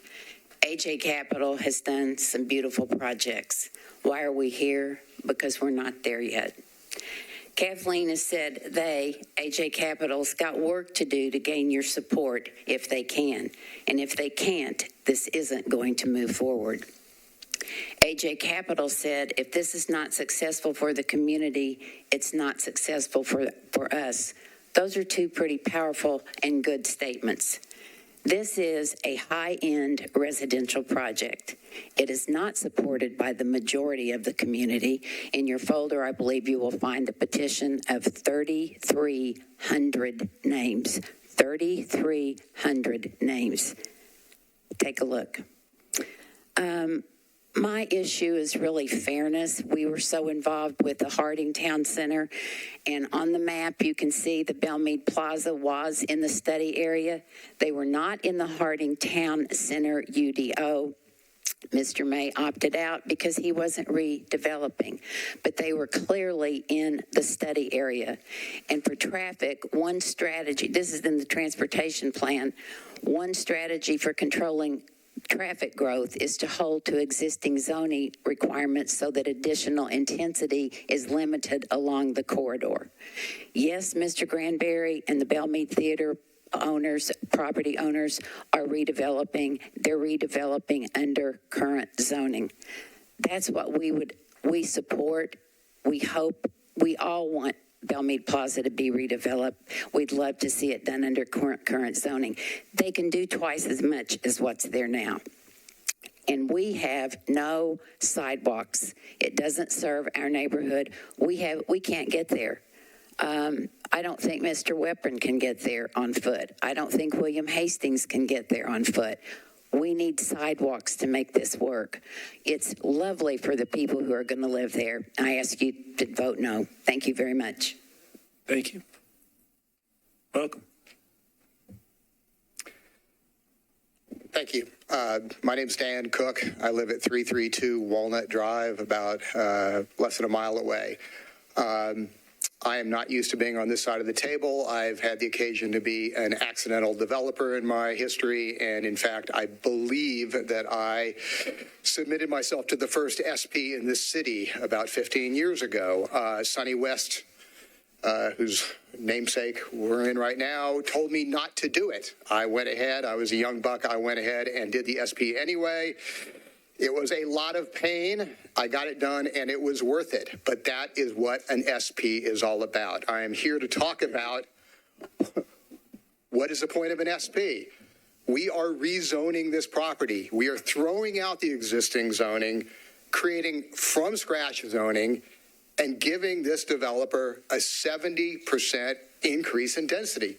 Fantastic. I think everybody in this room would love to see a 70% increase in value of their home or their commercial enterprise. I think that would be great for all of us. But the SP has a solution for this. When a developer is given great benefits, also is expected great benefits back to the community. And I have no problem with that. I love this project. I think it's great, but not at the existing 70% increase in density. The benefits that the developer is proffering to us are all benefits that I believe they would give to the 380 condo owners anyway, cleaning up the creek, creating green space and expanding the greenway, all very admirable. I appreciate it. But if I were buying a condo there, that is what I would call an amenity. So I do not believe those are community benefits. Thank you. Thank you. Welcome. Hello, Randall McCatherine, 702 Clearview Drive. I've lived near that intersection for 47 years. I have seen the traffic worsen and worsen with relatively low-scale development along both Whitebridge and Harding. Nothing like what is going to happen at Harding Town Center, at Ridgefield under current zoning, and now we're asked to look at a huge increase and change in zoning without, apparently in the traffic study, understanding and including these other huge developments that are under current zoning. So, to conclude that 40% decrease in traffic, that defies logic. The methodology has lots of holes in it, and they omit crucial factors that should be considered in any traffic study. An independent study is definitely needed. The proposed residential units at Ridgefield, 332. The proposed ones at Town Center, another big number. If you add that to the proposal here, it's more than 7,000 new trips a day. If you've ever been through that intersection, imagine 7,000 new trips concentrated because of the schools and commuting in the 7 to 9 a.m., the 3 to 6 p.m. I admire what the staff has done and tried to propose some, benefits in reworking traffic, including some creative things. That would really help with the existing backlog. But you bring on, 6, 7, 8, 10. Thank you. Thank you. Welcome. Welcome. Thank you, Commissioner and Commissioners. My name is Bunny Porter Shirley. I live at 801 Limbrook Road. The traffic studies are flawed, inadequate, and inconsistent. 1, the Meade Plaza Traffic Impact Study dated November 22, the trips generated by the existing retail were removed from the study. All current BMP trips were subtracted from the network as if BMP doesn't exist now, and people stopping at Kroger or Starbucks on their way to work would stop going to work or otherwise drive by. 2, the study estimates a reduction of internal trips of about 25%, but the study did not use the Institute of Transportation Engineers methodology and is likely flawed. 3, after the proposed improvements, the queue length for westbound right turns at peak PM volumes is projected to be 3,398 feet, That is over a half a mile of bumper-to-bumper congestion. Enjoy it.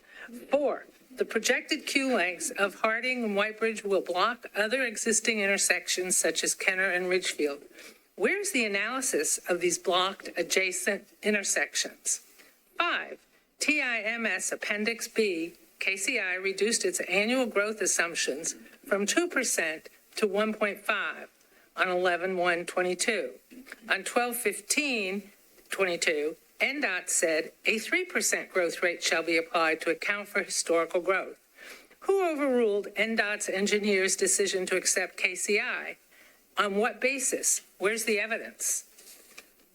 6, KCI counted peak hour traffic on 11/17/22 only. Why weren't 24-hour counts over? Oh, I'm so sorry. I have to go.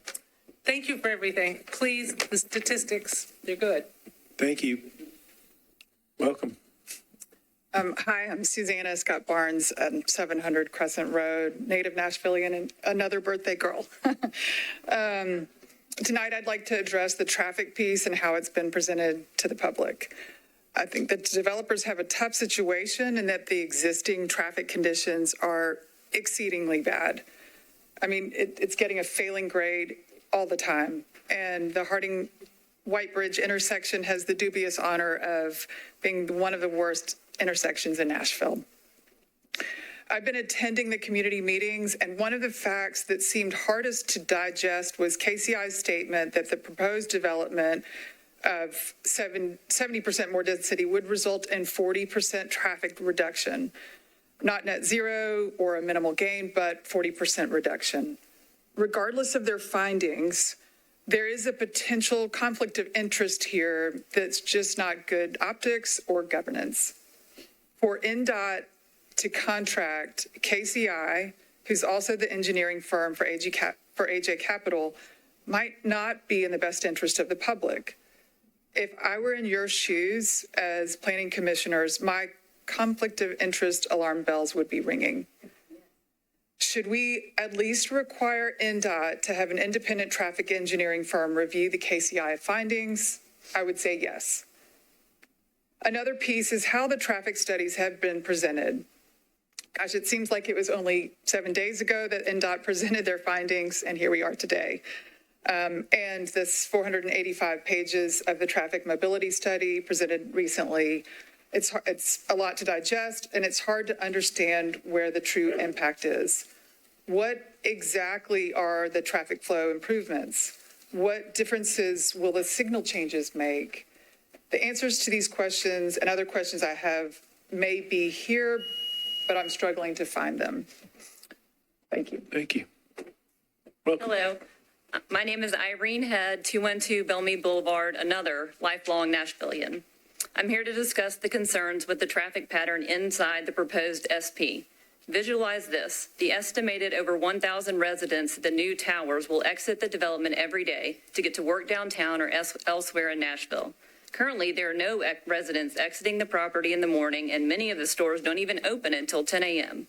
How will all the residents line up at that light to turn left and enter the already stressed Harding Road, Whitebridge Road intersection? I drive through this intersection every day taking my children to school, and I don't see how this is a feasible plan for that volume of new residents. An independent traffic engineer states that the road of the only entrance and exit to the property is too short for the development of this size. There will be large 18-wheel trucks, moving vans, Amazon trucks, school buses, and other large vehicles to deliver food and goods to the site. Where will the 18-wheeler park, and how will this not create further congestion in the single entrance and exit? You can hardly call the easement under Whitebridge Road and between the Ingram Building and parking garage a safe entrance and exit. There's 11-foot height restriction behind the Ingram Building, so once again, the only option is the single exit off Harding Pike. Finally, there's a proposed hotel on the site, so there will be many Uber or Lyft drivers. I don't see a viable space in the plan for them to wait on hotel guests. Usually, hotels design pull-through space for the guests to unload luggage or rideshare drives to wait. Once again, there's simply not enough road space in this development for the amount of traffic that will be circulating to find a parking space. There's no guaranteed parking for the community that does not live in this development. The residents and hotel guests will likely consume all out front parking, making a quick coffee stop unreachable. A proper T5RG should support all the surrounding neighborhoods, not solely the new high-rise residents. We need more time. Thank you. Thank you. Welcome. Diane Neal, 3721 West End Avenue. Thank you all for your service. You play a big role in part of maintaining a healthy economy and a quality of growth in Davidson County. But you don't work in a vacuum. And the other part of maintaining a strong economy and quality growth is a stable workforce living, participating, and voting in Davidson County. It occurs to me when I hear, as I have a couple of times tonight, sounds as if policies have gotten to where we may be accepting burdensome congestion as an acceptable result of development in certain portions of town. When we do that, we disproportionately harm our essential workers. For 30 years, TDOT has rated the intersection of Hardy Road and White Bridge as an F, AM and PM. The plans that were developed here know that, and yet they presented to you a plan that overburdens that stretch of highway and that intersection. Workers stuck in traffic are disproportionately harmed because they don't just run late. Their ability to serve clients starts with 6, but it's down to 4, and I'm told more recently some of them can only serve 3. When that happens, their ability to earn a decent income is handicapped, while people move into our county to rent $6,000 apartments or $3 million homes. Our workers are forced to move to collar counties or beyond to find decent housing in safe neighborhoods, room for trucks, and storage for their equipment. Transit is not an alternative for the man who is bailing out your basement full of water or bringing your new heating unit. When we lose a ready, stable workforce, we not only imperil their livelihood, we irreparably alter our civic structure. Thank you. Next slide, please. Welcome. 2 slides behind, actually. Next. A little bit out of order. Right here. Actually, next one over would be great. Hi, I'm Shanna Balat. I live at 3811 Trimble Road in Green Hills. So let's set aside the details of this project and address the details of the process, because the story about how this has been a reasonable and compromising process is wrong. Is the community just a bunch of NIMBYs who hate change and will never be happy? No. We want change, but we want thoughtful planning before change, and we want to be treated like the stakeholders that we are. The news headlines say there have been many compromises. AJ Capital has basically been beaten up by an angry community, and they have made concessions to please us. This is incorrect. The plan has been rushed through a chaotic process in 3 months, ever since it was slipped under the radar 4 days before Christmas. Community meetings have been scheduled at the last minute, barely publicized, and filled with ridiculous glitches. AJ Capital has shifted numbers around to create a misleading appearance of concessions. They have worked by 2 numbers, what they applied for in the SP and what they have told the public in the original, and what they've told the public. In the original SP, AJ Capital applied for a range of residences, height, and square footage. In their PR, they pulled from different numbers in that range to show concessions. In truth, they have barely budged from their original plan. For example, their original stated retail was 75,000 square feet. I met with their community rep in January to complain about that being too low. I calculated that was less than half of one side of the Hill Center. After our meeting, the number was lowered on their website from 75,000 to 60,000. This created buffer for AJ Capital to later say that they had conceded 20,000 of retail to the community when they raised the number to 80,000. In truth, all they have given from their original plan is 5,000, less than half of the size of a Katie's Hallmark. Others will address similar misleading concessions in building heights and units. The bottom line is that AJ Capital's plan today is almost identical to its original SP. The community has gotten almost nothing. I ask you respectfully for more time. Thank you. Welcome. Thank you. Hi, my name is Rebecca Shaw, and I live at 106 West Hampton Place, very close to this project. My speech has a lot of numbers, but I want them to go on record. In the original SP submitted, there is a range of what they applied for in terms of residencies, height, and square footage. When it served AJ Capital well in the original proposal, they told the public either the low end or the high end of the range. However, when they had to present revisions, when the concessions made them look good, they mentioned the max they applied for. When they do not, they mention the minimum they applied for. In all of the initial press releases in December and January on their website and in community meetings, AJ Capital stated there was going to be 90 condos, 90 hotel keys, and 350 apartments. They presented these numbers to the public, but in the original SP proposal, they applied for a max of 120 condos, 380 apartments, and 120 hotel keys. So when it was time to present their revised plan, they claimed they made major concessions using their max numbers and not the numbers they originally told the public. They claimed to have gone from 120 condos, 380 apartments, 120 hotel keys to 101 condos, 287 apartments, and 78 hotels, a 25% reduction in the number of residencies. However, if we go by the numbers they originally presented to the public, they actually increased condos by 11, reduced apartments by 63, and reduced hotel rooms by 12 keys. Jack Ross will follow up with the following numbers. Thank you. Welcome. Hi, we could go to the next slide. I'm Jack Ross, I live at 417 West Sun Drive. AJ Capital claim a 48% reduction in height of the tallest building, 212 feet to 109.6 feet, Building A. This was printed in every newspaper after February 15th of 2023 meeting. But again, if you remember what they presented originally at every community meeting and in the press, they claimed Building A was always 12 stories. Take a closer look at the original SP and a smaller part of the building. A did rise to 212 feet. This is not the majority of the building. And AJC told us in an email after February 15th, 2023 revisions, this taller portion was supposed to be 15 stories with mechanical space above. So yes, there is a 48% reduction in height of a smaller tower of Building A, which was never presented to the public as an extension beyond 12 stories until it served AJC well to claim a major reduction in height. Overall building height reduction has been minimal. Building A, 12 to 8 stories, B, 11 to 10 stories, C, 14 to 11 stories, and D, 15 to 13 stories. All this to say, it has been difficult for the regular person, the neighbor, to see through the opacity. We want transparency, we want honesty, we want reliability. We are asking the Planning Commission to disapprove this SP, or at least for a delay, so we can have more time to have an open, transparent conversation with the developer. Thank you. Thank you. Next. Welcome. Hi, I'm Caroline Cox, and I think that we need more time to discuss this plan. I go to Innsworth Middle School and live at 4504 Millrace Lane. Whenever my family and I drive to Innsworth, the Meade Plaza area is always congested. This morning on the way to school, I even witnessed a traffic accident. Before we build all these big new developments, we need to catch up with the current problems. I am now going to read an excerpt from an article from the National Business Journal, December 2022, an interview with developer Jimmy Granberry.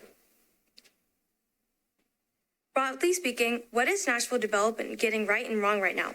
That's a tough one, right? There would be a lot of really quality developments coming to this town. Wrong would be certain things have not quite caught up to that growth, like transit, for example. It is great to have all this density, but if you don't have the transit to complement it, the cart's in front of the horse, so to speak. I've also never been one for piecemealing the sidewalks, where you do a deal and build 100 feet of sidewalks, but there's no sidewalk over here and there's no sidewalk over there. It would be nice if the city were to implement a 100% sidewalk plan. The next question was, what do you see as the most immediate problem Nashville has to solve to keep growing in a smart way? I'm going to use a broad word. It's infrastructure. That includes sidewalks, that includes transit, stormwater, roads, and everything in between. We're so far behind. Can we catch up? I don't know. Planning commissioners, I respectfully ask you to please let our city catch up first. Thank you. Welcome. Back one slide. Chairman, commissioners, thank you for allowing me to speak. My name is Joy Cox, and I live at 4504 Millrace Lane. I've lived in West Nashville for 25 years. We have concerns over the height of not one, but 4 Buildings packed together on this small parcel at the most congested intersection through which I drive every day. The current height proposals are still extremely tall for this area at 8 to 13 stories and disruptive in sight, scale, and mass when compared to the surrounding neighborhoods and developments. We ask that all building heights are reduced for many reasons. Number one, the Hill Center at Meade, which is only separated by Meade Plaza by a small easement, was zoned for 6 stories. The developer, Jimmy Granberry, chose to build only 4 stories. Why hold developers whose sites sit next to each other to different standards? Number two, less height also provides a transition to surrounding residential homes.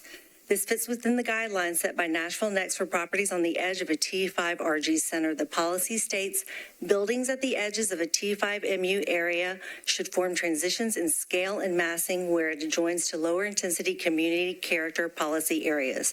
It goes on to say that there should be a step down in height as they move closer to the adjacent lower intensity areas. Next slide. The properties directly behind and to the west of Meade Plaza are all residential. Here's a photo of the residential area Postwood directly behind Meade Plaza. This is a lovely neighborhood. 2-story homes, you can see the blue sky, almost smell the fresh air.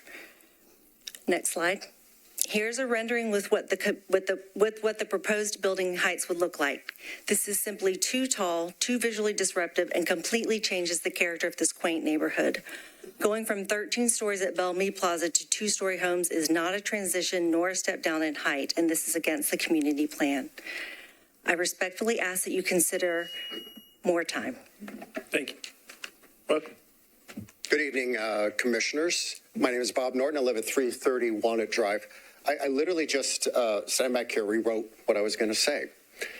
I'm not a native Nashvilleian. I moved here 18 months ago, and I love my new city. I moved from Los Angeles.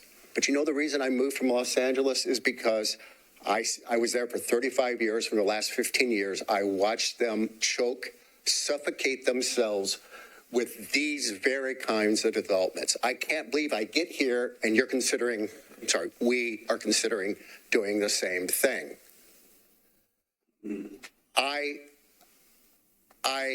Right now, I live 1 mile from Meade Plaza. It takes me 4 minutes to get there. In LA, I lived 1 mile from my local grocery store. When I left, it took me 15 minutes to get there. That's what happens to a city when developments like this happen and there's no proper consideration of the infrastructure and the traffic, which is clearly what's going on here. Really quick, retail.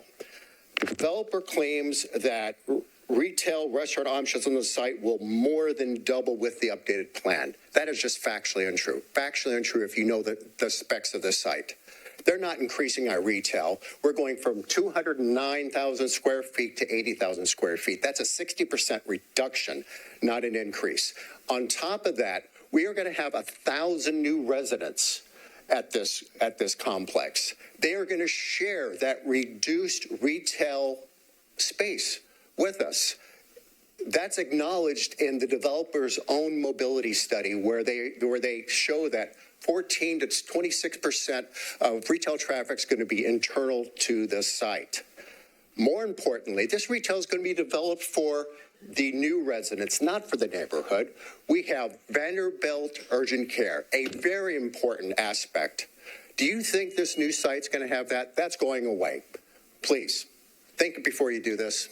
Appreciate it. Thank you. Thank you. Welcome. Next time. Can we go to flooding? Hi, my name is Trish Bolian. I'd like to thank you all for your service. I live on Hickory Valley Road, and I've lived there for 33 years, and I'm here today to talk about floodwater. Nationally, flooding in many cases has been caused by a series of decisions of where and how to build that left residents more exposed to flooding than they had to be. Are we about to do the same here? There are three key features here. This area is landlocked. You must go to Harding Road. White Bridge Road is there, but you have to go to the intersection to go to White Bridge Road. Secondly, We have a known deadly creek. 2 people died here in 2010. And we have a railroad track that is not only there, but it's raised on an earthen berm as it goes out over the creek. To me, that requires being addressed.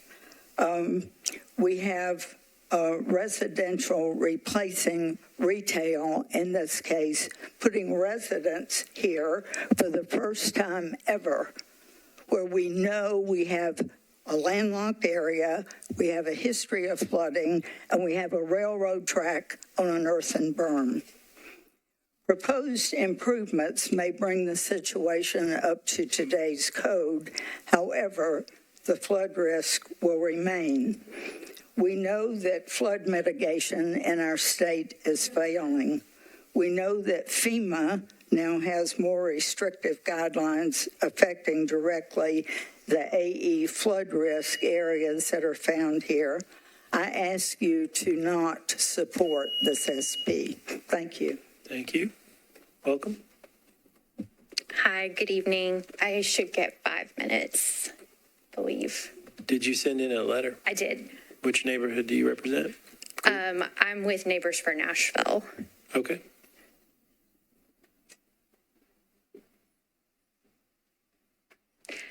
Good evening, Chairman and Commissioners. My name is Kate Parrish, and I live at 4425 West Lawn Drive, a mile and a half from Meade Plaza. I'm speaking tonight as a representative of Neighbors for Nashville, an organization that advocates for community-inspired, community-informed, and community-led development. While I am in favor of development taking place at Meade Plaza, I'm opposed to this specific SP proposal.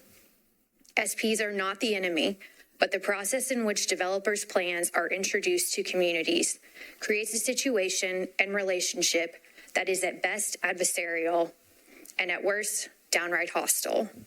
Immediately, battle lines are drawn. People and organizations are shoved into a box of either for or against. And nuance is scattered, smothered, and covered faster than the people who drive down my street to avoid West End. As someone who is involved in my local community more than the average bear, I've observed what I can only describe as a civic depression that has moved in and hovered over the city for the past decade. When I say civic depression, what I mean is a lethargy and hopelessness brought on by a collective credulity that has been stretched too thin from false promises, after-the-fact amendments, and relentless opacity. Translation: people are sad. They believe Nashville no longer hears or cares about them. A lot of assumptions are made about people who live in Meade. I don't live in Meade. I don't make Meade money. I don't have Meade influence. I'm a regular Nashvilleian living in a small condo built in the same decade as the Meade Plaza that I bought less than 2 years ago and could not afford if I had to buy it today. I support mass transit. I support affordable housing in all its very definitions and advocated very early on for it to be included in this project. I support creating an economic environment in which local businesses can thrive. Creating and growing community are at the heart of who I am and what I am all about. I have never once screamed from the rooftops, "Save Meade Plaza." I am not an evangelist for the old Nashville. I am not some rich, old, angry Nashvilleian, as so many of us have been called, pushing back against Father Time. For me, not wanting a luxury high-rise residential development with limited but luxury retail a stone's throw from my home does not make me anti-growth, anti-people, anti-Nashville, selfish, immoral, or out of touch. What it makes me is someone who cares enough to ask hard questions and demand truthful answers. None of that is wrong or bad or undemocratic. I live here right now. I have earned my seat at my community's table. $3 million condos, $24 quinoa bowls, and a Gucci do not support or enhance the quality of my life. And trickle-down housing development is nothing more than a theory in a city like Nashville. Over the past 76 days, my life has come to a grinding halt. I have spent nearly 700 hours doing everything I possibly can alongside all the people you see here tonight and many, many others to get my community's voice heard. That's 700 hours I didn't get with my family, my friends, my other service commitments, my animals, and the business I own and to which I am solely responsible. And in nearly 700 hours, I remain unconvinced that the true voice of opposition has been heard. Setting aside the now well-documented communication errors, tech issues, conflicts of interest, changing online and offline locations, missing emails, unanswered emails, misfiled emails, disabled voicemails, Google feedback forms sent into the ether, last-minute meeting notifications and agenda changes, studies presented with no time to review, the developer's attempt to rebrand mid-project to a more palatable name, process inequities, inconsistencies, and inaccuracies, never mind the enormous learning curve lay people are forced to contend with. We have amassed the support of over 3,300 people. We have shown up in record numbers to in-person events and have about darn near killed Dustin with close to 400 emails of opposition. He is tired from hearing from me. You are our chance to be heard. You can show 3,300 people tonight that Nashvillians still have a voice in this town.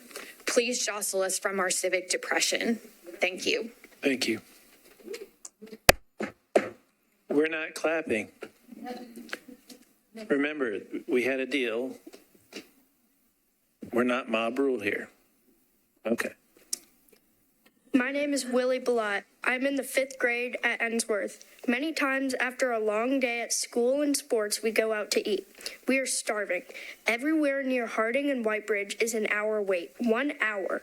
The clock is ticking. Homework and bedtime are on my mom's radar. We use agave as our old standby. This happens to us on a regular basis. This area needs more restaurants, not less. This area is bursting at the seams. Taking away large capacity restaurants where families can go and reliably get service easily and not break the bank is doing a disservice to this family-heavy community. Any restaurant that is put at the reduced retail AJ Capital wants to build will be taken over by the 4 high-rises full of residents and tourists. We need real shops for real people. AJ Capital is known for luxury retail. Our community does not want luxury retail. We want functional shops that serve our community, and we need more of it. It is so frustrating to be living around the corner and not being able to access the local restaurants in your neighborhood. Being pushed out of your own neighborhood in search of the service that you need does not create a healthy community.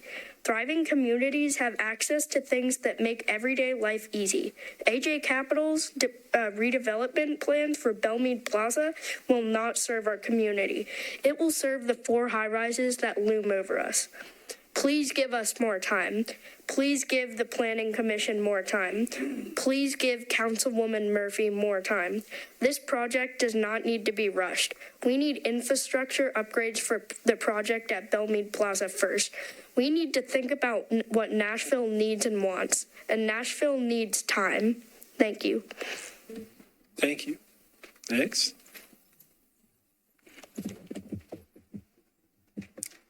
Hello, my name's Antoinette Olison, and I live at 6632 Jocelyn Hollow Road. It's been said, never follow kids and pets. They're always so much better than us. Anyway, I want development. I love development. These plans are beautiful. I want something beautiful there. What we really want in the development, though, is mixed housing that fits a variety of people can afford, not for $3-4 million condos that are 2,500 square feet, which is larger than my 2-story home. I don't know some of the people here go, oh, I can't wait to move there. I'm glad you're doing so well. Anyway, I don't think that that's really going to serve the community, and I don't think that that was the intent either of our policy. The design of the development has major flaws. There's one entrance on Harding and one exit onto Harding. The developers told me they are 11 feet wide. A typical car is 6.5 feet wide. So that means one lane in, one lane out, okay? And then you have deliveries. Even a box truck, those are 8 feet wide. And even if you tell them they can't come in there, they're going to come in there. Where are they going to stop? There are not load-off areas that are going to be big enough for this not to be just a snafu of, and where's that traffic going to go? It's going to back out onto Harding, and the people trying to turn left in there are not going to be able to go, so they're going to cut across and sit there, and it's going to block the block. It's going to be a massive, I won't say the word. Anyway, I am concerned about the creek.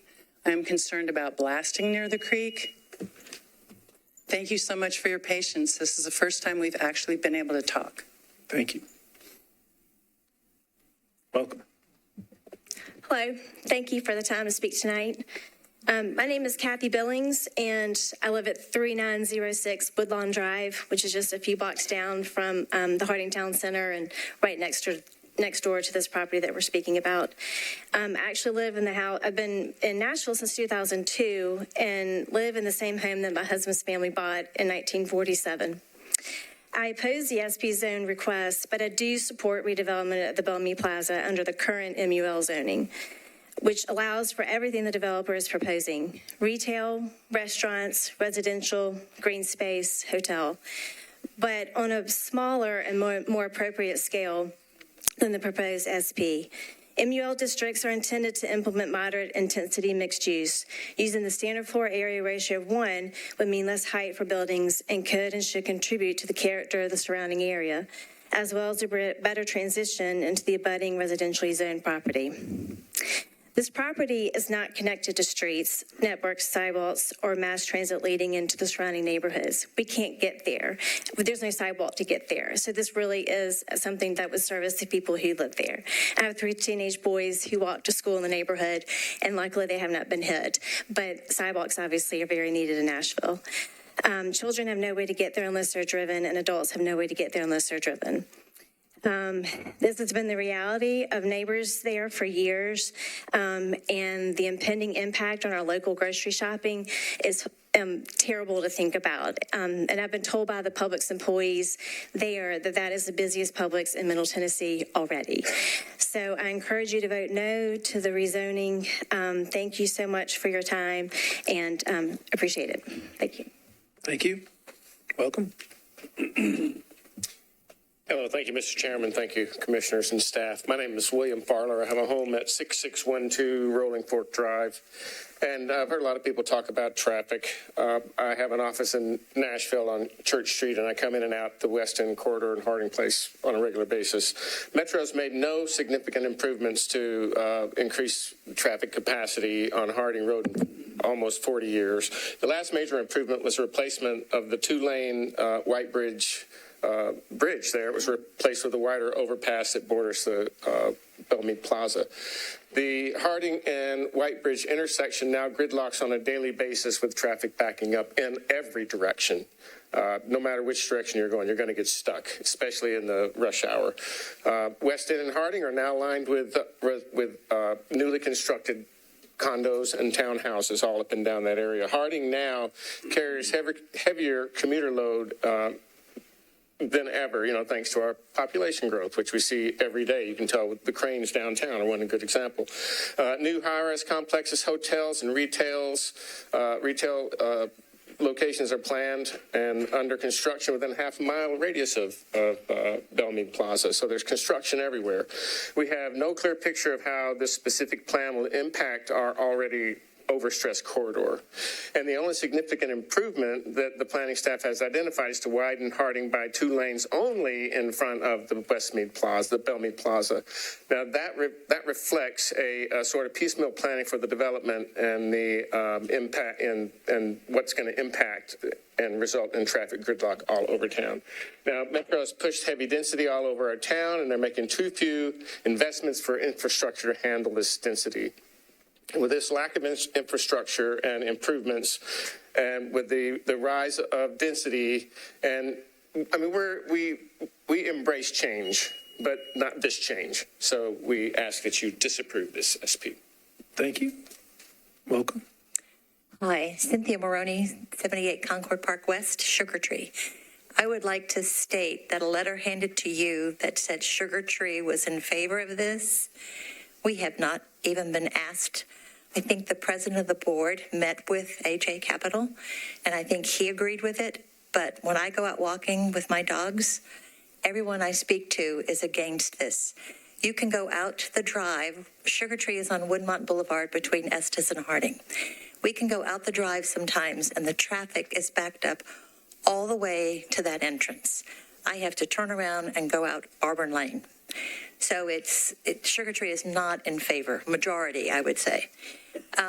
Also, I was impressed by the number of people that were in favor of this.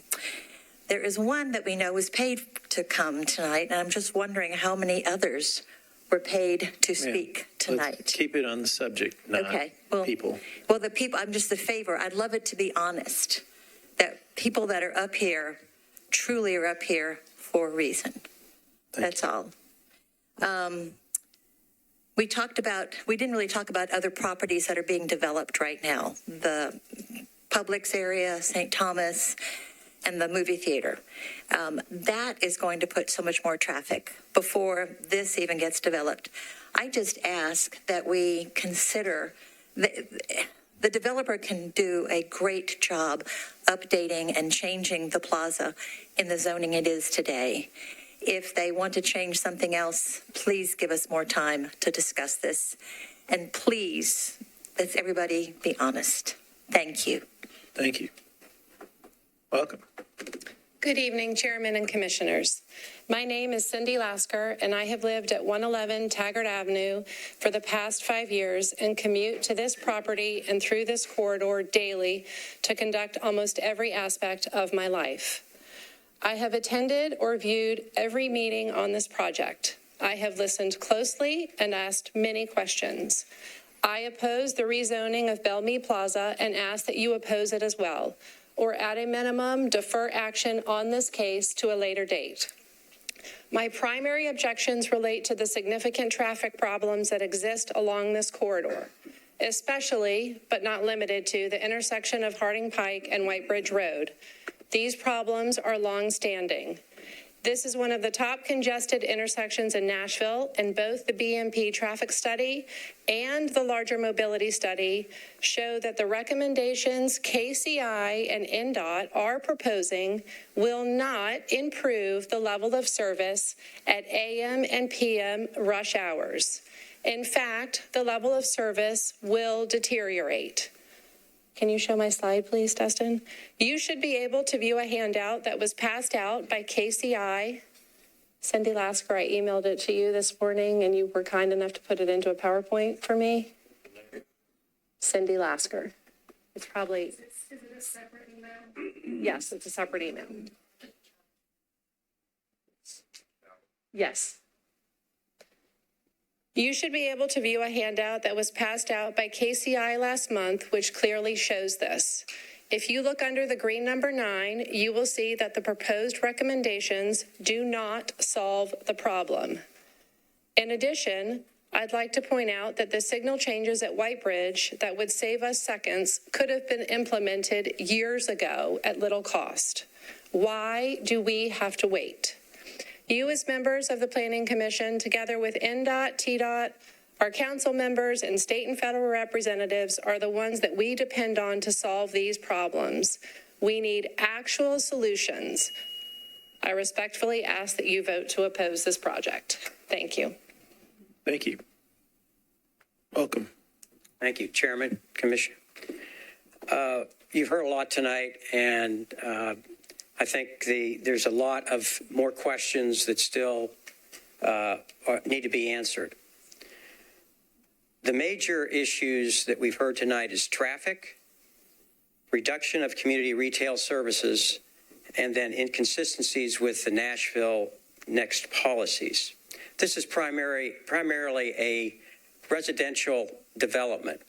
Only 10% of the square footage is retail, and there are no office space allotted. Whitebridge and Harding traffic areas currently failing.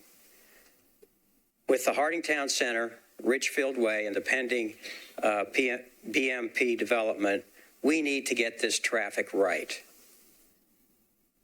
The traffic impact and mobility study commissioned by the developers conclude a drop in traffic or, at best case, no increase in traffic. To the area residents, we just don't understand. We respectfully request that an independent peer review study be commissioned to verify assumptions and the study's conclusions. We've heard some quotes from our councilwoman and also AJ Capital of their desire to listen to the community, and what's best for the community is best for the project, and we applaud you for that. In fact, you've heard already we've had a petition of about 3,300 people that oppose the current proposal.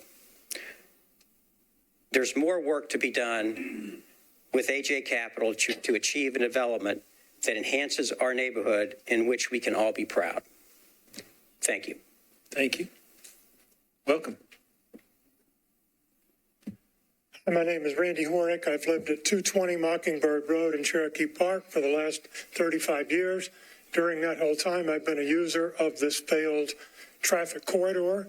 I say corridor, not just intersection, because I have observed during significant times of the day, the corridor is I would rate it a failure all the way from Meade down to I-440 and Murphy Road. It's a failure on Woodmont Boulevard all the way back to the curb by Sugar Tree. The failure of the corridor is what needs to be addressed. I am not anti-development. I am not anti-density, and nobody damn sure paid me to be here. But what I am against is development and density that are not supported by adequate infrastructure to allow it to happen. I'm not seeing that with this plan. It's a traffic fail. I heard NDOT's presentation in which they said, notwithstanding the estimates of KCI, that the intersection would be a failure if no significant improvements were made. I commend the staff for putting conditions that reflect some of those improvements, but I would argue they don't go far enough. I heard you use the word arteries tonight, and that's a useful word. We have a blocked artery that goes the length of this corridor. You can put a balloon catheter to blow out the problem in one area, and you just magnify the blockage everywhere else. I've heard everybody involved with this study say further studies need to be done. I would direct your attention to the condition in your own staff's report that says the developers need to fund further study. Doesn't that seem a little bit backwards to you? Doesn't that seem kind of like a duh? The study should be done of the whole corridor. NDOT said maybe it should be 6 lanes all the way down to Murphy Road. Please don't put the cart before the horse. Take some time in spite of the pressure that capital is putting on you, and draw a line in the sand on behalf of our residents. Thank you. Thank you. Welcome. Hello, thank you. I'm Carrie Suh. I'm at 312 53rd Avenue North in Sylvan Park. I have lived here for a whopping 3 years from East Nashville, sorry. And what I love about West Nashville is the walkability and the greenway. My husband and I both work from home, and so we have one vehicle, so I get to walk a lot, which is really great for my exercise, but also great to see the neighborhood. I would like to address both the greenway and the walkability surrounding the neighborhood. AJ Capital said they would provide a connection to Richland Creek Greenway, but this has not been confirmed. We want to guarantee public access to the greenway and connection to the Richland Creek Greenway. We are concerned that a future HOA at the residential buildings will restrict access to the green space. In order for this to be a benefit to the community, we need dedicated greenway parking to access it. A T5 RG property should benefit the entire community, not just the residents at the new development. Right now, there's no firm commitment to this by AJ Capital. Walkability, a word that I love, but is also used to appeal to the public, but there's no walkability to it and from this development for the neighbors without complete sidewalk connections and a dedicated bike lane. Currently, there's no firm commitment to this important detail. The tower residents benefit from this walkability, not your average resident. We want more above-ground parking than what is proposed, making accessibility feasible. Regarding the creek, we ask that it be completely restored and all concrete pillars removed with no leftover Kroger viewing platforms. Restoring this creek will require both massive modifications and permitting. We have been given no information on this. We need more time to talk about these important neighborhood concerns with the developer who has not agreed to meet with us for a productive discussion. Thank you very much. Thank you. Welcome. My name is Pat Williams. I live at 4301 Elkins Avenue in Sylvan Park. I've lived in Nashville all but a small handful of my 82 and a half years. Graduated from Hillsborough, lived in Warner Park Valley on Vons Gap for over 25, and been in Sylvan Park for more than 20. I want to just say ditto to almost everything that's been said before me. They said it much better than I could. I am certainly for protecting the creek. Kroger is moving across the street. That building, that could be rectified. The creek could be helped. Again, I want to say, I echo everything that's been said about flooding, we need affordable housing. I don't think this is it. Really don't think this is it. But thank you all for listening, and I urge you strongly to vote to oppose this tonight. Thank you. Thank you, ma'am. Welcome. Hey, Twanachik, 5967 Cane Ridge Road. I've been following this really closely because it mirrors a lot of what we are experiencing in our own community. Everyone in Nashville wants something better. There's full agreement there. We all want more retail. We want to have to drive less to get to places that we need. Encouraging developments that are good for the community requires unrestricted, fully accessible, informative community meetings where everyone feels they have had a voice. You know when that has happened because no one shows up here. You know when it hasn't happened because this happens. This hotel developer has given interviews in which he said his goal is to draw people from around the world. He is world-focused, and that's great, but that's not community-focused. When we encourage an SP, the developers come back like they've done to us, and they change things later. They add stories, they reduce or add parking, they change the walking trails, they change the green space. When we do straight rezoning, we don't get to specify things that are good for our community. We always have to find that reasonable balance. I'm here tonight to support our neighbors in West Nashville and remind them and you that all parts of Davidson County are experiencing the same challenges. You must get tired of hearing it. We really get tired of saying it. We all have the same complaints. Please defer this project several meetings in order for appropriate, transparent, informative, fully accessible public meetings to be held. We appreciate your service. Thank you. Welcome. I'm Howard Rosenblum. My address is 5126 Answay Drive. I'm sorry we all have to be here this late. The main problem I see is the intersection at White Bridge and Harding and all of that corridor. I would love to see Meade Plaza, where I grew up, I'm a native Nashvilleian, be renovated, and I think the plans look lovely, except for the density. And the traffic can be backed up from that intersection. I've not been able to, at times, turn right on Post Road to get on White Bridge to get to the hospital because the traffic is backed up there. It's backed up in all directions. I was hoping that TDOT would somehow work some magic and come up with some solution that would help that intersection and let this development go forward. But in its present state, without further study, without time to do something more, I just don't think it's feasible to increase the density to that level. I think they're asking for 3 times the amount of density that's there right now. If they would build within the MUL, I would have no objection to that.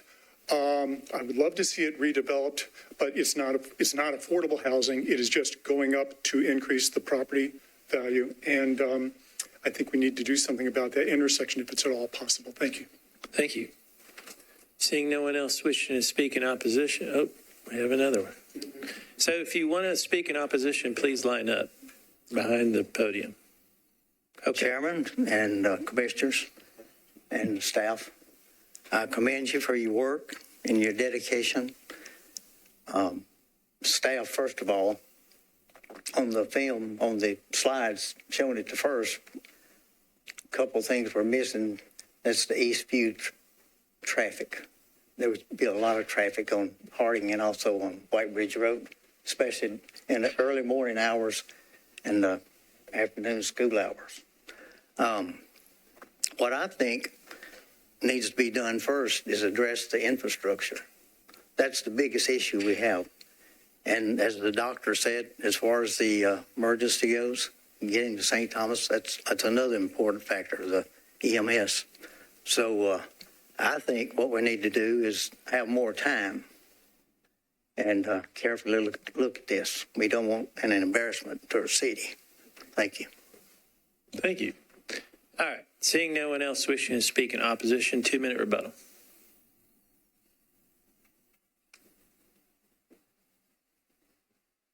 Thank you again for your time. So over the last 4 months, we have shown our willingness to collaborate with the community, with Council Member Murphy, staff, but really especially with the community with a lot of community meetings. Most of the negative comments you're hearing today are really to try to stop this project. We are providing ample community benefits while also providing a real positive impact on traffic. Traffic's been an issue at this intersection for years. We all know that. And as noted by Beth from KCI, our collaboration with NDOT, our project is in fact helping with traffic. We have also fully committed to funding the NDOT recommendations that are incumbent upon us, and we are in fact reducing daily trips to the site by 40%. Respectfully, height is not an issue. We've undergone 2 material changes to the design and to the height, and one is as early as this past week.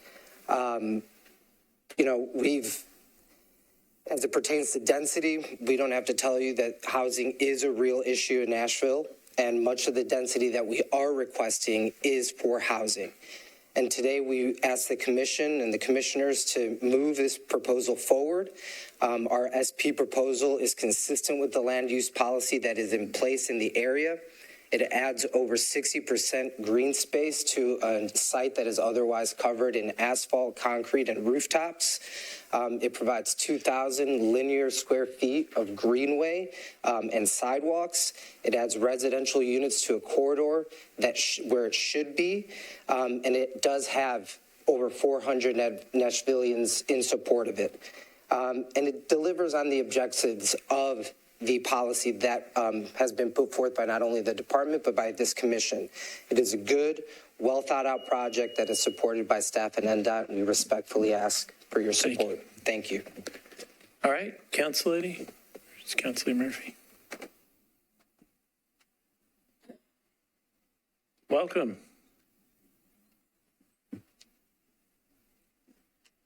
Thank you. I'd also like to thank Lisa for spending every night this week with us at the council.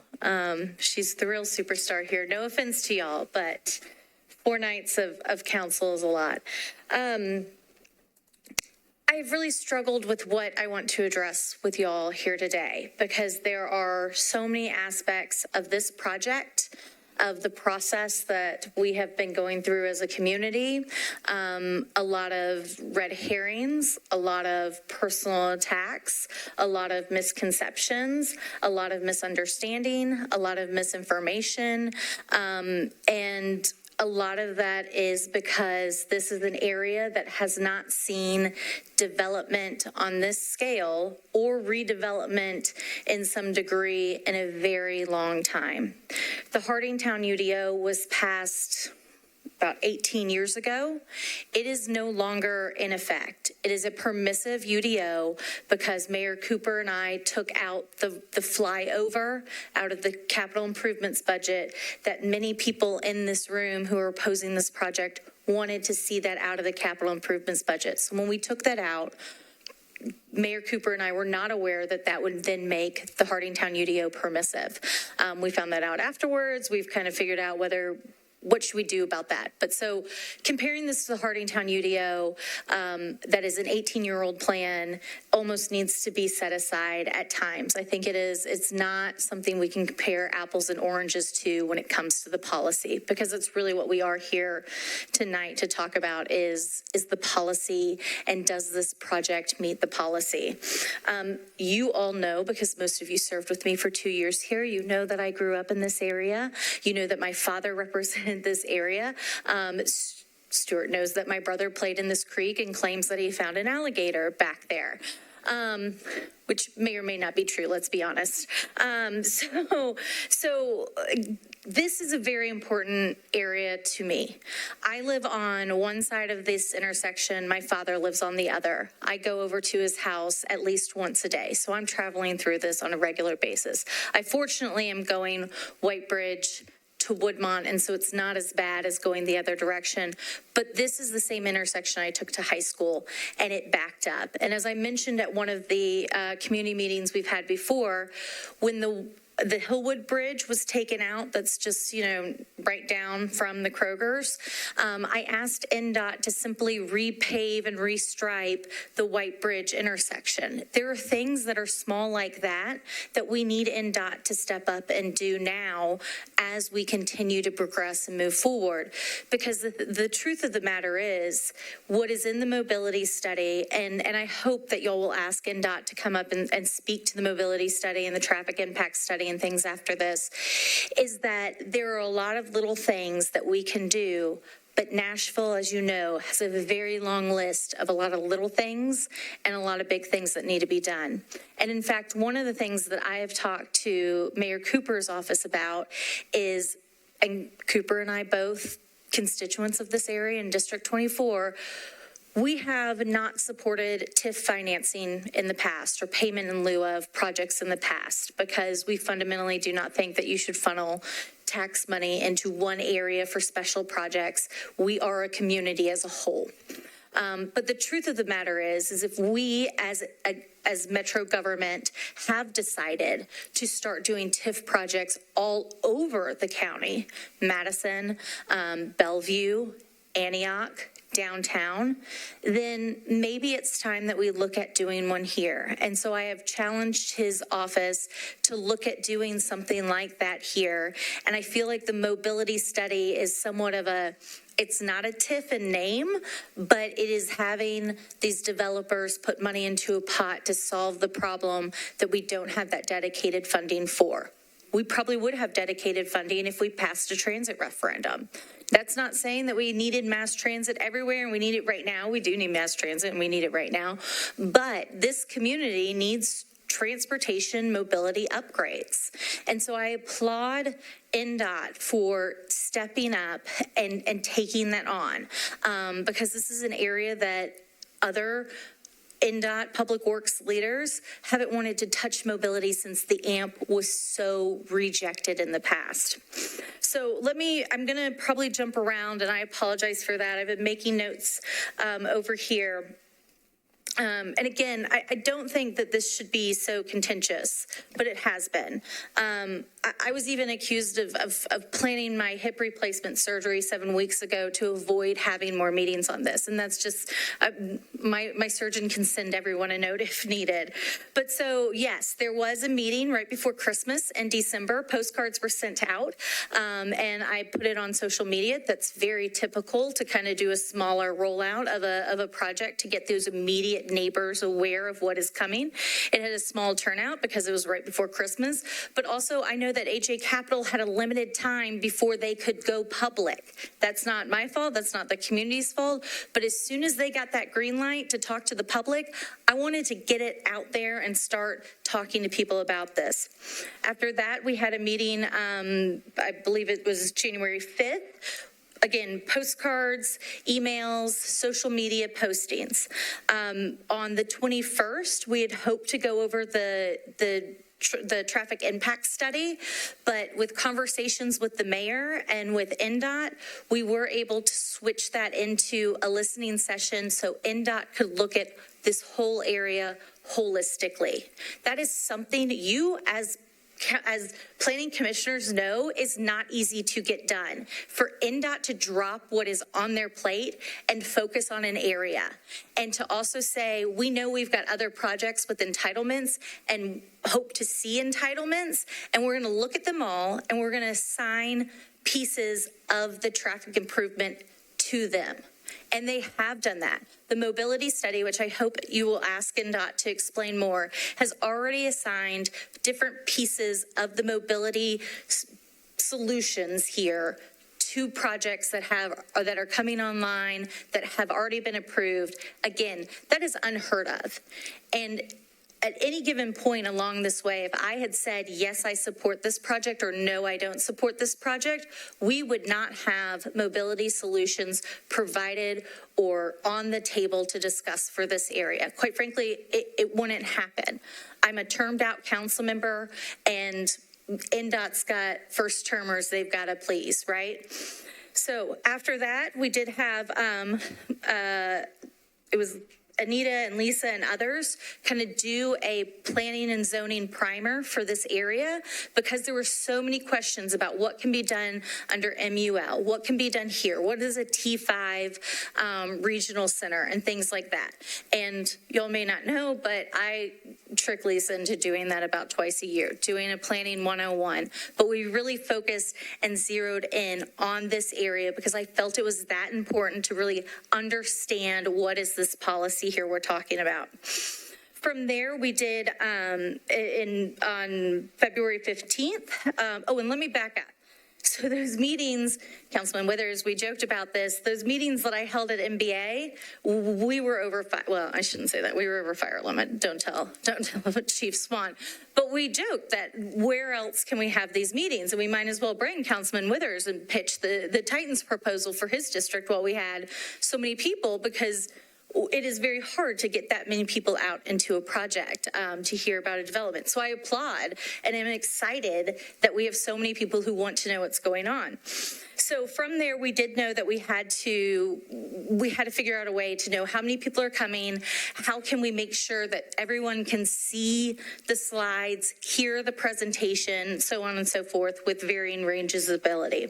So we were able to move over to Nashville State. That was a ticketed event, ticketed meaning you registered, and all of these have been either live streamed or videoed and put online.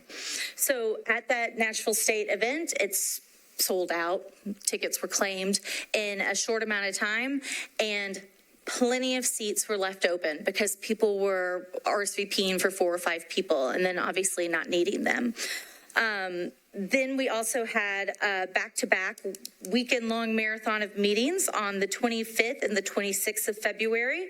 And I really wanted those to focus on the technical aspects of as much traffic as we could, still waiting for NDOT to get their mobility study, on blasting, on the environment, and on the creek. Originally, the development team, bless their hearts, had suggested having that at the CVS at Meade Plaza and doing a creek walk. And I was like, let's maybe not. So after that, and this is yet another frustration here, is finally on March 16th, we had the NDOT mobility study ready to be announced, and with the thought of it's going to be recorded like Metro meetings are, and NDOT and ITS had a glitch. And so we will be having that meeting again. We just haven't set that date yet because I just found out this week that it wasn't recorded. So we'll be having that meeting again. And the great thing is they've had tons of questions come in that they will be able to answer. Whether you pass this tonight or not, that meeting's happening again. Whether you pass this tonight or not, there are plenty of more meetings that need to happen because there are so many questions. The Greenway, a comment was made tonight about that there's not Greenway commitment and easements and so on and so forth. It's in the conditions. You read them. They're there. A lot of the concerns that are being brought up are concerns that are taken care of in conditions or commitments that I've said I will write into the bill or that will be, put into paper if this gets to that level. Chicken and egg, what happens first? do we upgrade and extend these intersections, or do we give entitlements to developers? Obviously, they have property rights currently. We could get a Home Depot with a Lowe's and the one with the yellow tag is Best Buy here on this site. And we're not going to probably be able to get them to pay into some of these mobility things that we need. And Metro does not have the finances to shift and prioritize over to this. And so it is chicken and egg. But if we do not have some sorts of development, whether it be this scale or smaller or bigger come online, we don't have that immediate cash inflow to do the improvements that are needed. And that's something that I will rely on NDOT to explain much, much further tonight or another night. Again, policy, that's what we're here for tonight. This is a project that started out maxing out at the policy and has come significantly down. But it is ultimately, and I've been in y'all's seats, it's not always fun, to decide whether this meets the policy or not. Staff has decided that, but y'all are the arbitrators of it. And then as you've heard me say when I sat with you, then it kicks it over to Brett and I at the council to start dealing with the political side of things.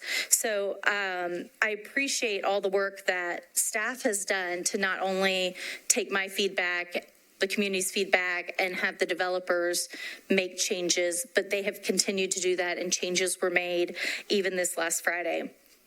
I think that it's important to note that the mention of Kroger's has come up several times. Kroger's they're going. That can't be prevented. That is a decision that Kroger Corporate has made. They have a location down the street, and they're moving on. A nice hotel, whether we have a hotel here or not. Yes, I know that there is a project next door that claims to have a hotel. I haven't seen the site plan for anything for the St. Thomas SP or what Mr. Granberry and the Hill community is planning on doing. They have shown me drawings, but I have not seen anything applied for. So there's talk of a hotel there, but not one. When I was little and my grandparents would come visit, they would stay either at the Lowe's Vanderbilt downtown or Midtown by Vanderbilt, or they just stayed in Murfreesboro and came on Christmas Day. We don't have places, we don't have a variety other than parents going to Airbnbs. And when so many of our communities don't like Airbnbs, although I assume parents are a little bit better than bachelorettes, we need some other options. Let's see here. Again, I told you, I'm sorry, I'm jumping around a lot. I do trust Tom Palco. I trust with anything involving the creeks. I trust him with my own personal creek anytime there's a problem in my backyard, which I guess that may end in August, so I better get all my questions in now. But Palco has reviewed this. He came to one of the meetings and answered several questions and believes that this is the right direction for the creek. The greenway around the creek, I think it was mentioned, and I think I had previous information wrong, so I'm glad that it was mentioned here today that if you rezone, well, I knew if you build under the current MUL zoning, you're not going to get this nice greenway, but you will have to do something to the creek. But it sounds like you might not have to do to the extent. That's something that I want to get clarified a little bit further. But the big winner here, and Commissioner Haynes, I know this is important to you on the Parks Board and everything, is this greenway is something that most developers would not do without us kicking, screaming, dragging, and pulling their teeth. And this is something that they came up with. I said that the creek needed to be addressed. Don't bring me anything that doesn't have it. And this is beyond what I could have expected. The heights have come down. We're not all the way there. Unit count is still pretty high. We still need to flesh out some of the retail information and things like that. But I think that we're at a point where let's decide if it matches the policy or not, and then we can figure out the politics and the livability of the community with this project. So I'm happy to answer questions. I know I've jumped around a lot because it is 10:30. I did want to say that I have been in communication with St. Thomas, not specific enough to say yay or nay on this project, because I don't believe that St. Thomas would do a yay or nay. But I do believe that if St. Thomas had an issue with were concerned about accessibility, they would have reached out to me, or they would have sent a letter to y'all about that. And so I'll continue to reach out to them on that, but because that is a concern of mine, and I want to validate whether it's an issue or not. So those are the things that are my to-do list, whether we move forward here tonight or not. But and that is why I'm staying neutral, because again, if I say yes to this, I don't have negotiating power. If I say no to this, I don't have negotiating power. And I think my job here is to continue to make sure that whatever goes in at this site continues to get better, and we set a standard not just for here, but for the whole corridor, and we keep holding NDOT's feet to the fire to hold the developers' feet to the fire along the whole corridor. Thank you, Councilor. Seeing no one else wishing to speak, I declare the public hearing closed. And I think that it would be very helpful before we start our deliberation to hear from NDOT, because there's been a lot of that would help get us kicked off. So proud if you could just come to the front, and then discuss the project, and there's a lot about the mobility study as well. So I'm state your name. I'm Devin Doyle with Nashville Department of Transportation. Matt Hadaball with the Nashville Department of Transportation. So I'm over the development services team, and since the inception of NDOT, I have taken on the responsibility of being over long-range transportation planning as well. Get a little closer. Yeah, there you go. Thank you. My apologies. I usually don't have problems talking loud, so I apologize for those who know me. Chairman Atkins, I don't have a detailed prepared speech discussing this, but I will start off just clarifying or speaking to a few things. Lucy referenced earlier about some of the new processes that we're doing as it relates to development and coordinated traffic studies. When we know we have similar scale projects that are all basically coming online, in close proximity and close timeline. But before I do that, I just want to clarify just the traffic impact study process. I think most of the members of the commission have an awareness of how that process progresses from the inception of a project with the developer and the developer's outreach to Metro staff, whether it starts with planning or with NDOT. That when you get into the world of traffic impact studies, while NDOT has traffic engineers on staff, we do not have the number of traffic engineers on staff, for starters, to perform detailed impact studies for all of the developments that typically come online. Nor do we have the revenue to contract out. The adopted process, which is common across municipalities throughout the state of Tennessee and really across the U.S., is that it's the responsibility of the developer and their development team to contract with a professional engineering firm. That engineering firm is responsible for connecting with our department, establishing kind of the terms of the scope of work, and then they step out and perform the study. Our role in that process is to analyze the techniques, methodologies, the information, the processes that are widely accepted on a professional basis to ensure that the outcome and the conclusions correspond to the standards of practice from an engineering perspective. So, Mr. Doyle, I would just to clarify, I think one of the things that would be helpful for the commission, I do think they are accustomed to the TIS, but there was a mobility study done here between NDOT and planning was supportive. I want to make sure they understand what the mobility study was. Correct. And so in the traditional sense, there would be a traffic study that is completed for an individual development, it might consider, as Lisa Milligan referred to earlier, other developments that may have been previously approved. Kind of a recent practice, as across the county, we've had a number of large-scale projects that have come in close alignment. What we have begun doing is working with the planning department and with our staff and the development teams of various projects when we see that there's an alignment, kind of an alignment of the stars, so to speak. And when we've stepped into the world of actually either doing area transportation studies that look at the comprehensive impact of all of those developments, or even larger scale regional studies, depending on the size and scale of the projects. And so that was the approach that we took here. We initially were approached by the Meade Plaza project, and we had some initial conversations just to clear up. They completed or worked on an initial study under that umbrella of that single development coming in. When we recognized that we had two other large-scale developments that were coming in, we worked with planning and coordinated with the development to actually require a larger scale regional mobility study so that we could look at the net combined impact of the development and ascertain how we were going to start assigning conditions and recommended improvements across each of those development projects. Does that help, Lucy? Thank you. Anything else? We'll probably have lots of questions, so we'll just stay close. All right.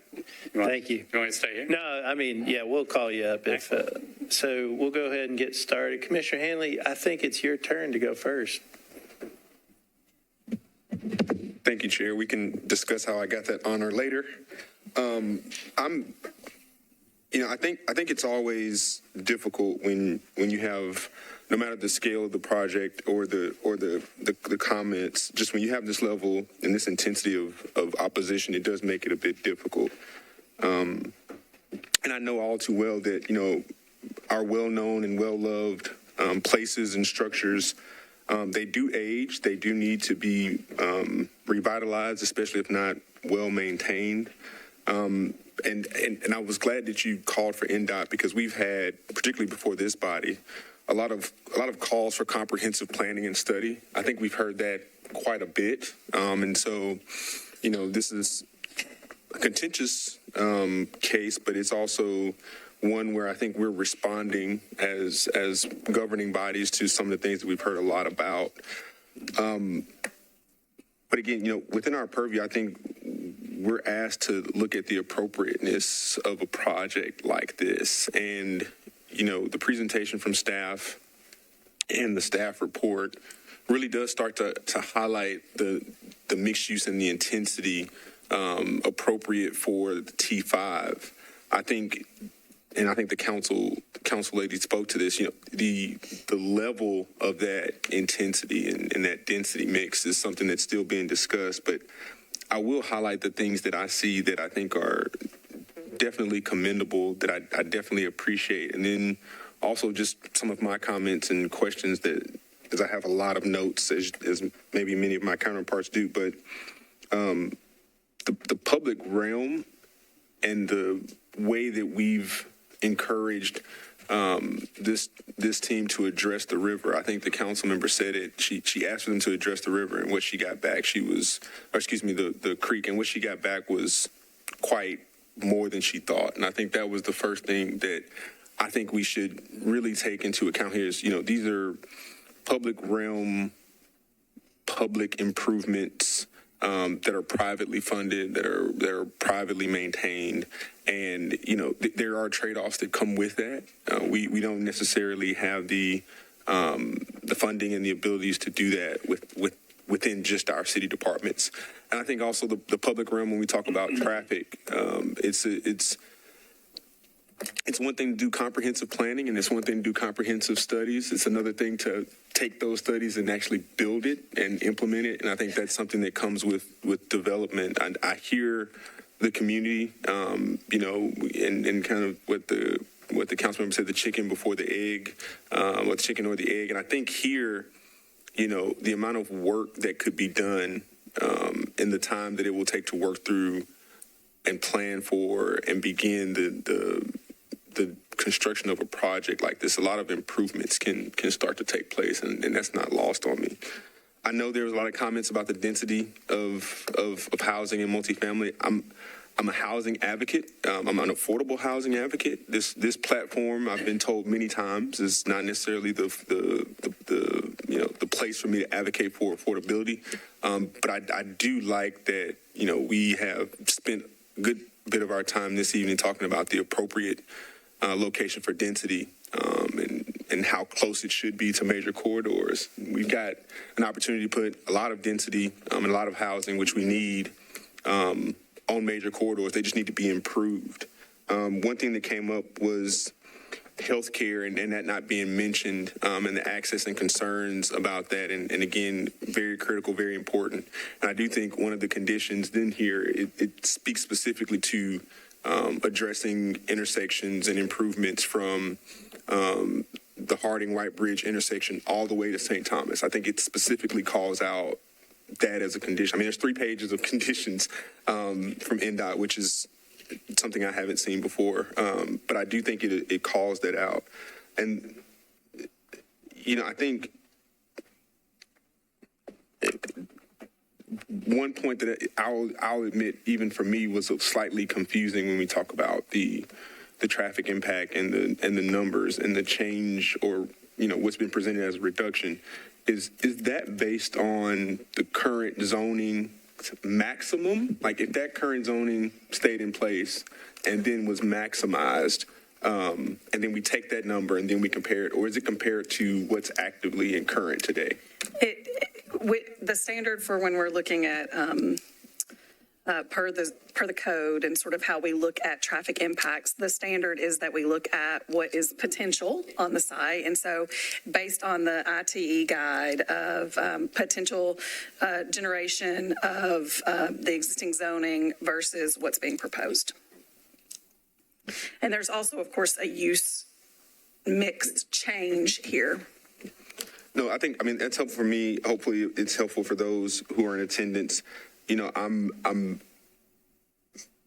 I've kind of followed along with some of the changes that have been made over time. Again, I think those were guided by responses and reactions that we heard from the community, the height, particularly parking going up. I'll say I was not that happy to see a loss of units, again, because we need housing. But I do understand that point of view and perspective from the community. Protecting their quality of life is understood. I do plan to listen to my other commissioners. I wanted to ask, because there was some references to the level of engagement and the timing of certain materials being made available. And so, we talked about what NDOT is doing, and not necessarily something that's done regularly. I am curious, I mean, how was this transportation study, and how was that rolled out? Because I heard that not necessarily a lot of time to digest that was given to the community.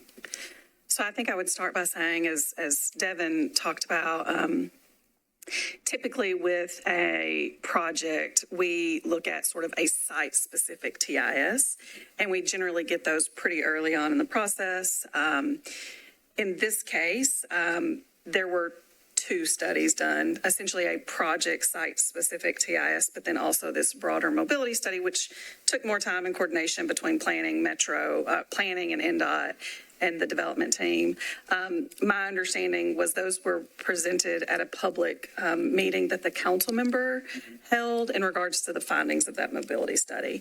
And then those conditions were included in our staff report when we published there. And I think that I'm not certain of the exact dates, so I don't want to misspeak. Yeah. I understand. I do understand. I mean, I'll say these few comments and then I will relinquish to other commissioners. Again, I said I'm an advocate for housing. I'm also an advocate for greenways. I'm also an advocate for transit. I'm also an advocate for trees. I mean, I feel like this site is making efforts to present best practices in those areas and what we're asking for. I think the contention is highlighted a lot by what the council member says. It's just an area, a particular site, but an area that has not seen development of this intensity in a long period of time. And understandably so, when this is happening to other communities around our city, we get this type of response because of that. I don't think that means it's inappropriate, though. I think it just means we need to listen and we need to make sure we do our part in making it better. But I intend to continue listening. Thank you, Councilman. Thank you, Chair. You know, there's just so much information in the staff report, and I know it's late, and so I'm going to try not to repeat a whole lot of that necessarily. You know, we are here primarily to be a policy body, right? And so I understand there is the question about when was information presented to the public, and that's helpful to keep in mind. But our purview as this commission is to really look at how a project compares to policy. I don't believe there's a bill filed on this yet, so if we were to recommend approval of it, there would still be a couple of months when additional community engagement could occur. I will say for sure that I'm not persuaded that a deferral is needed. I know neighbors want that. I think in some cases, neighbors are not getting the answers that they would like, but I don't know that they're necessarily going to change a whole lot in a material way. I mean, that's just my kind of thought. There is a lot here, and so some of it's a little bit confusing. I know a lot of times in Nashville, you know, everything is about height, right? And so people have a lot of sensitivity to that. It sounds like the buildings that are proposed are within the height that is recommended by policy, have been reduced at least a couple of floors. That isn't necessarily, like if neighbors are expecting 4-story buildings, we're going to have buildings larger than 4 stories on this site unless it's a giant box. So one of the things that, you know, reducing height of buildings probably comes at a cost of residential units, and that's something that we need to think about. I'm assuming the retail is at the ground level, but as you start removing floors from buildings, you are losing residential units, which we really need. So I mean, I understand it from the neighbor's standpoint, but are we going to reduce these buildings to a level that is similar to what is in the surrounding suburban policy area? I don't think so, and have a viable project. I mean, just to be realistic with folks. I also was a little bit concerned when I heard about, you know, adding additional parking spaces and even for widening roads. And I do want to ask about that, if I could. There is a great deal of information about a lot of the traffic signal improvements that are planned. Pretty dramatic improvements to the bus stops. This is one of the higher ridership bus lines that we have in the city. As Councilmember Murphy mentioned, we've had a couple of attempts at actually applying transit in Nashville that would include having gone on this corridor, and those have met resistance. So I hear the neighbors say, like, we wish that there were transit. It would have been helpful, and I hope neighbors will consider supporting transit the next time it's proposed, because that is the only way that we are going to get transit. Certainly that is anything heavier than buses, but we can do a lot with buses, and I think that the bus improvements that we have are really strong. But I would like to ask a little bit about the widening of the roads and where exactly that is on this side and why that was recommended, just kind of generally. You got to turn your mic on. Yeah. Oh, it's down below, right there. I got it. So actually, the widening of this section of Harding Pike is called out in the Major and Collective Street Plan. Okay. And when the Major and Collective Street Plan, it actually has always been part of the Major and Collective Street Plan and carried through even through the Nashville Next and the land use transportation element and studies that came out of Nashville Next. It did. And so thank you for that. And so does that Major and Collective Street Plan call for a widening for a greater distance on the street, or more in this specific area because of the intensity of the intersection? It recognized that basically the pinch point is the intersection of Woodmont and White Bridge Road. So I think this specific limits that are identified within the MCSP are basically the Richland Creek Bridge, that crossing there, extending east to just east of the St. Thomas entrance, the traffic signal at St. Thomas entranceway. Okay, well, that's very helpful. So it sounds like this was already in our city's plans through this development, rather than using Metro's capital spending plan to do something like that, or possibly working with the state for those funds that this private development will be realizing that. Is that well, they will be contributing to it, Councilman. Yeah, I just want to make sure for clarity, to actually implement that will require some widening on the south side as well. So. Okay, well, that's helpful. I mean, it's still, we often do have private development that helps us to fund or construct public improvements, which the more you have of them in sequence, the greater of a systemic approach that you have. And I'm really impressed by this mobility plan, because we often don't get that. And I know the community has wanted that for a long time. And I think that was a good opportunity. And again, it's something that, as this moves through council, I believe can still continue to be discussed and refined. And if there are further changes that are needed that are supported by the departments, that I'm assuming that those could be potentially either handled at the department level or written into the bill potentially later on as it moves through its finalization process. I did want to have a little bit of a question for staff. Again, I'm learning about some of these transects and things like that I don't quite have a lot of. So T5, I'm pretty familiar with for Midtown and some of those things, but not as much for the RG.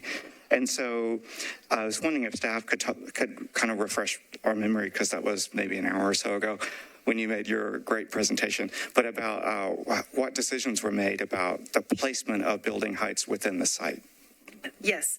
So let me talk just generally for a second about T5. And so T5 Center indicates in the community character manual that they are predominantly residential, mixed-use centers and corridors as a general for T5. And then you sort of move back into the more specific policy, which in this case is T5 Regional Center. So T5 Regional Center gives some guidance in regards to height, and essentially says that height up to 15 stories is appropriate, that heights can go taller, and so when we were looking at this from a height perspective, we wanted to look at within the center, which you have a pretty large center here that is centered around the primary intersection. And within that center, you have sort of the Ingram building that is setting the context for height right now. And so when the plan first came in, there were 15-story buildings sort of more towards the western end of the development, away from the intersection. And that felt like the wrong treatment to us, given where the height is currently in the center, which is the Ingram building. And so with conversations, we had the height shifted towards the intersection. And then said, we're capping it. It can't be above what the Ingram building is right now. As sort of the baseline. And then we said, and the height needs to move down as you move away from that intersection towards the western edge of the site. And so that's how, and it's gone through a couple of iterations, I would say, since the original application came in. And so now we have sort of the tallest building, similar in height to where Ingram is. Then you step down as you move west until you get to a building that's the westernmost building that's maxing out at 8 stories, with a prominent feature of the building at 5 stories as it's adjacent to Harding.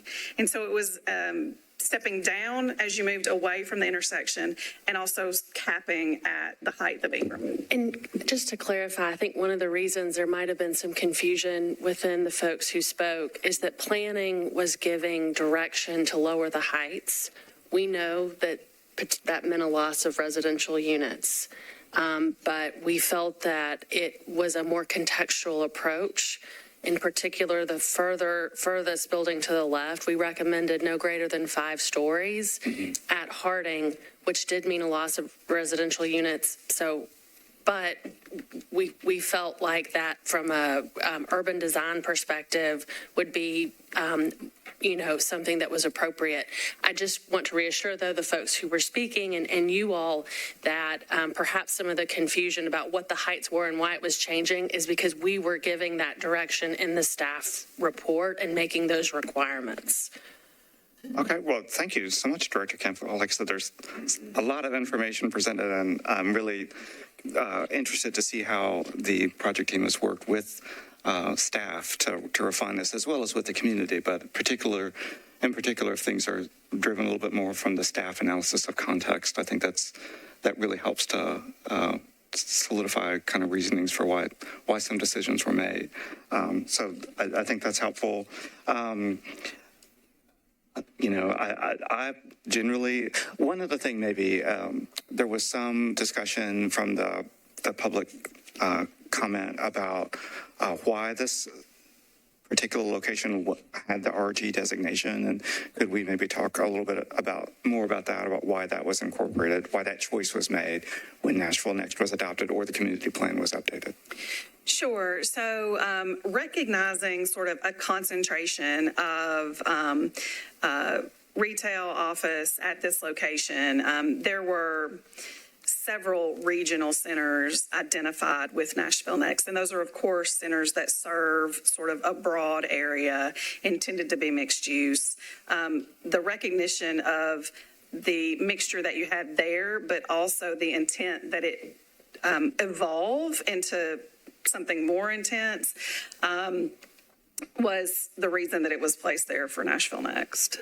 Okay. So it's sort of a recognition of what was already there, but then looking at the presence of transit, the location in the county as a whole, at the important intersection, that's why it was placed there. Okay. Well, thank you for that. One other thing as well is, retail tends to drive a lot of traffic volume, especially restaurants. As some of us that live in urban neighborhoods, you have that great little corner coffee shop, and you'd be stunned at how many cars will be driven to that little teeny tiny restaurant or corner coffee shop. So that is a little bit what I'm hearing is a little bit of a trade-off. I'm hearing that neighbors in the area wanted more retail. And the reality is that retail does tend to generate a lot of traffic, maybe not always at rush hour, but it does tend to have a little bit more volume in that regard. I'm definitely, it is a lot of change. In my experience, do not find that a base zone change would provide anything or even maintain an existing base zone, but we would never get this level of detail or quality through straight zoning. So I think the SP is appropriate. The FAR, or floor area ratio that's proposed, is a little bit more than what's there today, but it's still far less than what policy would support, although we've heard about the context-sensitive nature of what's here. So I think this is a very well-done plan. I personally find that it meets my questions about why the policy was selected for the area and how this how it meets that policy. So I tend to find that it meets policy, and I'll definitely listen to my fellow commissioners, but I am inclined to believe that if there are additional transit, mobility, walkability, green space changes to be made, that I believe that could continue on at the council level and would probably still warrant our support. So thank you. Thank you, Commissioner Johnson. Thank you, Chair. This is a big project and so much to digest. So I list up so many questions. So let me ask several questions to staff. So I think there was lots of comment about we support base zoning MUL. So could you talk about MUL regards to relation to this T5 RG policy? Sure. So in the community character manual, each policy will have sort of a list of supported zoning districts. MUL is actually probably not one of the ones that's supported by the T5 Regional Center because the FAR is lower than what would be expected to be in a T5 Regional Center. And so you're generally looking at things like MUG, which is a 3 FAR, MUGA, which is 3 FAR, MUIA, which is a 5 FAR. Sort of another thing to consider is that the MUL zoning is a zoning, when this property was zoned MUL, the A districts didn't exist. And so now with sort of rezonings, when we're looking at those in comparison to the community character manual, we're generally requesting that, or generally recommending that things be placed in an A district. And so what the A districts do from a base zoning standpoint is they do add some really sort of minimal level of design guidance to get things appropriately located in relation to the street setbacks, that they have different standards for the way that we measure height than what exists in the MUL. So MUL does not have a maximum height. The way that height works for MUL is that a height control plane is employed. And so what that means is that the further that you get away from a setback line, the taller that a building could get. And so with a site of this size, you may and you could potentially end up something that's tall depending on the floor plate. And so, but there is no maximum height for MUL. So the A districts work a little bit differently in that they are trying to do a little bit less of sort of a traditional suburban pattern where buildings are pushed back and then the height is going up from there where they're pulling things up a little bit closer to the street. And so MUL would probably not be something that we would support in a T5 center, certainly not without an A district, but it's probably on the low end of sort of an intensity that would be supported. Thank you. And we understand that this was, regional center policy was recommended when we are talking about Nashville Next, because with conjunction of mass transit was at that time kind of center of the discussion. So if we were not having those, probably, under the current condition, T4 community center will be the next appropriate policy other than regional center. So could you talk to me about a little bit about T4 community center policy?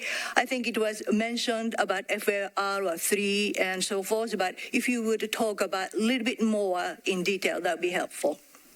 Sure, and let me just talk 1 second about sort of the T5 and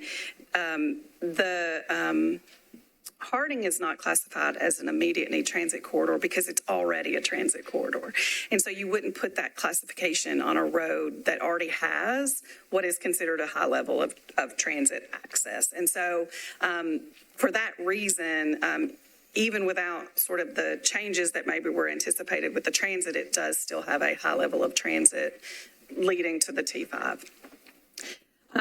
T4 Community Center would support things like MUGA, which has an FAR of 3. And then the height guidance is generally, I may have to look it up. If you can just give me a second. I don't know it off the just top of my head. But I do have the CCM pulled up, so it won't take me long. So while we're waiting, commissioners, we've been here 8 hours, and I'm always the mean guy trying to, so I want to make sure everybody gets their questions answered. But let's try to, people are getting real tired, and, I think I'm starting to hallucinate because I'm so tired. But I say that to say, let's try to keep questions concise and keep it going while and I know we're putting a lot of pressure on the staff at this late hour, but that's okay because this is a very, very serious project and we want to make sure that we get through it. But I just want to remind in a very friendly manner to everyone that we've been here 8 hours, a whole work day. So T4 community center indicates that buildings within T4 CC areas are generally 5 stories tall, but taller buildings may be found at major intersections around arterial boulevards that are major intersections around arterial boulevards. And so there are some standards in there for where you might consider additional height. And some of the things that we look at when we're looking at policies that have that language about considering additional height are sort of what are the trade-offs for the height. We also look at the location. And so when we're looking at the location at the intersection of 2 major arterials, we would say that's generally in a location where additional height might be supported in a T4 policy. We would also say that in this case that the FAR that's being proposed, while it's over what's currently there, it's still on the low end of what even a T4 community center might support, and that by the configuration of the buildings and being taller, then you're getting more open space and the ability to have sort of those public spaces, and so there is that trade-off, and so that would be another reason that we might look at supporting additional height in a T4 community center.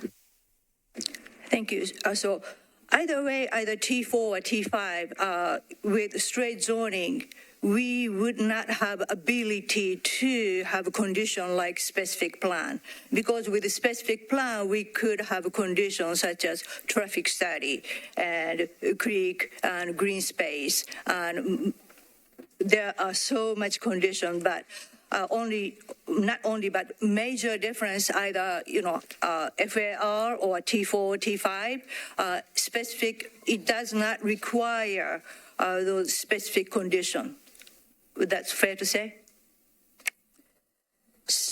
Yes, so that it's recorded. And there are several questions coming up from the community. So blasting. So because this will be proposal is underground parking. So speaking of the underground parking, do you have like a water crest level versus where the underground parking will be? I'm assuming looking at like at least 10 feet, if it's not more, height difference. And so even though it was go underground, would that be higher than crest of the Richland Creek? I don't have that answer.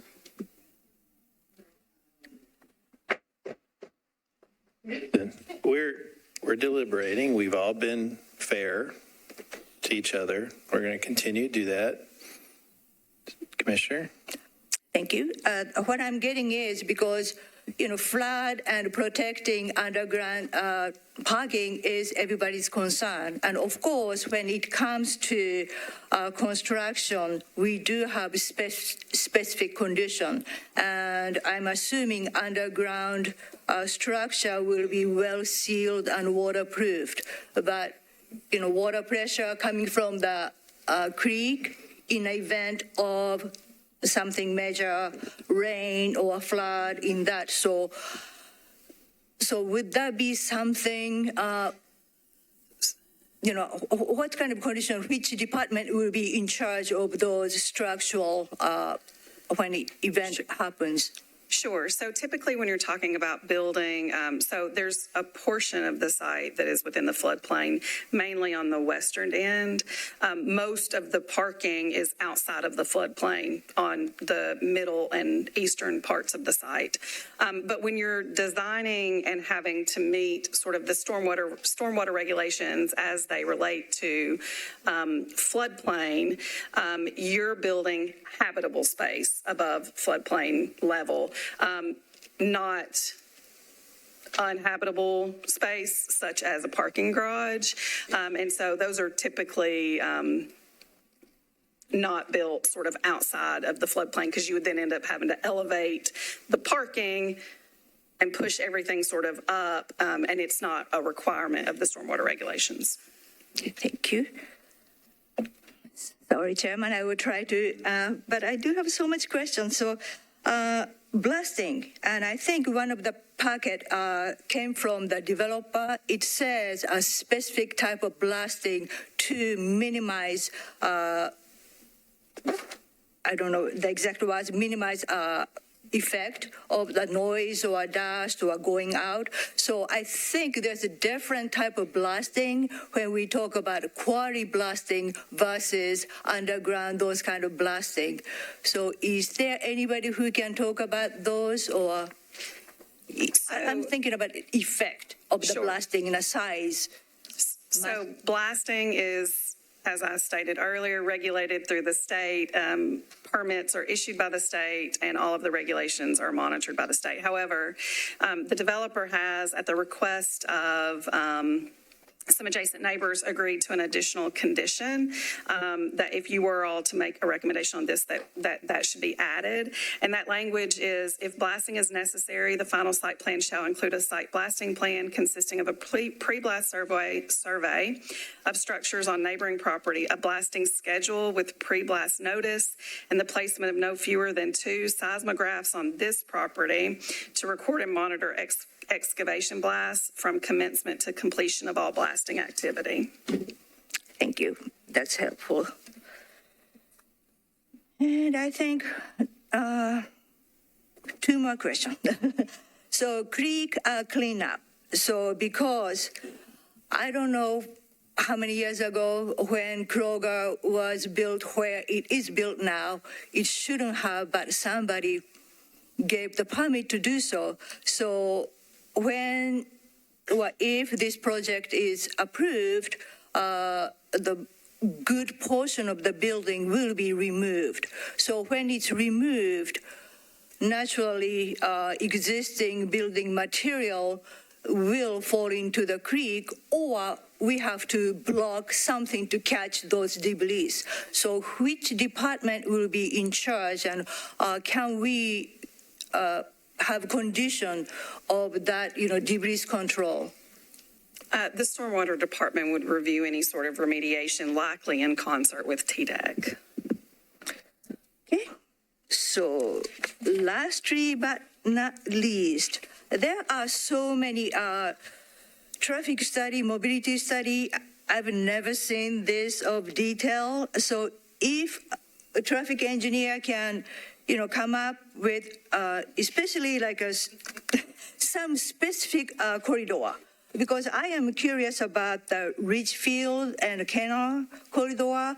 Why do you think moving traffic light from there, from Canal to Ridgefield? And that's why do you think it would be the great improvement considering, entire that corridor?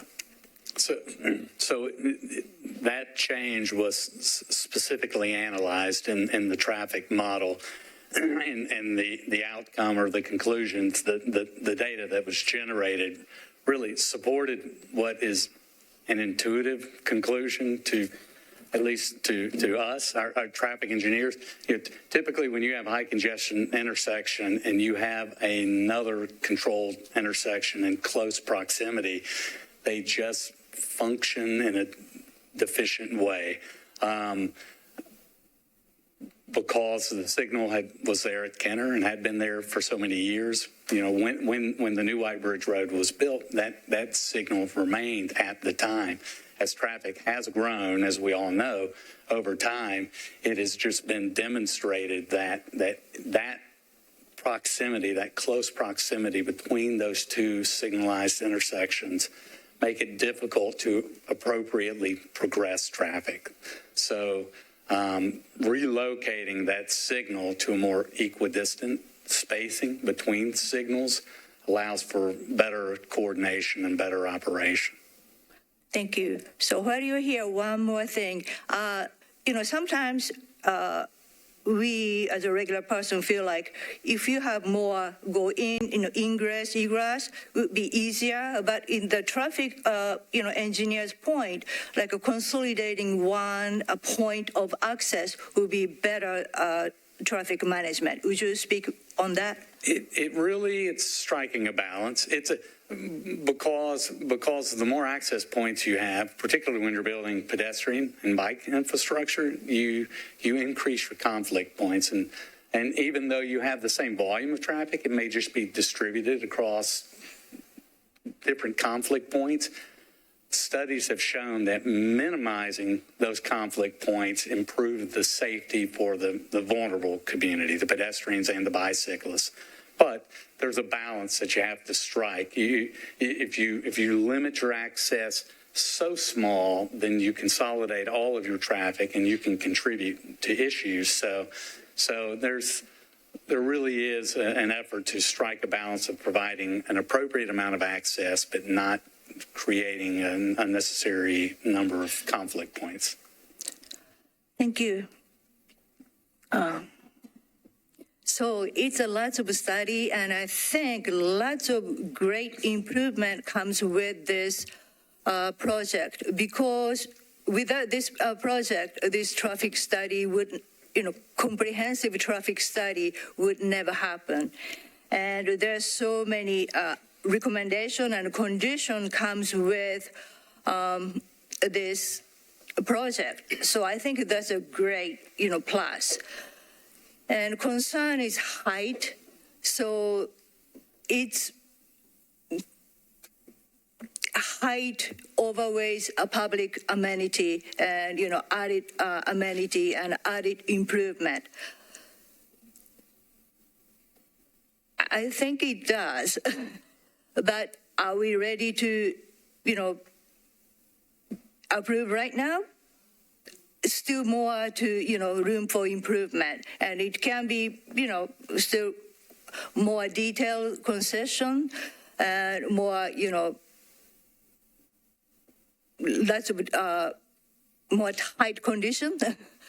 But do we, because of the traffic concern, am I ready to disapprove it? Of course, I'm driving this corridor pretty much daily basis, and I do feel pain because I have to sit at the, especially Harding and White Bridge. Yes, I have to sit 2 minutes to cross. So, but this, project will definitely add, peak traffic. But by reducing, retail, it's counterintuitive, but actually reduce daily trip. It hard to believe, but I think because traffic study indicate, yes, it's unfortunately at peak traffic, but overall trip will be reduced. And of course, we do have mass transit option, but what we cannot do is we cannot mandate people to utilize mass transit. So there's always, growing pain. Because of this growing pain, am I ready to disapprove it? I'm not there yet. So I will listen to other commissioners. Thank you. Commissioner Tibbs. First, I'd like to really commend the public, actually, especially the synchronized slides. I thought that was actually really good. It really actually, I commend the effort that you guys put into it and sticking around here till, after 11. This is what the process is about. So this is your forum, and, as much as we, it's late, but it's good. So I want to commend both sides for that, and, even despite your gavel, but every now and again. So I think there's been a lot of conversation about the traffic. What I'd like to really focus a little bit on is the development itself, which I think has been very well done. I mean, when we talk about the creek, I mean, this is like fabulous improvement of what's going to happen with the creek. I mean, just getting rid of Kroger itself and Commissioner, there's so much they'd have to actually do as far as the waste, and so I think that part you wouldn't have to worry about as far as just regulations that have to be done regardless. So the fact that this is going to get energized and be able to be used is really going to be a big benefit to the creek itself, as well as the community, as well as this development, as the tieback to the Greenway is, that's really going to be something that everybody can use. And I'm assuming that's the way it's going to get tied back to the, forgot the name of the Greenway. Yeah, will it be able to get tied back to that other Greenway? I assume so. That's what I was. We've got a condition in there that through NDOT actually to have them work on the pedestrian and lighting improvements across the adjacent property to get to the trailhead. Yes. Okay. Thank you. Yeah, I think that makes it even more important, and that connectivity back to it. It looks like these are green roofs, so we're looking at some very sustainable buildings. There's view sites into the development and through it. There's there's a density, but there's also some real transparency of the site itself. Have this walkability and I know the fact that it's people are. Even someone said that this is development for the people there, but this is could be such a spark or of a new kind of thought that this whole area hasn't really have in any part. So it's going to end up being probably the most special area of the whole neighborhood, because so far it's been parking lots and everywhere it's parking lots and retail. So this is going to be transformative to this area. I think the way that the density of the smaller buildings, the rules that you put in place for the height are the right rules. You capped it at the Ingram, which is already there, almost makes the Ingram now be more contextual instead of this lone tower by itself. But less, I think, was a good idea. And, Councilman Murphy has said even there could be more working on it. So if it goes down, I don't think you get much, opposition for it. But I feel like you've set some rules for it, being lower than that. And what else? That's what you should do. And I think that, the way it addresses the street, when I first moved here, the first accident me and my wife had was right there trying to make that first turn. So I think the way you're approaching this whole development is actually the right way to go about it. So the development itself, from every aspect of it, I think is very well thought of. And the fact that the developer is impacted, if everything that happens in the city, a lot is instigated by the developer paying for these transit updates, which spark more things to happen. You see, not to point fingers, but nothing's happening right now. This is going to hopefully get something started. And yeah, it needs to be a complete street for sure. And we need mass transit, but I feel like this is probably going in the right direction to get all these things started. So I really commend the designer and the planner for the development itself. I think it's the right thing. I think the improvements are going to enhance the area. But no, yes, you still got to work on the traffic, but I think this is how it starts. So I'll stop talking. And UT lost. Yeah, we did hear that UT lost, but Vice Chair. Okay, I'm going to try not to be repetitive, and a lot of good questions have been asked. A couple of different thoughts. One, for clarification, there was a question about the traffic flow inside the site, and specifically the question around where would Uber and Lyft have drop off for the hotel. Can you share with us where that's planned? Sure. There are designated drop-off locations on the street that runs through. There are designated sort of off-lane drop-off locations. There are designated loading, and we do look very closely at that, where loading takes place for trucks and people. So there is sort of in the circular drive you see there, that serves fire access, but it also serves as a drop-off for those buildings. And there's also an underground drop-off for those buildings. There are rideshare location drop-offs just north of the town center, or the town square area. And then there are also loading and unloading areas throughout, including underground. Okay, great. Brian got my question answered around the connection to the Greenway. And I think we've covered the traffic studies. Like everyone else will acknowledge, this is a horrible intersection. But I kind of agree with Commissioner Tibbs that you've got to jumpstart changes somehow, and it's not going to change leaving the status quo. I also think from a sustainability perspective, reducing the impervious surface as proposed here would have a huge impact on any future flooding. I mean, it doesn't mean the creek won't flood, but the outcome will hopefully be better by having not just a solid parking lot. I guess, having been on the commission now for a long time, I took a little offense to the statement that there hasn't been good planning for this area and that we need more time to plan for this area. I would argue that we did a lot of work for Nashville Next. And, we just had a workshop a couple of weeks ago about Nashville Next. And I think we've all, over the course of the last 5 years, said Nashville's changed so much and we need to revisit Nashville Next. And in fact, maybe certain neighborhoods have changed, but all in all, kind of the projections and the planning that we did for Nashville Next is actually proving to be effective. So I think, when we decided that this was going to be the T5 regional center, that was very intentional. And this was the kind of development that we envisioned there. And, in fact, that planning occurred 10 years ago. And we've been kind of waiting for something to kind of jumpstart this. Lisa, I think you said this is at the, this would be at the, MUL would be at the low end of what we anticipate here.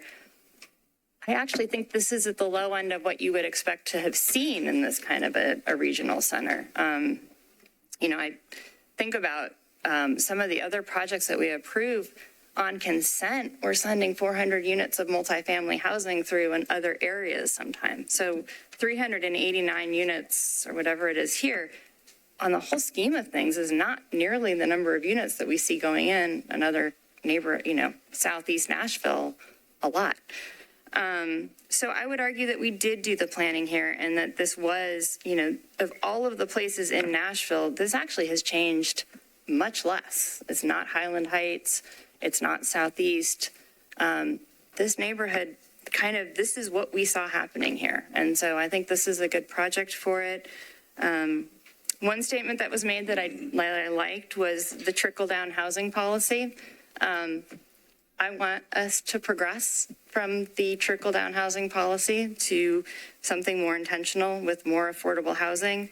We don't have those tools right now, so what we have to focus on is getting more units, more opportunity for people to live closer to where they work.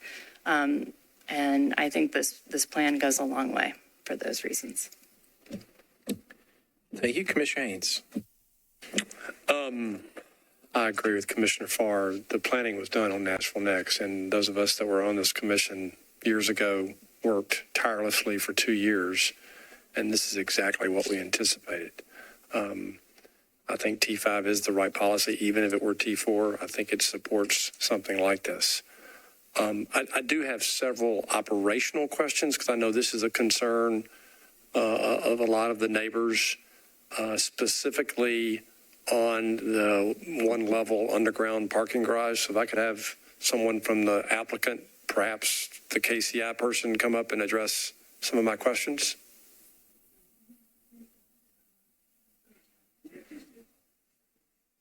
It's more about circulation of parking, or just Well, is the one level, but it drops from the east to the west, so it slopes to the west? It's generally flat. It comes. Well, hold on.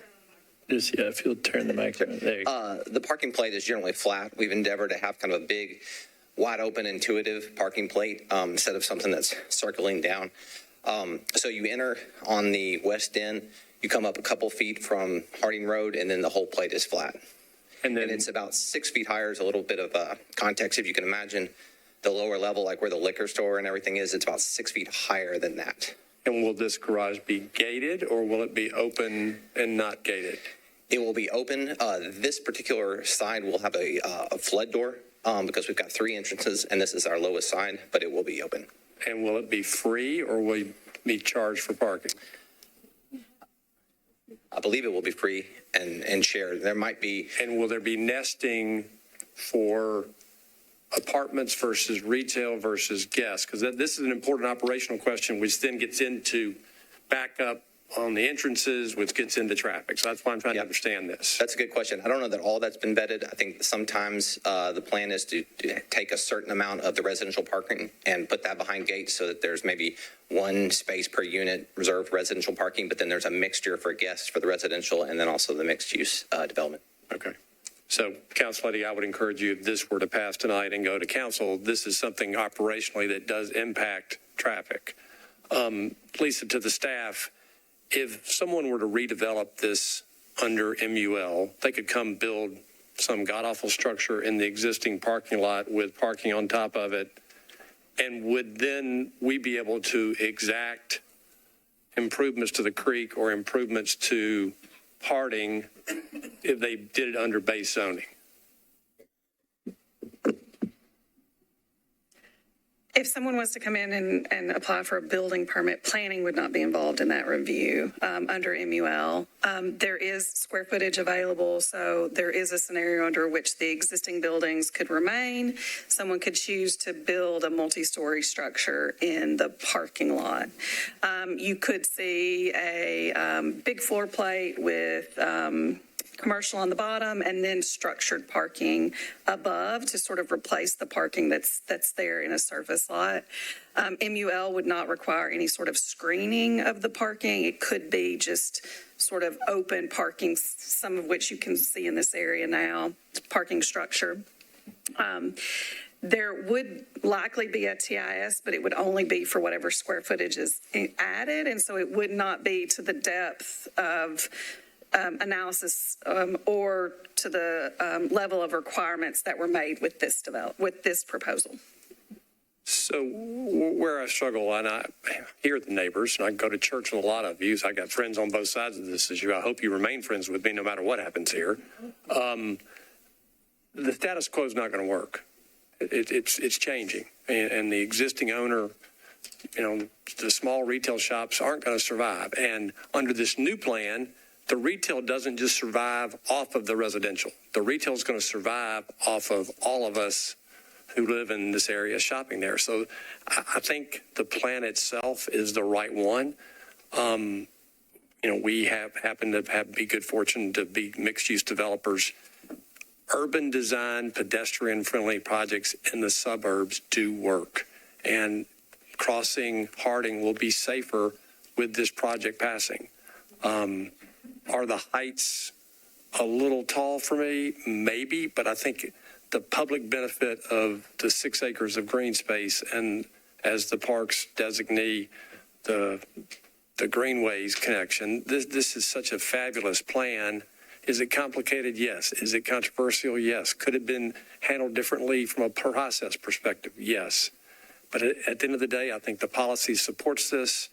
I think this project is going to be a huge improvement for the neighborhood. And I do think, given work from home, given the mixed-use projects we've done, the traffic trips will be less at the peak time. I happen to disagree with Councilman Druffel on this. I think this project will reduce the peak time traffic. So I am in support of this project. Thank you, Commissioner. Commissioner Clifton. I believe it's a great highlighting. This whole evening has been just reminded me, and I guess all of us, of how wide a gap there is and how different people see the future of the city. And it's not that one is wrong or right, but there are those of us who somewhat grudgingly and others who have very excitedly come to an understanding that Nashville in the future is not going to be able to exist on reliance only on automobile traffic. Major corridors are going to have to be, just like trips downtown now are, almost a requirement that you learn to use public transit. That's something that no one has to agree with, but it sort of looks like the future to me.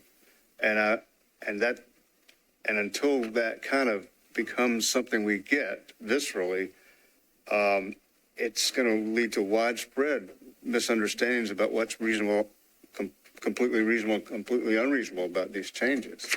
I heard the anger in everyone's voices. I can just hear what my district would think about certain things that we weren't used to, and we want it to be like it has been. And that's totally understandable. And I just think this corridor, without more transit and without more sophisticated ways of getting around is just, it's not, we just can't go that route. And I hesitate to say that because I do love the old Nashville. I've been here since '69 and we all kind of love it. I just think that is the future for this particular spot. And when you consider the absolute positives of the greenways and the waterways that are involved here that have been really a mess, and not everything they could be. I think there's any number of reasons to be for it, even though I know that makes no sense at all to many of the people who've very genuinely spoken to us about how bad they think this is. It will be a change and a lot of problems to get used to. I won't like it much myself for a long time. But I also don't know that it's a finished product. I just don't think the basic planning decisions, from our perspective, are up for grabs. I think the details are up for grabs with last-minute changes, perhaps, as it goes to the legislative branch of Metro government. Thank you, Commissioner. And so any other discussion, or we'll need a motion? Commissioner Henley, or? So I'll make a motion to approve staff recommendation with conditions and disapprove without all conditions, and including the proposed condition regarding blasting. That's a proper motion. Is there a second? Second. Any other discussion? Seeing none, all in favor say aye. Opposed, no. Ayes have it. Unanimous. All right. So we're on. So we still have 2 items left. I want to thank everybody for coming down. And we're going to try to figure out if they're still here after everybody steps out. So if everybody could quickly, if the staff team could help everybody kind of.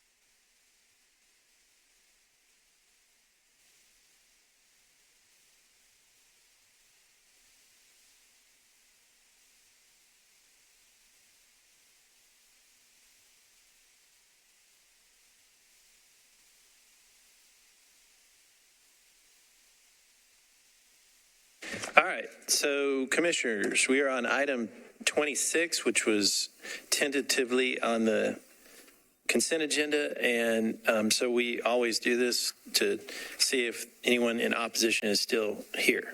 So on item number 26, is anyone here in opposition? All right.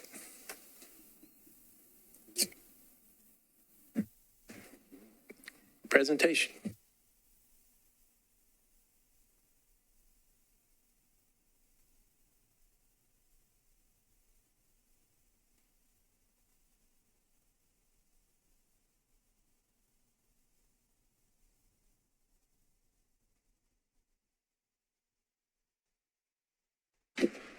Good evening, Chair. Good evening, Commissioners. Laszlo Martone with Planning Staff, here to present item 26, Lakeshore Drive Residential SP. The request is to rezone from RS5 to specific plan. Staff's recommendation is to approve with conditions and disapprove without all conditions. And the application consists of one parcel located near the intersection of 26th Street and Lakeshore Drive. The property is currently zoned RS5, and adjacent zoning includes MUL to the west and RS5 to the south and east. Surrounding uses include single-family residences, and there are 2 mid-rise apartment buildings which border the property along its western boundary. The site currently has 1 single-family home and includes some areas of open field and tree canopy towards the rear. I wanted to show an aerial view which shows the site's relationship to the immediate adjacent properties. You can see the subject property outlined in blue, and 2 mid-rise apartments which border the property to the west, and single-family homes bordering the property to the east. The property is within the conservation and T3 suburban neighborhood maintenance policy areas. T3 NM policy is intended to maintain the general character of developed suburban residential neighborhoods. The recommended building types in this policy include single-family residential, duplex, and low and mid-rise townhomes. The conservation policy on the site is associated with steep slopes at the rear of the property, but there's no building proposed in these areas. The preliminary SP application is for 16 attached multifamily residential units. As you can see, these units are blocked into 4 separate groups, and the private drive moves through the center of the property and ends in a diagonal shape in the rear. The first 2 units face Lakeshore Drive and have a front setback of 28 feet. I'll show that on this slide. And this setback places them in line with the existing front setback from for the neighboring property to the east. You can see that from the dashed line. Units 3 through 16 all orient internally towards the private drive. And you'll notice that units 7 through 16 are staggered, providing a view of the lake from porches on the backside of those buildings. Each unit has its own garage, and additional 13 surface parking spaces are provided in the center of the site. We also have approximately 9,500 square feet of common open space being planned throughout the site, and the plan includes an overlook to be placed at the rear corner of the property. Building heights vary across this site as the unit blocks progress from Lakeshore Drive to the river. The SP sets the maximum height for units 1 through 10 at 35 feet, while units 11 through 16 have a maximum height of 45 feet. Units 1 through 6 are designed with pitched roofs, while units 7 through 16 have flat roofs that allow for rooftop access and include rear porches, as I mentioned, that are slightly staggered to provide those views of the lake. Now we'll take a look very quickly at some of the proposed building elevations. Here we have front elevations for units 1 and 2, which face Lakeshore Drive. The map on the bottom right corner shows their approximate location on the site. The proposed height for these units are 33 feet and 7 inches at the roof pitch midpoint. Moving along inward into the property, we have units 3 through 6, which line the western property boundary. These have a similar architectural style as units 1 and 2, with pitched roofs and a height of 33 feet and 7 inches at the roof pitch midpoint.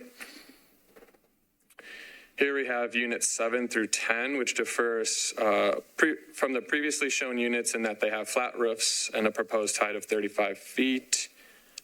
These units line the eastern property boundary. And lastly, we have units 11 through 16, which are located at the rear of the property and back up to Old Hickory Lake. These units have covered rooftops and a proposed height of 41 feet and 2 inches. Having reviewed the proposed SP, staff finds that the plan is consistent with several goals of T3 suburban neighborhood maintenance policy. While the proposal provides a modest increase in density on the site, the plan serves as a moderate transition in intensity between the T4 urban mixed-use policy to the west and the T3 suburban neighborhood maintenance policy area, which the site is located on. The step down in building heights from the front of the property to the rear makes the development more harmonious with the existing character of the neighborhood, and the pitched roofs on these units closest to Lakeshore Drive provide a more compatible building form and character with the immediate surrounding properties. Additionally, units 1 and 2 orient towards Lakeshore Drive and retain the existing setback, respecting the current spacing conditions along the street. The proposed plan is generally consistent with T3NM policy. The proposed design provides appropriate transitions in building type, massing, and orientation that blends development into the surrounding neighborhood. Overall, the proposal furthers goals of Nashville Next to promote a broader mixture of housing types, and in conclusion, staff's recommendation is to approve with conditions and disapprove without all conditions. Thank you, Leslie. That concludes my presentation. Appreciate that. We'll open this item for public hearing. Is the applicant in the room? Come on up. You have 10 minutes. You can save 2 of the 10 for rebuttal.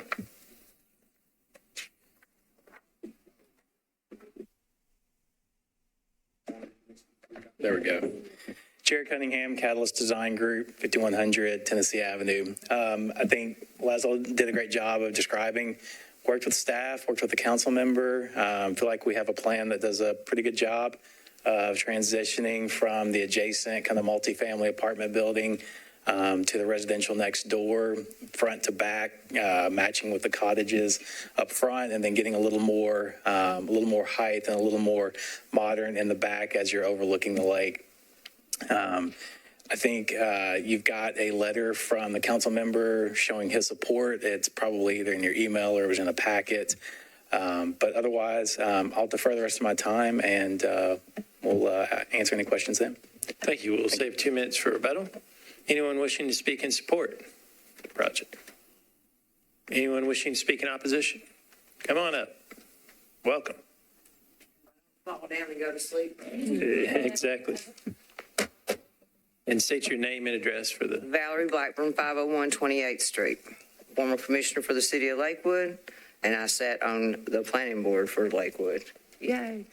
Mr. Ponder did this for my children for Christmas this year. This is the home place. This is 86 years old. The whole property is 100 years old. Surrounding it, my cousin had the other 4 acres. He chose to sell his. It was already commercial. So everybody around us is a ranch home, 1 story. Some are brick old block. Others are just everyday guys' houses.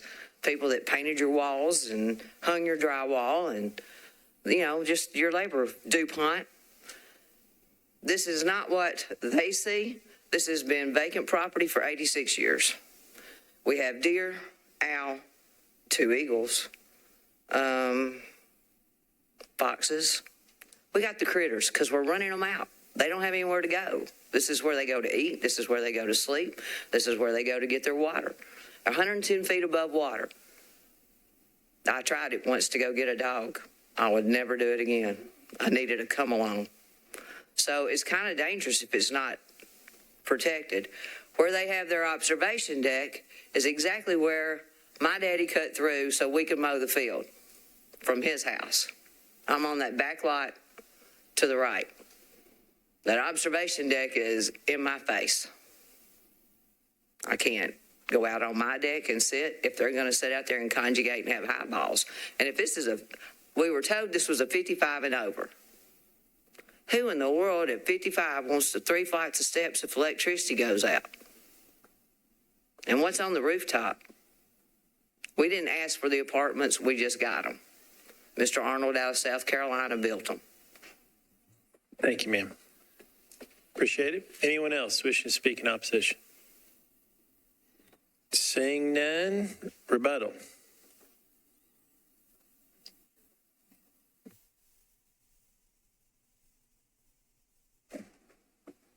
Sorry. Jared Cunningham once again. Like I said, we've worked with staff. I feel like this is something that fits within what's there. The developer wanted to say a few things, so I'll let him have some of my time. Hi, thank you. Matt Brown. I'm a resident of Old Hickory, born and raised Hermitage. I've lived here all my life, and I've actually been the one to design the preliminary plans myself in assistance with Jared. I designed every unit myself. I deeply care about Old Hickory and the community, and I want nothing more than to add to its growth in a maintainable way. We came across this property last year and have had this in front of the Planning Commission and have made every adjustment to every comment they have said, which is what has led us to this project. And every neighbor that came out to the community meeting, minus the one that just spoke, was in full support of this project and was very excited to see this get built. So we plan on having a tree buffer that lines every side of the property as well to maintain vegetation and to provide a sense of exclusivity and seclusion within the property itself. We want to maintain that open green space, which necessitates the layout for these townhomes. That way we can put in the walking trail up to the pavilion outlook and have ample open space you'll see to the west.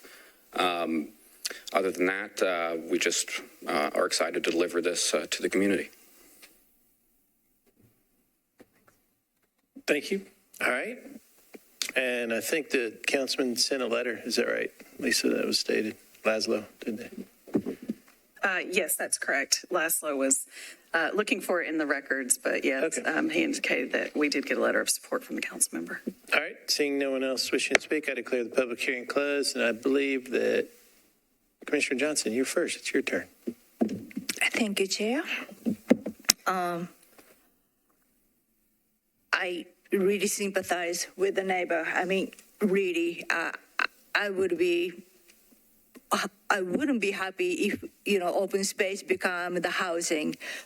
But considering just a policy point of view, the acreage itself will allow 15 units. So this one is asking one extra unit, and the placement is sensible. And I think it makes sense to put transition right next to mixed use. One thing I'm concerned is observation deck. I mean, nobody would like to be kind of looking down when you are enjoying your backyard.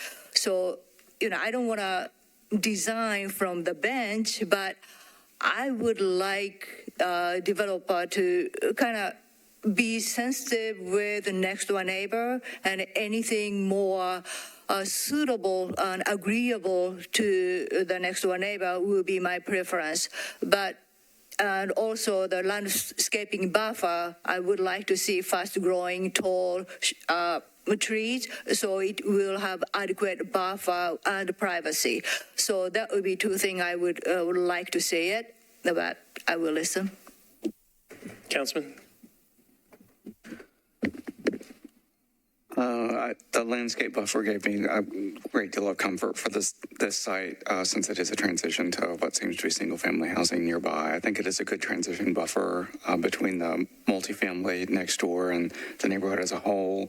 It seems like it's pretty thoughtful in terms of heights and massings of the buildings. And like I said, I do appreciate that landscape buffer, and hope that that's installed soon if it's not there already. As for the pavilion or whatever, I don't know that we could approve or reject a plan necessarily based on that, but I would hope that Councilmember Hager continues to have conversations about, is that needed, and if so, does it intrude on the privacy of the neighbors next door? Probably with the buffer not, but it's definitely something to keep in the conversation as it moves through the legislative process. Commissioner Henley. Thank you, Chair. I really like the plan. I'm I mean, these are the kind of projects I like to see come before us. I say all that to say, I hear the neighbor's point. For me personally, I would advise if it's not impeded by just some kind of significant topography, just move it further away. Just do that and, just be done with it. Other than that, I think the plan's great. I do like the care that you put into this and designing each of the residences. I think the location is great, and I think it's a great amenity because you're on the river. I do think all those things are great, but I definitely understand just a little further away, and I think a lot of people would be happier. So, thanks. Commissioner Clifton. I have nothing to add to our discussion. All right. Commissioner Haynes. No comment. All right, Vice Chair. I second what Commissioner Henley said. I mean, obviously, I'm sure when those apartments came in, that was a big change to that area. And to have this come in next to it as well, does seem like change is coming. And I can see why that's a lot for an established older neighborhood. But I think overall, the plan does make sense, and given that it's one additional unit, it seems like it makes the most sense. Commissioner Tibbs. No further comment. I make a motion to approve with staff conditions, but adding the condition to work with staff to do something. Yeah, move the observation deck. That's a proper motion. Is there a second? Second. Any other discussion? All in favor say aye. Aye. Opposed, no. Ayes have it. And it passes with those extra conditions. We are on 33. So we do the same question. Here, is anyone in opposition to item 33? All right, so thank you. The opposition had left, and so this item was on the consent agenda. Is there a motion to place the item back on consent agenda for approval? So moved. There's a motion, second. Any other discussion? All in favor say aye. Aye. Opposed, no. Ayes have it. Yes. All right. So we are on to. Thank you for sticking in. Thank you. So very quickly, let's go through. We're almost done. Historic. Any updates? Very quick. No update for today. All right. Parks. No updates. Executive Committee. We don't have anything, Vice Chair, other than I just want to say thank you for staying here so long. You guys should be commended. I can't thank you enough. I think the team too, everybody just good. So we'll send out more information. I want to thank everybody going to the workshop, but more information on redistricting. That's going to be the focus over the next 3 or 4 weeks, and we appreciate everybody's help. So try to make those particular meetings. And is there a motion to adjourn? Or adjourn?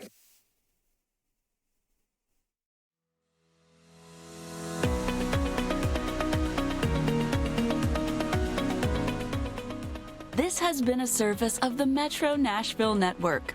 If you would like to see this presentation again, or for more information on this and other programs, visit nashville.gov.